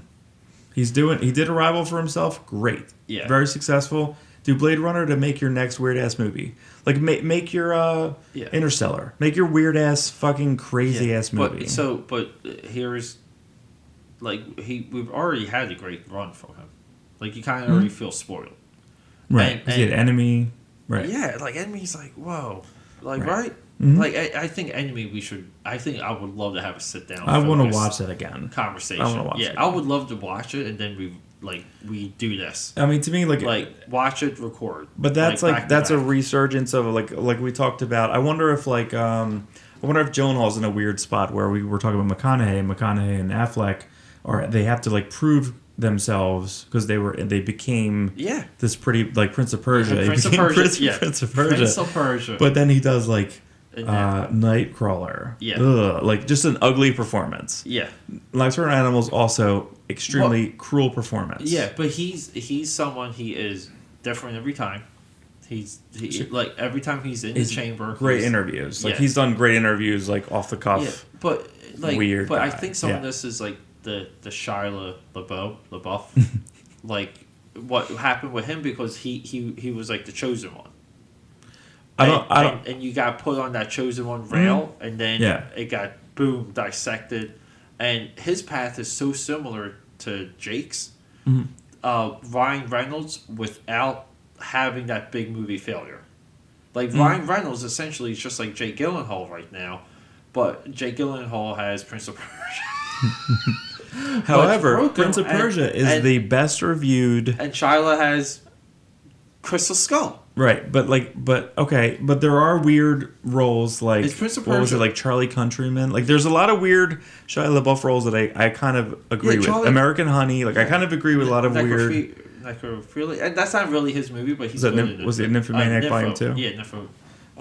Where they just pretty much like have sex the whole time. Like the whole thing. Like I don't know. To me, like Shia LaBeouf's never been out. He was with Even Stevens when he was like 9. He's never been able to be himself. So I kind of think that he's just completely wacky and lost. So, and I kind of like him yelling at people on Twitter. I kind of think that's kind of funny. Dude, he's just. He's just. I don't know. Like he's almost like performance art. No, I mean, Like that's how I look at it. I mean, to me, like I think once a month I send the you can do it. Like I think I send that do it speech to someone. Oh yeah. Like in a weird way. Like No, someone will say something, I'm like, you know what, you should just watch this. Like I try to be. I'm a very encouraging to a lot of my friends. Like I feel like that. Like they look to me to be this strange optimism. Well, because I think I've always been like in a strange way as things push me around. Yeah, I'm always like, hey, what's up? Everyone's gonna be great. Like so okay, so everyone's Batman. friends. Yeah. So me and you at 11 p.m. on Monday. I didn't have a voice, and I'm like, who should direct Batman? My first guy, me. And you had a guy right away. Yeah. You were like blank, and I'm like, what? And I looked it up. I'm like, that makes sense. I had to look him up, dude. You looked that up quick, dude, because you were like, whoosh. Well, yeah, I was very quick thumbs. I was like, Mark's on the fucking ball with this. Because while my voice couldn't talk, I wanted to do a show. On Monday, I'm like, I want to do a show. I'm so mad at myself. You know what I mean? But I could not even speak. And you had the VHS 2 guy, and then he had Hobo with a shotgun. Right. Hobo with Shotgun is fantastic. Shotgun, and he was a part. What's his name? Jason Eisner. And you wrote to him on Twitter. Yeah, I wrote to him on Twitter. So you're like, hey, Batman. He favored it, my tweet right away. But the thing is though, because what I see in Hobo with a Shotgun, it should be extrapolated. There's a style, there's a grittiness, there's a humor, like the villains in Hobo with a Shotgun. You're telling me you just can't rewrap those guys, and it's Dr. Zsasz. They're the weirder characters of the DCU, and it's a movie that's weird, violent but fun, and it's almost like it's the trauma method perfected. And he nailed it. And that's what I mean. If you can do that, if you can really take this genre that the weird geeks follow, the trauma people the people that only want a Poltergeist on their film shelf or whatever, okay? Those people, and you take their product and you rearrange it and you make it into a higher form. You're telling me you can't do that with Batman, which is fucking simple? I mean, they did it with Spider-Man. I mean, you even said Raimi to me at one point. And I said, he might be too rusty because I feel like he only produces now. Yeah. And me, I went right to Fede Alvarez, who did the Evil Dead remake. Yes, yeah. Which I love. Which I would be 100% on, too. And I loved it. To me, Don't Breathe was just so... I would say, you know what? And you told me to watch hashtag episode 10. Episode 10, you told me, hey, watch Green Room. And I watched Green Room. And it was hard to watch it because, to me, I'm watching Professor X and I'm watching Chekhov. Okay, so to me, and I know everyone. In the danger room sequence. I equate everyone, whoever they are, ever. Yeah. And you know who was in that was MMA guy. He was in Scott Pilgrim. No, the guy who was in Scott Pilgrim. Okay. Mark Webber. I know his real name, but I can't remember who he was in Scott Pilgrim. But he was in it for 5 minutes and he got killed. Yeah, fast, and I was like, "Fuck!" I was like, "Oh no, that guy's gonna help them get out of the situation." And then all of a sudden, he has an axe through his head, and I'm like, "Fuck!" He had a machete through his head. Yeah. So So just to go back, I just like how that movie Green goes, Room. Man. Yeah. Because it literally goes into I'm gonna get your cord in this room. The whole thing with Green Room is that basically it's a punk rock band who goes across the country, barely making it with literally dollars. Yes. Literally dollar to dollar, cents. Yeah. Nothing. They're stealing gas to get to the next gig. They go to a shitty gig, and that guy has a cousin who has a terrible skinhead bar, and they go to a skinhead bar. Yeah. They play a skinhead bar. They're not well received. They go to the Green Room, hence the name Green Room, hashtag Green Room, huzzah. You're supposed to say huzzah whenever they say Green Room. So anyway, they go into the Green Room and literally Chekhov goes, Anton Yelkin, who strangely died, unfortunately, very young, by getting his mail. He's getting his mail. Is that right? He got his mail, but didn't put his emergency brake on. What the fuck? And his Jeep killed him. Yeah. Rolled down, killed him. Yeah. It was totally freak accident, no foul play, fucking just horrible, bizarre. So he goes into a room where he's trying to get a cord for a cell phone. Yeah. And there's someone on the ground with a knife in their head. Yeah. And then that is it's a kickoff. Oh shit! It's essentially you're not allowed to leave. It's essentially a oh shit movie.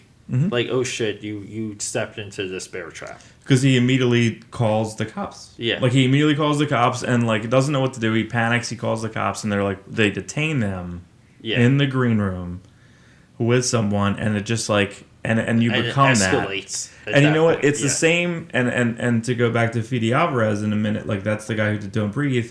It's a similar situation where Don't Breathe goes into, like, we're going to rob this blind guy, and it'll be easy. Yeah.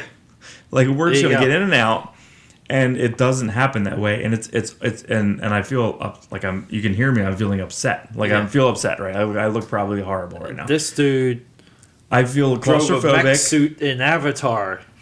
And Right. You're So in Don't Breathe, so a blind ex-Marine hunts these people blind through his house. And it's so fucking uncomfortable. And there's a scene where there's a guy. It reminds me of Jurassic Park 2, second mention of Jurassic Park 2, where I think when they're on the glass? Where Julianne Moore's on the glass, and she's like laying on the glass, and the glass starts to break. Yeah. They do a similar scene in Don't Breathe. Cool. Where it's like, fuck, like, where, like, this glass is about to break, and he would be able to hear it, of course. Yeah. And it's, like, so uncomfortable. And so close, and she gets in there's just so many things in Don't Breathe that just, like, make you super scared. Yeah. The whole movie. Yeah. I mean, okay, so we have someone that can control atmosphere and tension. Mm-hmm. So here, but this Two people. So we have, what's his name? Jeremy Saulnier. That's who directed. So Green Room, and then Fede Alvarez is my guy. So your guy is a claustrophobic, like, torture porn film. My guy is a similar torture porn film where there's just, like, people that can't get out of a house and get chopped up. Yeah, but here's the other thing. And that's how we want to direct Batman. Like, it's very strange, but yes, but I think so. Hobo with a Shotgun also has backstory, world building, mythology. Like I was asking Norm, like, that movie ends with the girl in that becoming part of the plague. But it's so funny, when I was talking to him, I kind of connected, like, in Peter World. There's a hallway scene where the two of them go down a hospital hallway, and they're killing the doctors and the nurses, and they're killing them in, like, these fun ways. And I'm like, holy crap, dude! Like, that scene, like, you have They lightened it up though and pushed it back up. Yeah, but it's kind of like, but that scene though is so similar to the Vader scene in Rogue One. Where it's just an unstoppable, it's a massacre, dark cloaked, armored individual going through a room of, like, people, and I'm like, I'm not saying, like, it's the first movie to ever do that, but I'm just like, holy crap! I kind of want to play those scenes side by side now. To see how they're short too. They're probably like 2 minutes. Like, it's probably 2 minutes. 2 minutes. I'm just and you know what it is. Sometimes like you know that like, you know, like, look, like. You can know what can work in your movie for your moment by understanding what worked in someone else's movie, and you know what to go for, and it's that simple. And that's why, like, all these movies are similar to a point, and then there's like an era shift or a generational shift, and then like again, like, your blockbusters are not Armageddon anymore. Your blockbusters become something else, and because everyone kind of, like, copies through a certain period, and they borrow and they pay homage and do all these, like, fun things, and that's why it's always hard it's like sports. It's always difficult to compare errors, but you compare within that error. So real quick, what else you got on your Big Daddy list? Well, I mean, I think we discussed directors. We were talking about Raimi because I said the Raimi, like, protege. Yeah, I thought Raimi, but to me, Raimi. Well, he did it with Darkman. Like, I mean, I almost want to say he made a Batman film. I watched that not too long ago either. Like, also, there's a lot of green screen in that. Yeah, there's a lot of weird.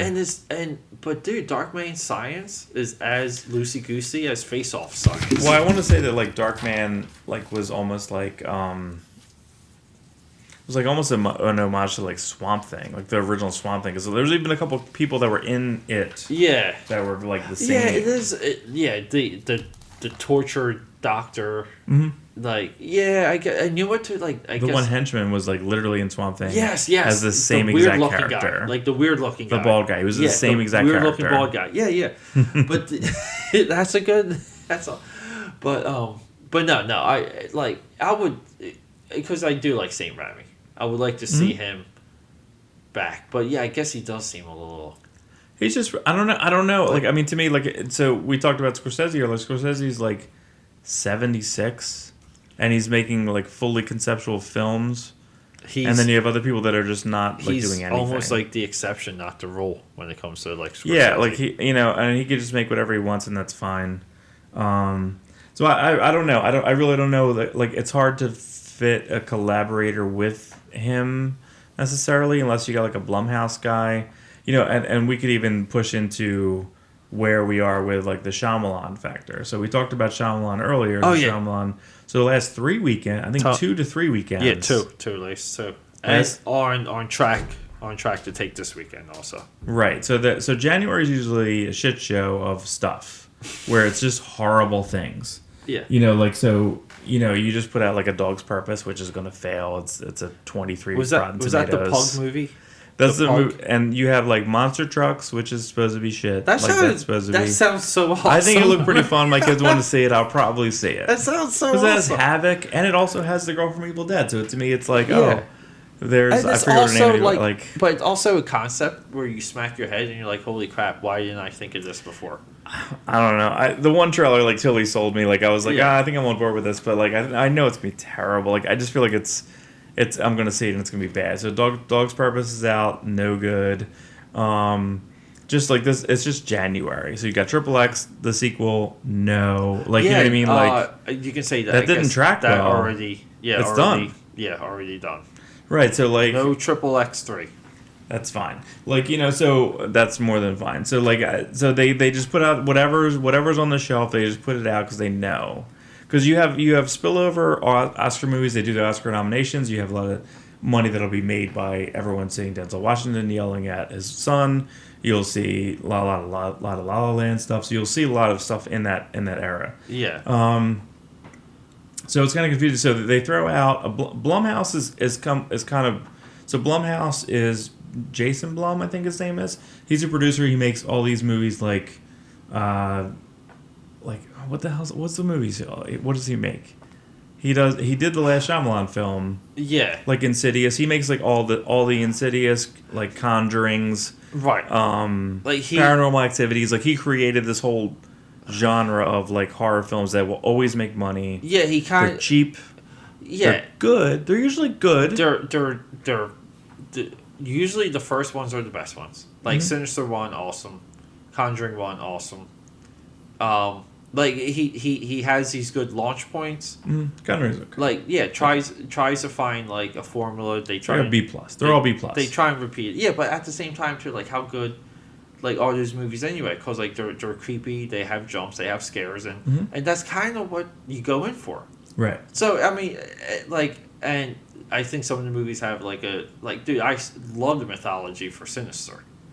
Right. I agree with that. You kind of want them to. I would go. 3 was fine. I would do it 3. Please do it 3. Yeah. It's fine. I'd be fine with that. Yeah, but I think there's like been I guess people say like there's been like a ghost revival, but it's really a revival of ritualistic Satanism and demons. Mm-hmm. Like that's kind of like what all of this is. We're Italian Catholics from Jersey, so like we fight. Yeah. So regardless, Exorcist is the scariest fucking film on the planet. It still is, dude. That movie flips me the fuck out. But some people like are completely numb to it. Some people because they don't have the culture of it. Well, yeah. I mean, so it doesn't matter. Yeah. Like to me, like I can't deal with it. Like I can't deal with it. It's a tough movie. So I have trouble with that. So 2 weeks in a row, Split #1. Shyamalan made a movie last year, which is called The Visit, which I liked a lot. The old people movie. I like that movie. Yeah. I think it's pretty great. That was like found footage. It's a found footage, but it makes sense. And basically the grandkid, so the mother sends the kids on a train to meet the grandparents. And again, wherever you are right now, and we've already said spoilers 100 times, whatever I'm saying right now from like probably in the next 10 minutes, just like, if you are listening at all, just like don't, or listen if you're into it. Totally cool. Either or. So basically, the grandparents that she sent them to were not the grandparents. Yes. And that's the twist, and it's fucking nuts. Like, Yeah. and it wasn't like a horrible like switch twist where I feel like if it pivots too far, No, it's was bad. Yeah, it was. That's the Shyamalan thing. If the pivot's good, Yeah. fine. Sixth Sense, fine. Unbreakable, fine. Signs is everyone debates Signs, but I think it's fine. I think the pivot in Signs is fine. Yeah, look, whatever. Yeah, like you just have to. Here's the thing: you have to accept Signs because the journey there is so good.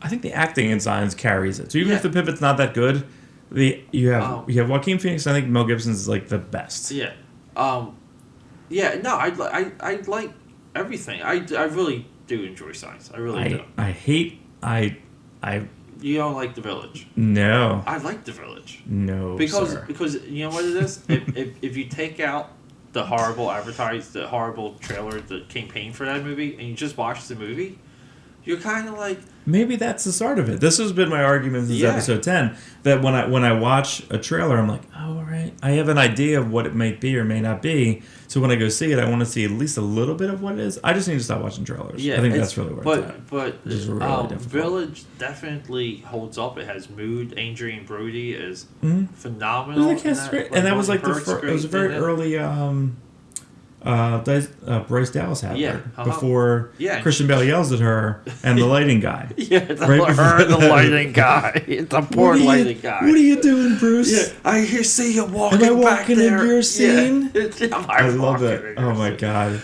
If everyone should just, not that I want anyone to not listen to this, but just go to like YouTube and just pull up Christian Bale and like Terminator Salvation you know lighting. But dude, you know what's so funny though? In that, it really goes to show you that this guy's trying to like do good, and then like you watch that. Why movie, doesn't he? Why like, doesn't he break?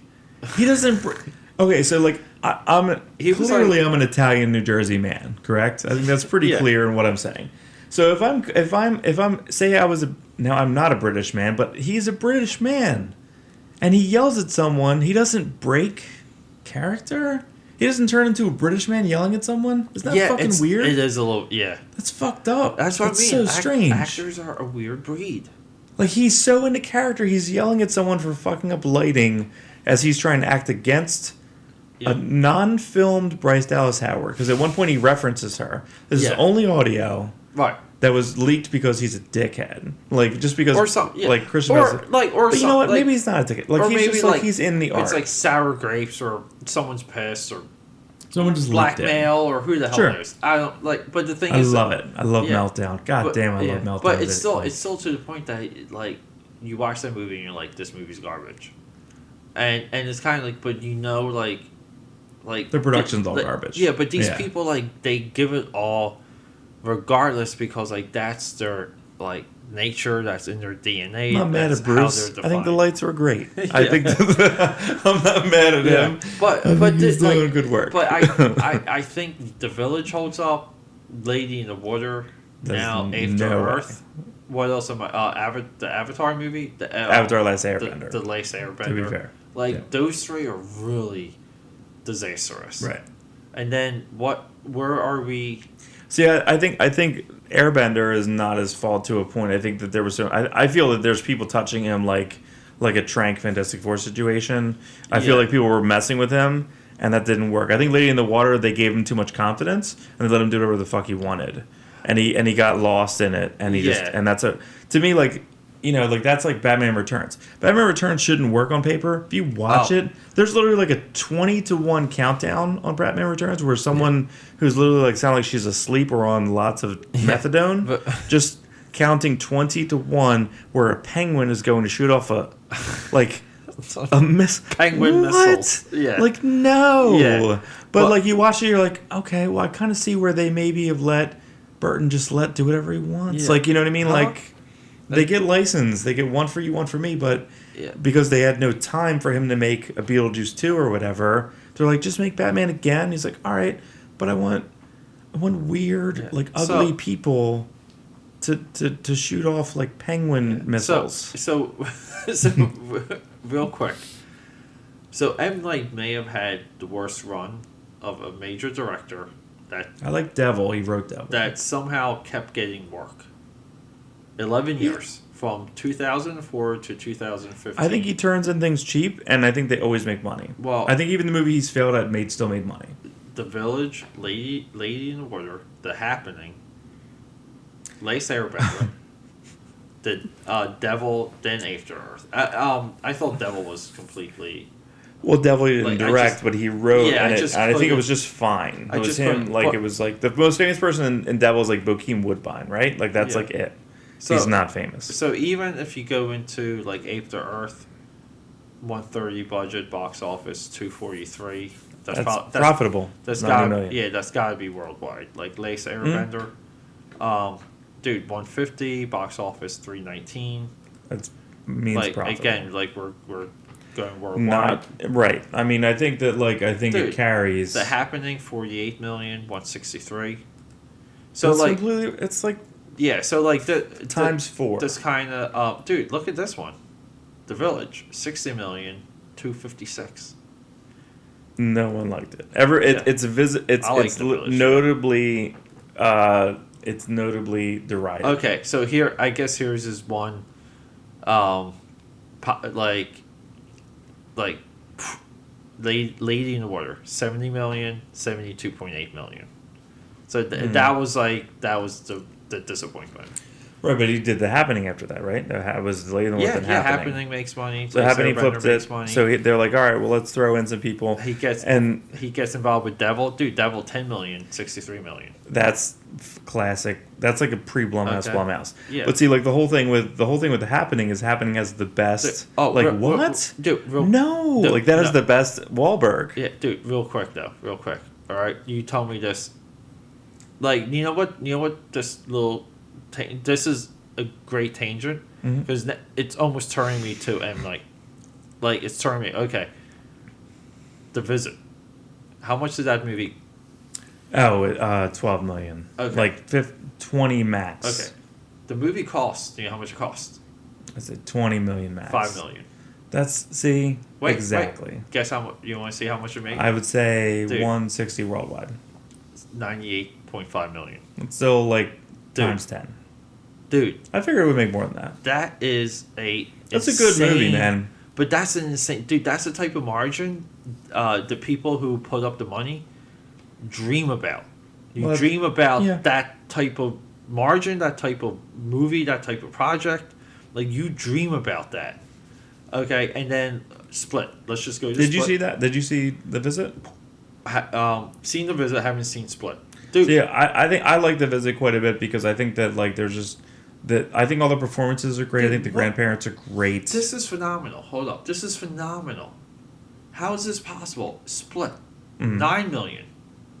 What did they pay McAvoy? It's at one. He must have worked for scale. 6.3 million. If he got $106 million, it cost $9 million to make.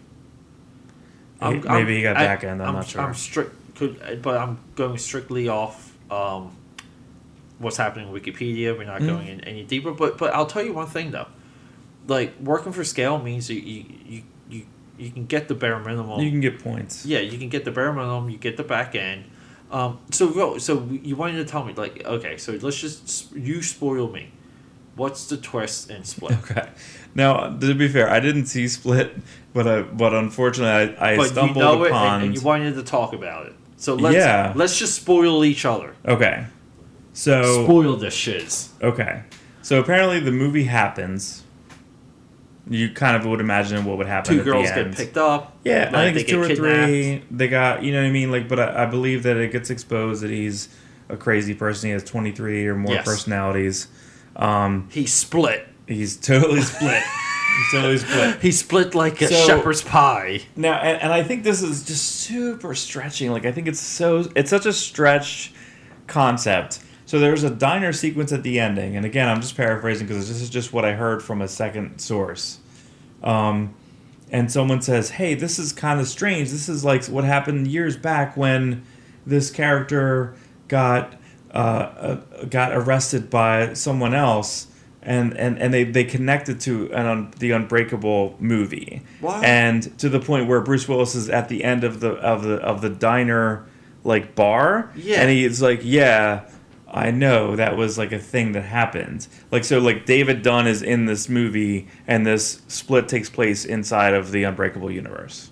Oh. Now the strange thing is, I know from a video I saw a year or two ago where they talked about Unbreakable. They did like a, as YouTube does, like they just do we're gonna watch Unbreakable and we're gonna break it down. Yeah, and that's like all the stuff. Analysis. Yeah, it's gonna be like a screen rant or whatever, and it's gonna be interesting for 7 minutes, and I'll watch it for 7 minutes, and that's fine. So my attention span will hold. So I'll watch the 7 minutes, and I'll I know. But apparently, like Unbreakable was supposed to be a trilogy, but back then, like it didn't make any sense. I remember someone saw Unbreakable. And someone told a woman I was seeing at the time, she's like, "Did Mark see Unbreakable yet? He would love it." Yeah. And I was like, "Why would I love it?" Because they knew I was a comic geek. Yeah. They were like, "Well, you would love it because you're a comic geek." Now, comic geeks don't love Unbreakable because it's like what would you just? I would say it dumbs down the It's the super culture. platitude archetype, correct? Yeah, it's just. But then again, too, like that's what they are. Mm-hmm. Like they are their own criticism, or their own perception, or their own take of their culture. Mm-hmm. But at the same time, it's still the I don't know. I mean, I just the imagery is good. I think it's good. Like but I don't go back to, and I own it. Like I don't own a lot of stuff. Like I remember buying that on remember it was like Vista New Line Vista series. You don't have any DVD. You don't have any criticisms from me of not. Who the fuck cares? Well, it's just. It's okay, all we've been talking about essentially the thing that I think that offends, and you could say yes or no to this. Like I think the thing that offends me and you is we came from a similar background. We don't love like arcing opinions. We don't love like the platitudes of something like something be like, oh, that's a blah, like you know what I mean, like and I wanted to talk. I don't think we're gonna get to it, but I wanted to talk about Riverdale because people were like. That goes against like my Betty and Veronica. So Riverdale's a show on CW where they reimagine Twin Peaks-esque. Like when you told me about this blew my mind. You didn't even know about this. I had no idea, dude. When you told me about it a couple of days ago, it literally blew my mind. I kind of love it. I love it. So Greg Berlanti produced something that Roberto Aguirre Sacasa, who is, I believe, the publisher, his CEO or publisher. He's very influential in Archie's. Archie a couple of years ago decided to make modern Archie comics, which at the time I didn't want. I was like, no. They experimented against their own type. They did a year before they did the new Archie book. Yeah. They did a book called Life with Archie, which I thought was fascinating. It was literally a flip book. It was a magazine-sized flip book where one side was Archie, 30 years old or older, married to Betty. You flip it over, it was Archie married to Veronica. Oh, and all the things that happened now. How awesome is that? Yeah. So in that story, and I don't remember who wrote it, but like in that story, in the Veronica side, Jughead was like a junkie and his sister was like in rehab. Like it was fucked up. Like it was messed up. And then in Betty, like he was a politician, but things weren't working out for him. Wow. He was a failed politician. Dude. So like it was just Archie messed up. And like I always go back. I'm reading a lot. I kind of want to read this. It's great. It's actually kind of fascinating, and it was drawn by Norm Brayfogle, who drew Batman in the '90s. Like, hey! Shadow of the Bat. Come on, don't sell them short. For Prime, you love Prime. Ultraverse Prime, man. I knew, dude. You love Prime. I knew you would have fell into that. Dude, like his brushwork alone in Prime, right? And, I don't care what anyone says. Best Shazam story ever. It's better than Shazam. I never read the Prime is have you ever, Shazam. Look, this is the problem with DC. Mm-hmm. Have you ever read the Shazam story you wanted to hand off to someone? I like the graphic novel that Ordway did called just the one graphic novel, and then when it went to ongoing series, it lost stuff. Yeah. But the one graphic novel that Jerry Ordway did, still amazing covers. Power of Shazam series. Yeah, because it's all Ordway. Yeah. And then I would say, oh god, I just lost it. Like Jeff Smith who did Bone, did a 4-issue maxi series, like did a 4-issue miniseries, prestige format, Power Shazam or something Shazam, and it was good. It was very throwbacky and it was cool. But you know what? Wasn't that retro? Wasn't that the dueling, like kind of like obscure cartoonist Marvel DC duel where one had Jeff Smith and one had Kyle Baker?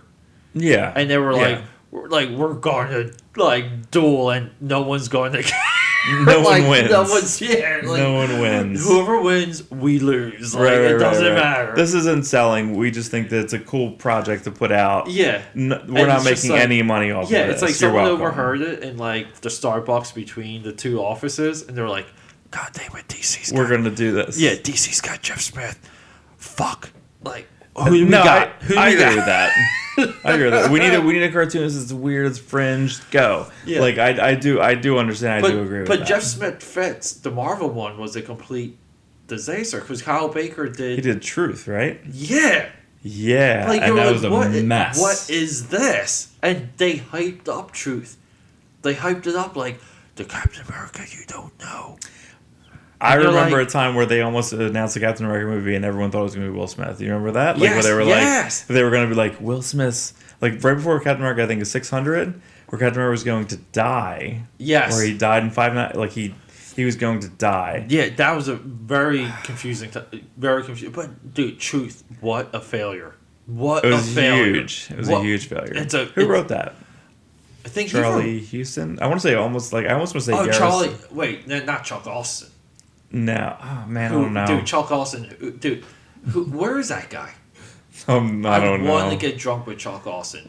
He literally the best. He was just in the mire of it. The he best was just thrown and the worst run in the early 2000s. War Machine, dude, the War Machine Weekly. Yeah, like, dude, they gave him X-Men. They gave him. I love the first couple issues of War Machine though. I kind of loved it. Dude, I think that stands up. I think that like, it's pretty fun. I don't think it's horrible. Like, and for what it was, and the format. Yeah, I'm trying to get. Well, Chuck Austin X-Men. He had Kei Asamiya, who was a Japanese artist, who's beautiful. He's supposed to have been the next Marvel era beautiful art. Like the X-Men always. It never happened. They never got to it. Yeah. And then John Phillips did it, and I was like, and then he did a bunch of weird stuff with that, and they basically did like Azazel as Nightcrawler's dad, and it was all Sean Phillips, and I was like, John Phillips. Like, I have the. Do you have the art of Sean Phillips book? You have tons of art books. No, I do not have the art. Yeah. I love that. How much is that? You could probably get it for $17. It was $35 when it came out. I bought it as soon as it came out. It was by Dynamite. But like, good book. It was basically it's exactly like the art of a lot of other artists. Like it's formatted exactly. Like that. But Sean Phillips is just my like. He has a book called Kill or Be Killed, which was in my like Kill or Be Killed is gorgeous, and that's because Betty Brightweiser does the coloring on it. And she does a lot of oranges, and I love orange. Yeah, and, you are I'm all orange. Yeah, I love orange. Awesome colors, but no, but so Split. Okay, so let's close topic. Split. Do I give a shit that David Dunn is at the end of this? That movie is how many years old? What's Unbreakable? It's 16 years old? I think I still have it up. Dude. What the... Like, why would I want this now? And who was in the theater going like, oh, wait a second, that's... 2000. So that's 17 years ago. But do you think that's something people... No. care about? No one's sitting in the theater like, oh my god, there's blank. Like, no one's doing that. Yeah. But dude, right now, like on Wikipedia, they have like 2 columns: budget versus box office. Dude, real quick, man. Unbreakable, $75 million, $248. What cost $75 million? They shot it in Ontario Street Comics in Philly. They shot it. They shot it 11 miles from here. Okay, 6 Cents, $40 million, $673. So they may got paydays to re-collaborate. You know what's weird? Like, which is not uncommon. I know we're so spoiler out. Like, I know all we do is say spoilers on the show, but like, no one spoiled Unbreakable. No one spoiled 6 Cents. Correct? Like, no one was in a circle. We weren't outside of a theater going like, okay, you know what happened? Yeah, but no one did that. But here's the thing too: different age, different media. Internet didn't exist. We do have almost 20 years now of people getting used to this type of conversation around film, and I think it's screwing up like how people view things. Like you know what it does? It creates the vocal minority. And the vocal minority now want to have the loudest voice and tell you on the high horse of what to watch and what not to watch. And I think that's what you and I rebel against. Like that, it really is. The day is going to come where this stuff is gone. Well, I think we respect we love storytelling, and I think we respect we respect the reveal. You know what I mean? I think we respect that concept. So I'm never gonna be like, at the end of Rogue One, this happens. I'm never gonna. Yeah. I'm never doing that. Sometimes people they'll ask me. They'll be like, okay, just tell me, or well. You just did it to me. You're like, please tell me the end happens. Yeah, I don't even know. I'm literally finding out from another YouTube clip. And sometimes people are like, look, explain this to me. I don't understand. I'm like, well, if I explain it to you, it might do. And they're like, well, I'm trying to decide if I want to see it anyway. Then it's like, well, it doesn't fucking matter. The person may not see it. They're not that interested. But that's kind of where things are. You have to go in to anything. And I know I'm hard-nosed and thick-headed about, TV and things like that. But, TV, I think, is sometimes, mind-numbing. It sucks your brain. There's a few shows that really do carry on episode per episode. And other than that, I was talking about this with Norm, the networks don't care about finishing a show. They want to stay in business, so they just keep making episodes. If a season starts to dip, they just throwing anything at it, anything. We gotta make this show work again, and then sometimes it comes back, sometimes it doesn't. Okay. Yeah. But when it comes to anything else, it's just hey, get into it, have a good time. Movies are great experiences to share with friends and families, and if you're dating and girls and single, and I watched Bill and Ted's Excellent Adventure with a girl the other night. First time she ever saw it, dude, had a fucking ball. She's like, where has this movie been my entire life? It's been out there. And I'm like, dude, I hear you, but it was just watching her process Napoleon being with Abraham Lincoln and a shopping mall and Ziggy Piggy and all these other things. It was and fun, and that's what it's all about. And, there's still a lot of videos on YouTube where, they're I'm showing my wife Star Wars. I'm showing Empire Strikes Back, and look at there's the Vader reveal. Yeah. There's still stuff where people have not seen that. Right. And people that's have no idea. Yeah. And that's content. That's actual literal content that shows up as suggested. You should watch this video of this lady freaking out, or this baby who freaks out about Luke being that's his dad. You know what I mean? I think the side of that's harmful are these live trailer reactions for teasers, pictures. Now they do them for pictures and trailers. Mm-hmm. It's ridiculous. I don't know what that even does. I don't even know how these things get views. Well, why is my opinion affected by how Grace Randolph cares about this the Beauty and the Beast trailer? Isn't she cute though? Yes, that's why I watch it. But why is she cute? I don't she has really good teeth. I think it's all down to yep. I just think it's she kind of comes off as geeky and meandering, and I'm just kind of I always agree with her. I like that. Ugh. Yeah. But it's the same. It's the same thing with Jessica Chobot. I'd agree with her, but I understand it. But I find it fascinating that we even know. Why do we know this? Why do we we literally? These are not celebrities. Correct. These are literal. So let's close. Okay, close Split. Do you give a shit that David Dunn was at the end of that movie? No, Do I want a movie with James McAvoy and David Dunn? I'll tell you what. Yeah, I'll tell you one thing. Maybe it's a longer play. In hey, can I get this back? It's like 10 seconds. Yeah, but it's literally I think you're right. I think I'm going to throw it out. Does anyone react? Does people react? Do they like it? Can we get some funding? If they like it, yeah. And one for you, one for me. This one clearly is for the studio because what was it cost? $9 million. It cost $9 million. It's $90 million in profit. Yeah. Right now. It's insane. Well, even $80 million. So say it took because they always say whatever the budget is, you times it by 2, right? Exactly. For marketing. Well, yeah, they times it by 2, but then again, I think the equation is there's a different equation applied to the profit. Mm-hmm. I don't think it's times it by 2. I think it's add 1/2. Okay.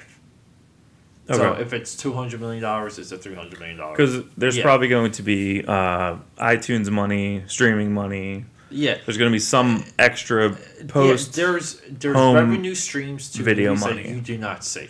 Mm-hmm. You have no idea, and you only know kind of what they say. And sometimes they only reveal this stuff in business-to-business conventions, like a licensing convention and the theater, like the big theater show that's in Las Vegas. Like they'll talk about some of the internal, like how, like you'll learn a little bit more of like the money that moves around the Marvel movies because they want these guys to have every screen. Doctor Strange when it comes out, like you're not even doing like any other movie in your theater, like you're doing all Doctor Strange. But no. But real quick though, I don't really care. If it doesn't take away from the movie, what does it matter, right? Like it doesn't. Yeah, I mean, when I want to watch Split, I want to watch James McAvoy be 23 people. Yeah, that's fascinating to me, and from what I understand, he's very good in it. Yeah, he's very convincing as a female at a point. He changes his body structure a few times. That's got to be the word of mouth. Like that's got to be like the selling point for the word. So real quick, I want to go through this. Since we're signed off, we're in the 4-hour window again, which I can't believe. I can't believe. All right, well, we're reaching 4 hours. Yeah. All right.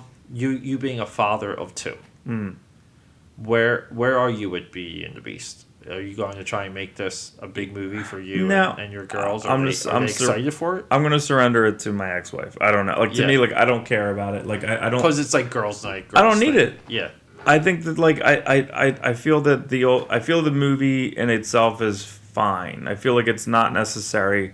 It's like, hey, you know what I want to do? So say like let's flip it. You know what's great? Gone with the Wind. You know what I want to do? I want to turn it into a cartoon. Right. No, I don't. No one wants to see that. Like dude, that's such a funny. That's pretty good, right? That's a pretty good. Like I just go with that. But like, think about that. You just came up with that. Yeah, I love it. But that's good, dude. Think about that. And I know your sister is the biggest. Like she's a huge. She loves Gone with the Wind, right? Yeah, but she would be like, "Fuck that." Exactly. That's how I feel. Like I don't care. Like like go. You can go see that. That's fine. Like I wasn't mad when my dad was like, "Hey, can I take the kids and Secret Life of Pets?" I'm like, "Yeah, I already saw Toy Story. You can go see that with pets. Yeah. Go ahead. So okay, I'll pick them up at 3. So real quick now. Okay, I want to brainstorm real quick before we sign off. I thought we were signing. Okay, what live action movie that's not horror or science fiction or maybe even fantasy? Mm-hmm. Like maybe let's just maybe do drama, comedy, action. What live action movie would be animated that you could kind of sell? What would work? What's animated that I want live action? No. Do you mean that or you flip it backwards? No, live action? Yeah, live action to animation. Like what? Like what? Because like it's such an interesting concept. You can right? You can go from animation to live action, no problem. Like it's like a one-way street. I've been interested in I think it's because of iteration. I feel that the Spider-Man movie, even though it's not out yet, I feel like I'm not going to be happy with it. I feel like Homecoming I'm not going to be happy with. Yeah, I really. I have a strange feeling that they'll never get it right. I kind of don't care. And I do. Like I kind of just I'm like, oh, Spider-Man. Like I kind of don't care. I feel like I've been exposed to him enough. Like I kind of feel that if they did a and they are doing a Spider-Man animated film. So I don't know, and supposedly it might be Miles Morales' film. I don't know. I don't know. I don't understand the obsession with that character at all. I think it's because it's a little bit different. I think that's all. Yeah, I really think it's because it's just a different iteration. Yeah. It's the same reason why we like I think the reason why we like the new Superman comic book, and which I'm trying to think what site put it. You were saying it's the number one. It's the number one comic book. Yeah, it's the number one most how many issues is it? It's 17 or 18. I read 18 issues, and it's number one. It's the number one critically reviewed. Oh, okay. I would almost put it as Batman until this week. Yeah. I hate Batman, but like, and then 2 weeks from now, I'll be like, oh my god, I love Batman. Yeah, I was gonna say like next time you sit down, you're like. Right. Yeah. Triumphant. Episode 24, I'll be like, God, no, you can't believe Tom King's a genius. But that's the thing. But I almost think that like if I have a reaction to something, they must be doing something right, because I can't wait to read the next Batman. Yeah. But in a way, like the couple Superman's issues that have been going on, this Superman in Rebirth is a Superman that was on a different Earth. I don't know what Earth, but him and Lois were fine. Yeah. And then they have like an 8-year-old kid, and maybe because I have 11-year-old daughters, that sounds like Superman All-Star. It's a little bit like so they basically have this thing going on. And it just seems to work. I don't know, but if you, I think it was either Bleeding Cool. So a couple websites voted it as the best Rebirth book. So here's the thing with you being accepting of. I just want to answer this, and then we're done. I promise. Okay. I'll break the shackles. You're just gonna turn it off. If you are accepting of a Superman Lois child, are you accepting of Superman Returns? No, we this is probably going to be a separate episode. This is a war that's brewing. This is going to be. I know you love it. I'll tell you one thing. The reason why I got turned on to Superman Returns, because you love Brandon Routh. Well, no, because I let some of the internet stuff get to me on my opinion of that movie. Like a lot of the Kevin Smith criticism, so on and so forth. These. Like, I think kind of like sloppy, funny. They're funny. They're insightful. Maybe sloppy takes that everyone just took and ran with, and now just they say like it's just fact. And I was watching that movie, and the one thing I realized in that movie is like he doesn't punch people because he doesn't know one. Yeah, which he doesn't have to because they do such a good job in showing his power in that movie. They display his power better in that movie than any of the other ones.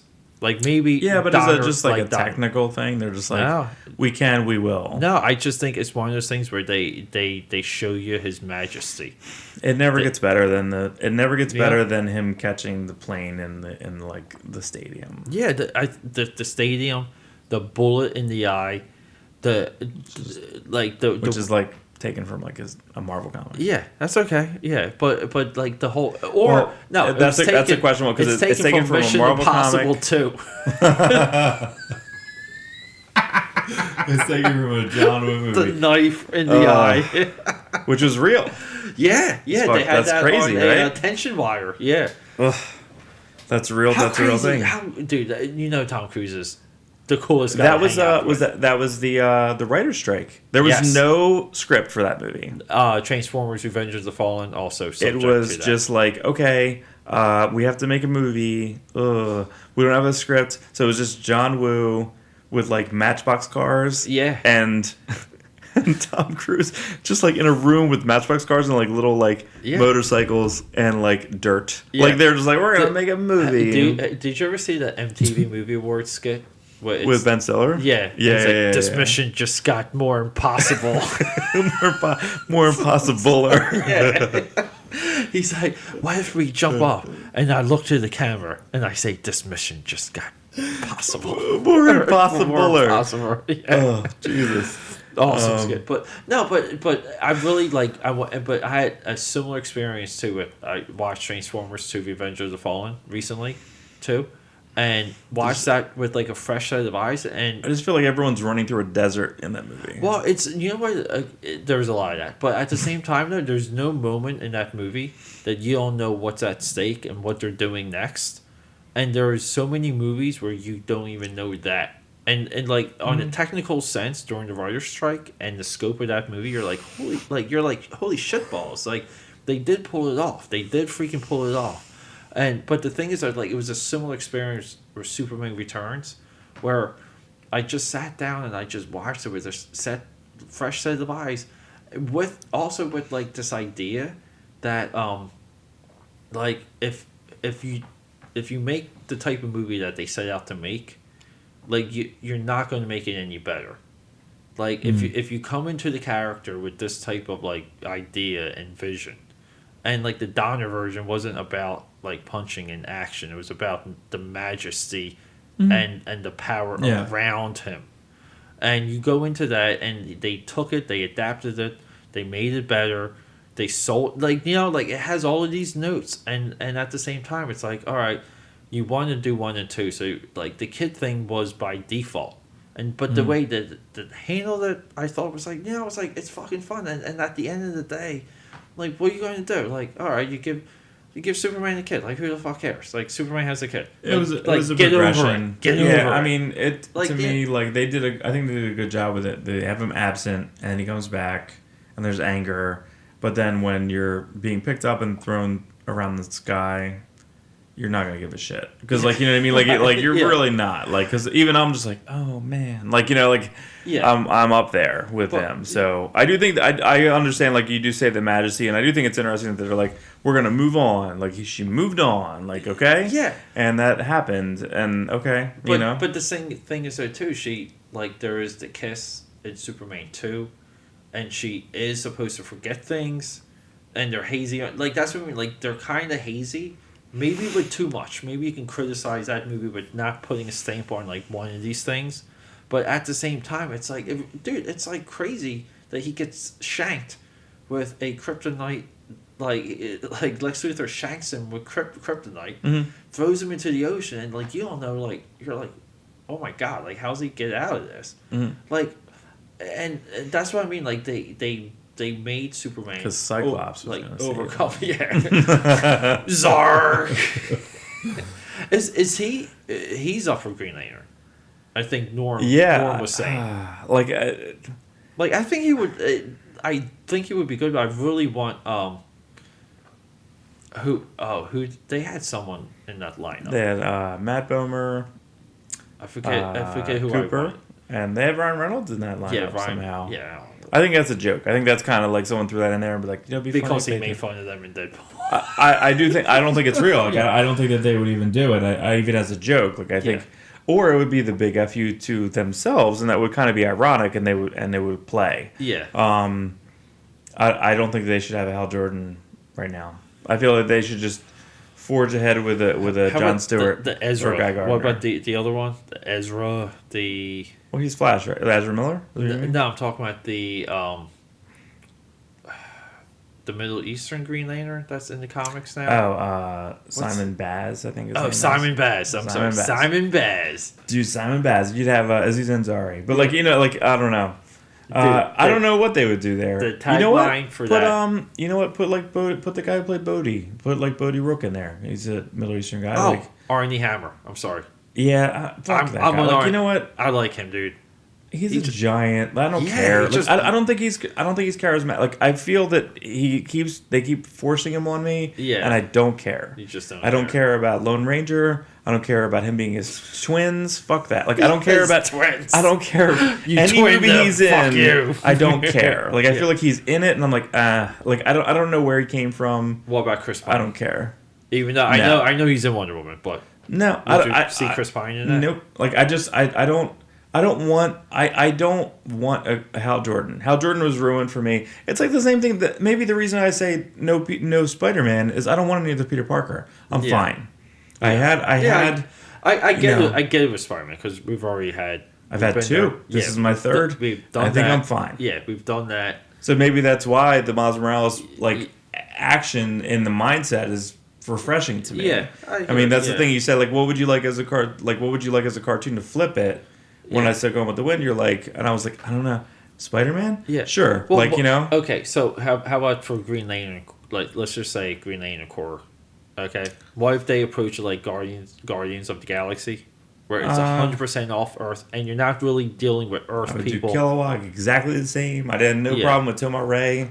I thought there was a lot in that movie that was correct. I think the core that was there. I think the core was fine. They didn't do the proper training for him. They just threw him back to Earth. The training was our worst. They're like, we're gonna throw you around a little bit. Go back to Earth, and like, what? Like, no, like, you know, there's years. That was really and even in Doctor Strange, they should have said he was in. Yes. You know, like for like the Dragon Ball 3-4 years. Yeah. He's over there. Dragon Ball Z did that. And even when he fought when he fought Dormammu, he should have been like, I fought him for like 10 years. Yeah. Like I said to him every 2 minutes, I've come to bargain. Like every 2 minutes for 10 full years. Like, yeah, that's nuts. Like, I would do something like that because that's the weirdest. It would also elevate the power of the character. And then you could throw some without really showing it. And then you could put some white temples on him because Yeah. he's like, "Where have you been?" I guess like you know what? I've been doing that for 10 years. I think they already have know that it. planned out. I think that's going to. You know, dude, they're so smooth with the way how they upgrade between the movies and what happened. Dude, like there has to be something, or it's just something we should sit down and write together. I would love to write down what happens between the Marvel movies that you don't see, because there's so much there. It's like you don't see the like the Tony Stark Avengers team.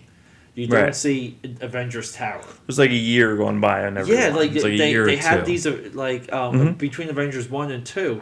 Avengers 2 is the end. They're pretty smooth of their missions, though. Right. So, like, Avengers 1 was their first mission. Avengers 2 is their final mission. And then there's missions, like, there's the montage in, like, Captain America 2, where it's like he's fighting the war. It's like, time carries throughout all of that. Oh, forget it. Between Cap 1 and Cap 2 is completely insane. But the only one that I argue doesn't do that is Iron Man 1 and 2. And if you treat them as a block, I do, like, Iron Man 2 elevates in my eyes because it kind of explains why Whiplash would just recreate another Iron Man armor, because, like, that was, like, the hot thing that, like, it just explains, like, because these guys are technology guys. Like, you see something, you copy it. They're still trying to copy it even from the first one. Like, you know, like, they're still figuring it out, whatever. But, all right, so let's sign off here. Let's sign off. I just looked at your Dune poster. Oh, yeah, no, I had a original Dune one sheet. I did not. How'd you? I just looked at it. There the whole time. I don't know. I've been here 100 times. 1984 original one sheet. Yeah, I love that movie. Who directed that movie? Do you know? Yeah, David Lynch. No, he didn't direct that. Like, who? That's what I mean. Like, that's. He was supposed to direct it, but who directed that movie? What's his the other guy, Alan Smithy. I don't know. Alan, that was David Lynch. No, he did not direct that. Yes, he did. Nope. Who directed Dune? I don't know. David Lynch directed Dune. No, he was. He turned down Return of the Jedi and directed Dune.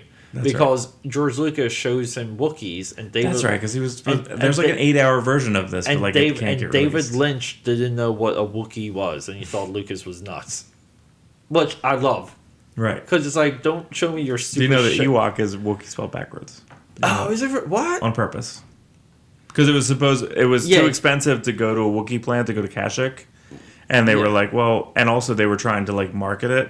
Well, and I also thought that by that time Chewbacca was too intelligent to have a primitive race, because they wanted primitives versus technology. Right. That was the point of the Ewoks. Chewbacca was too smart.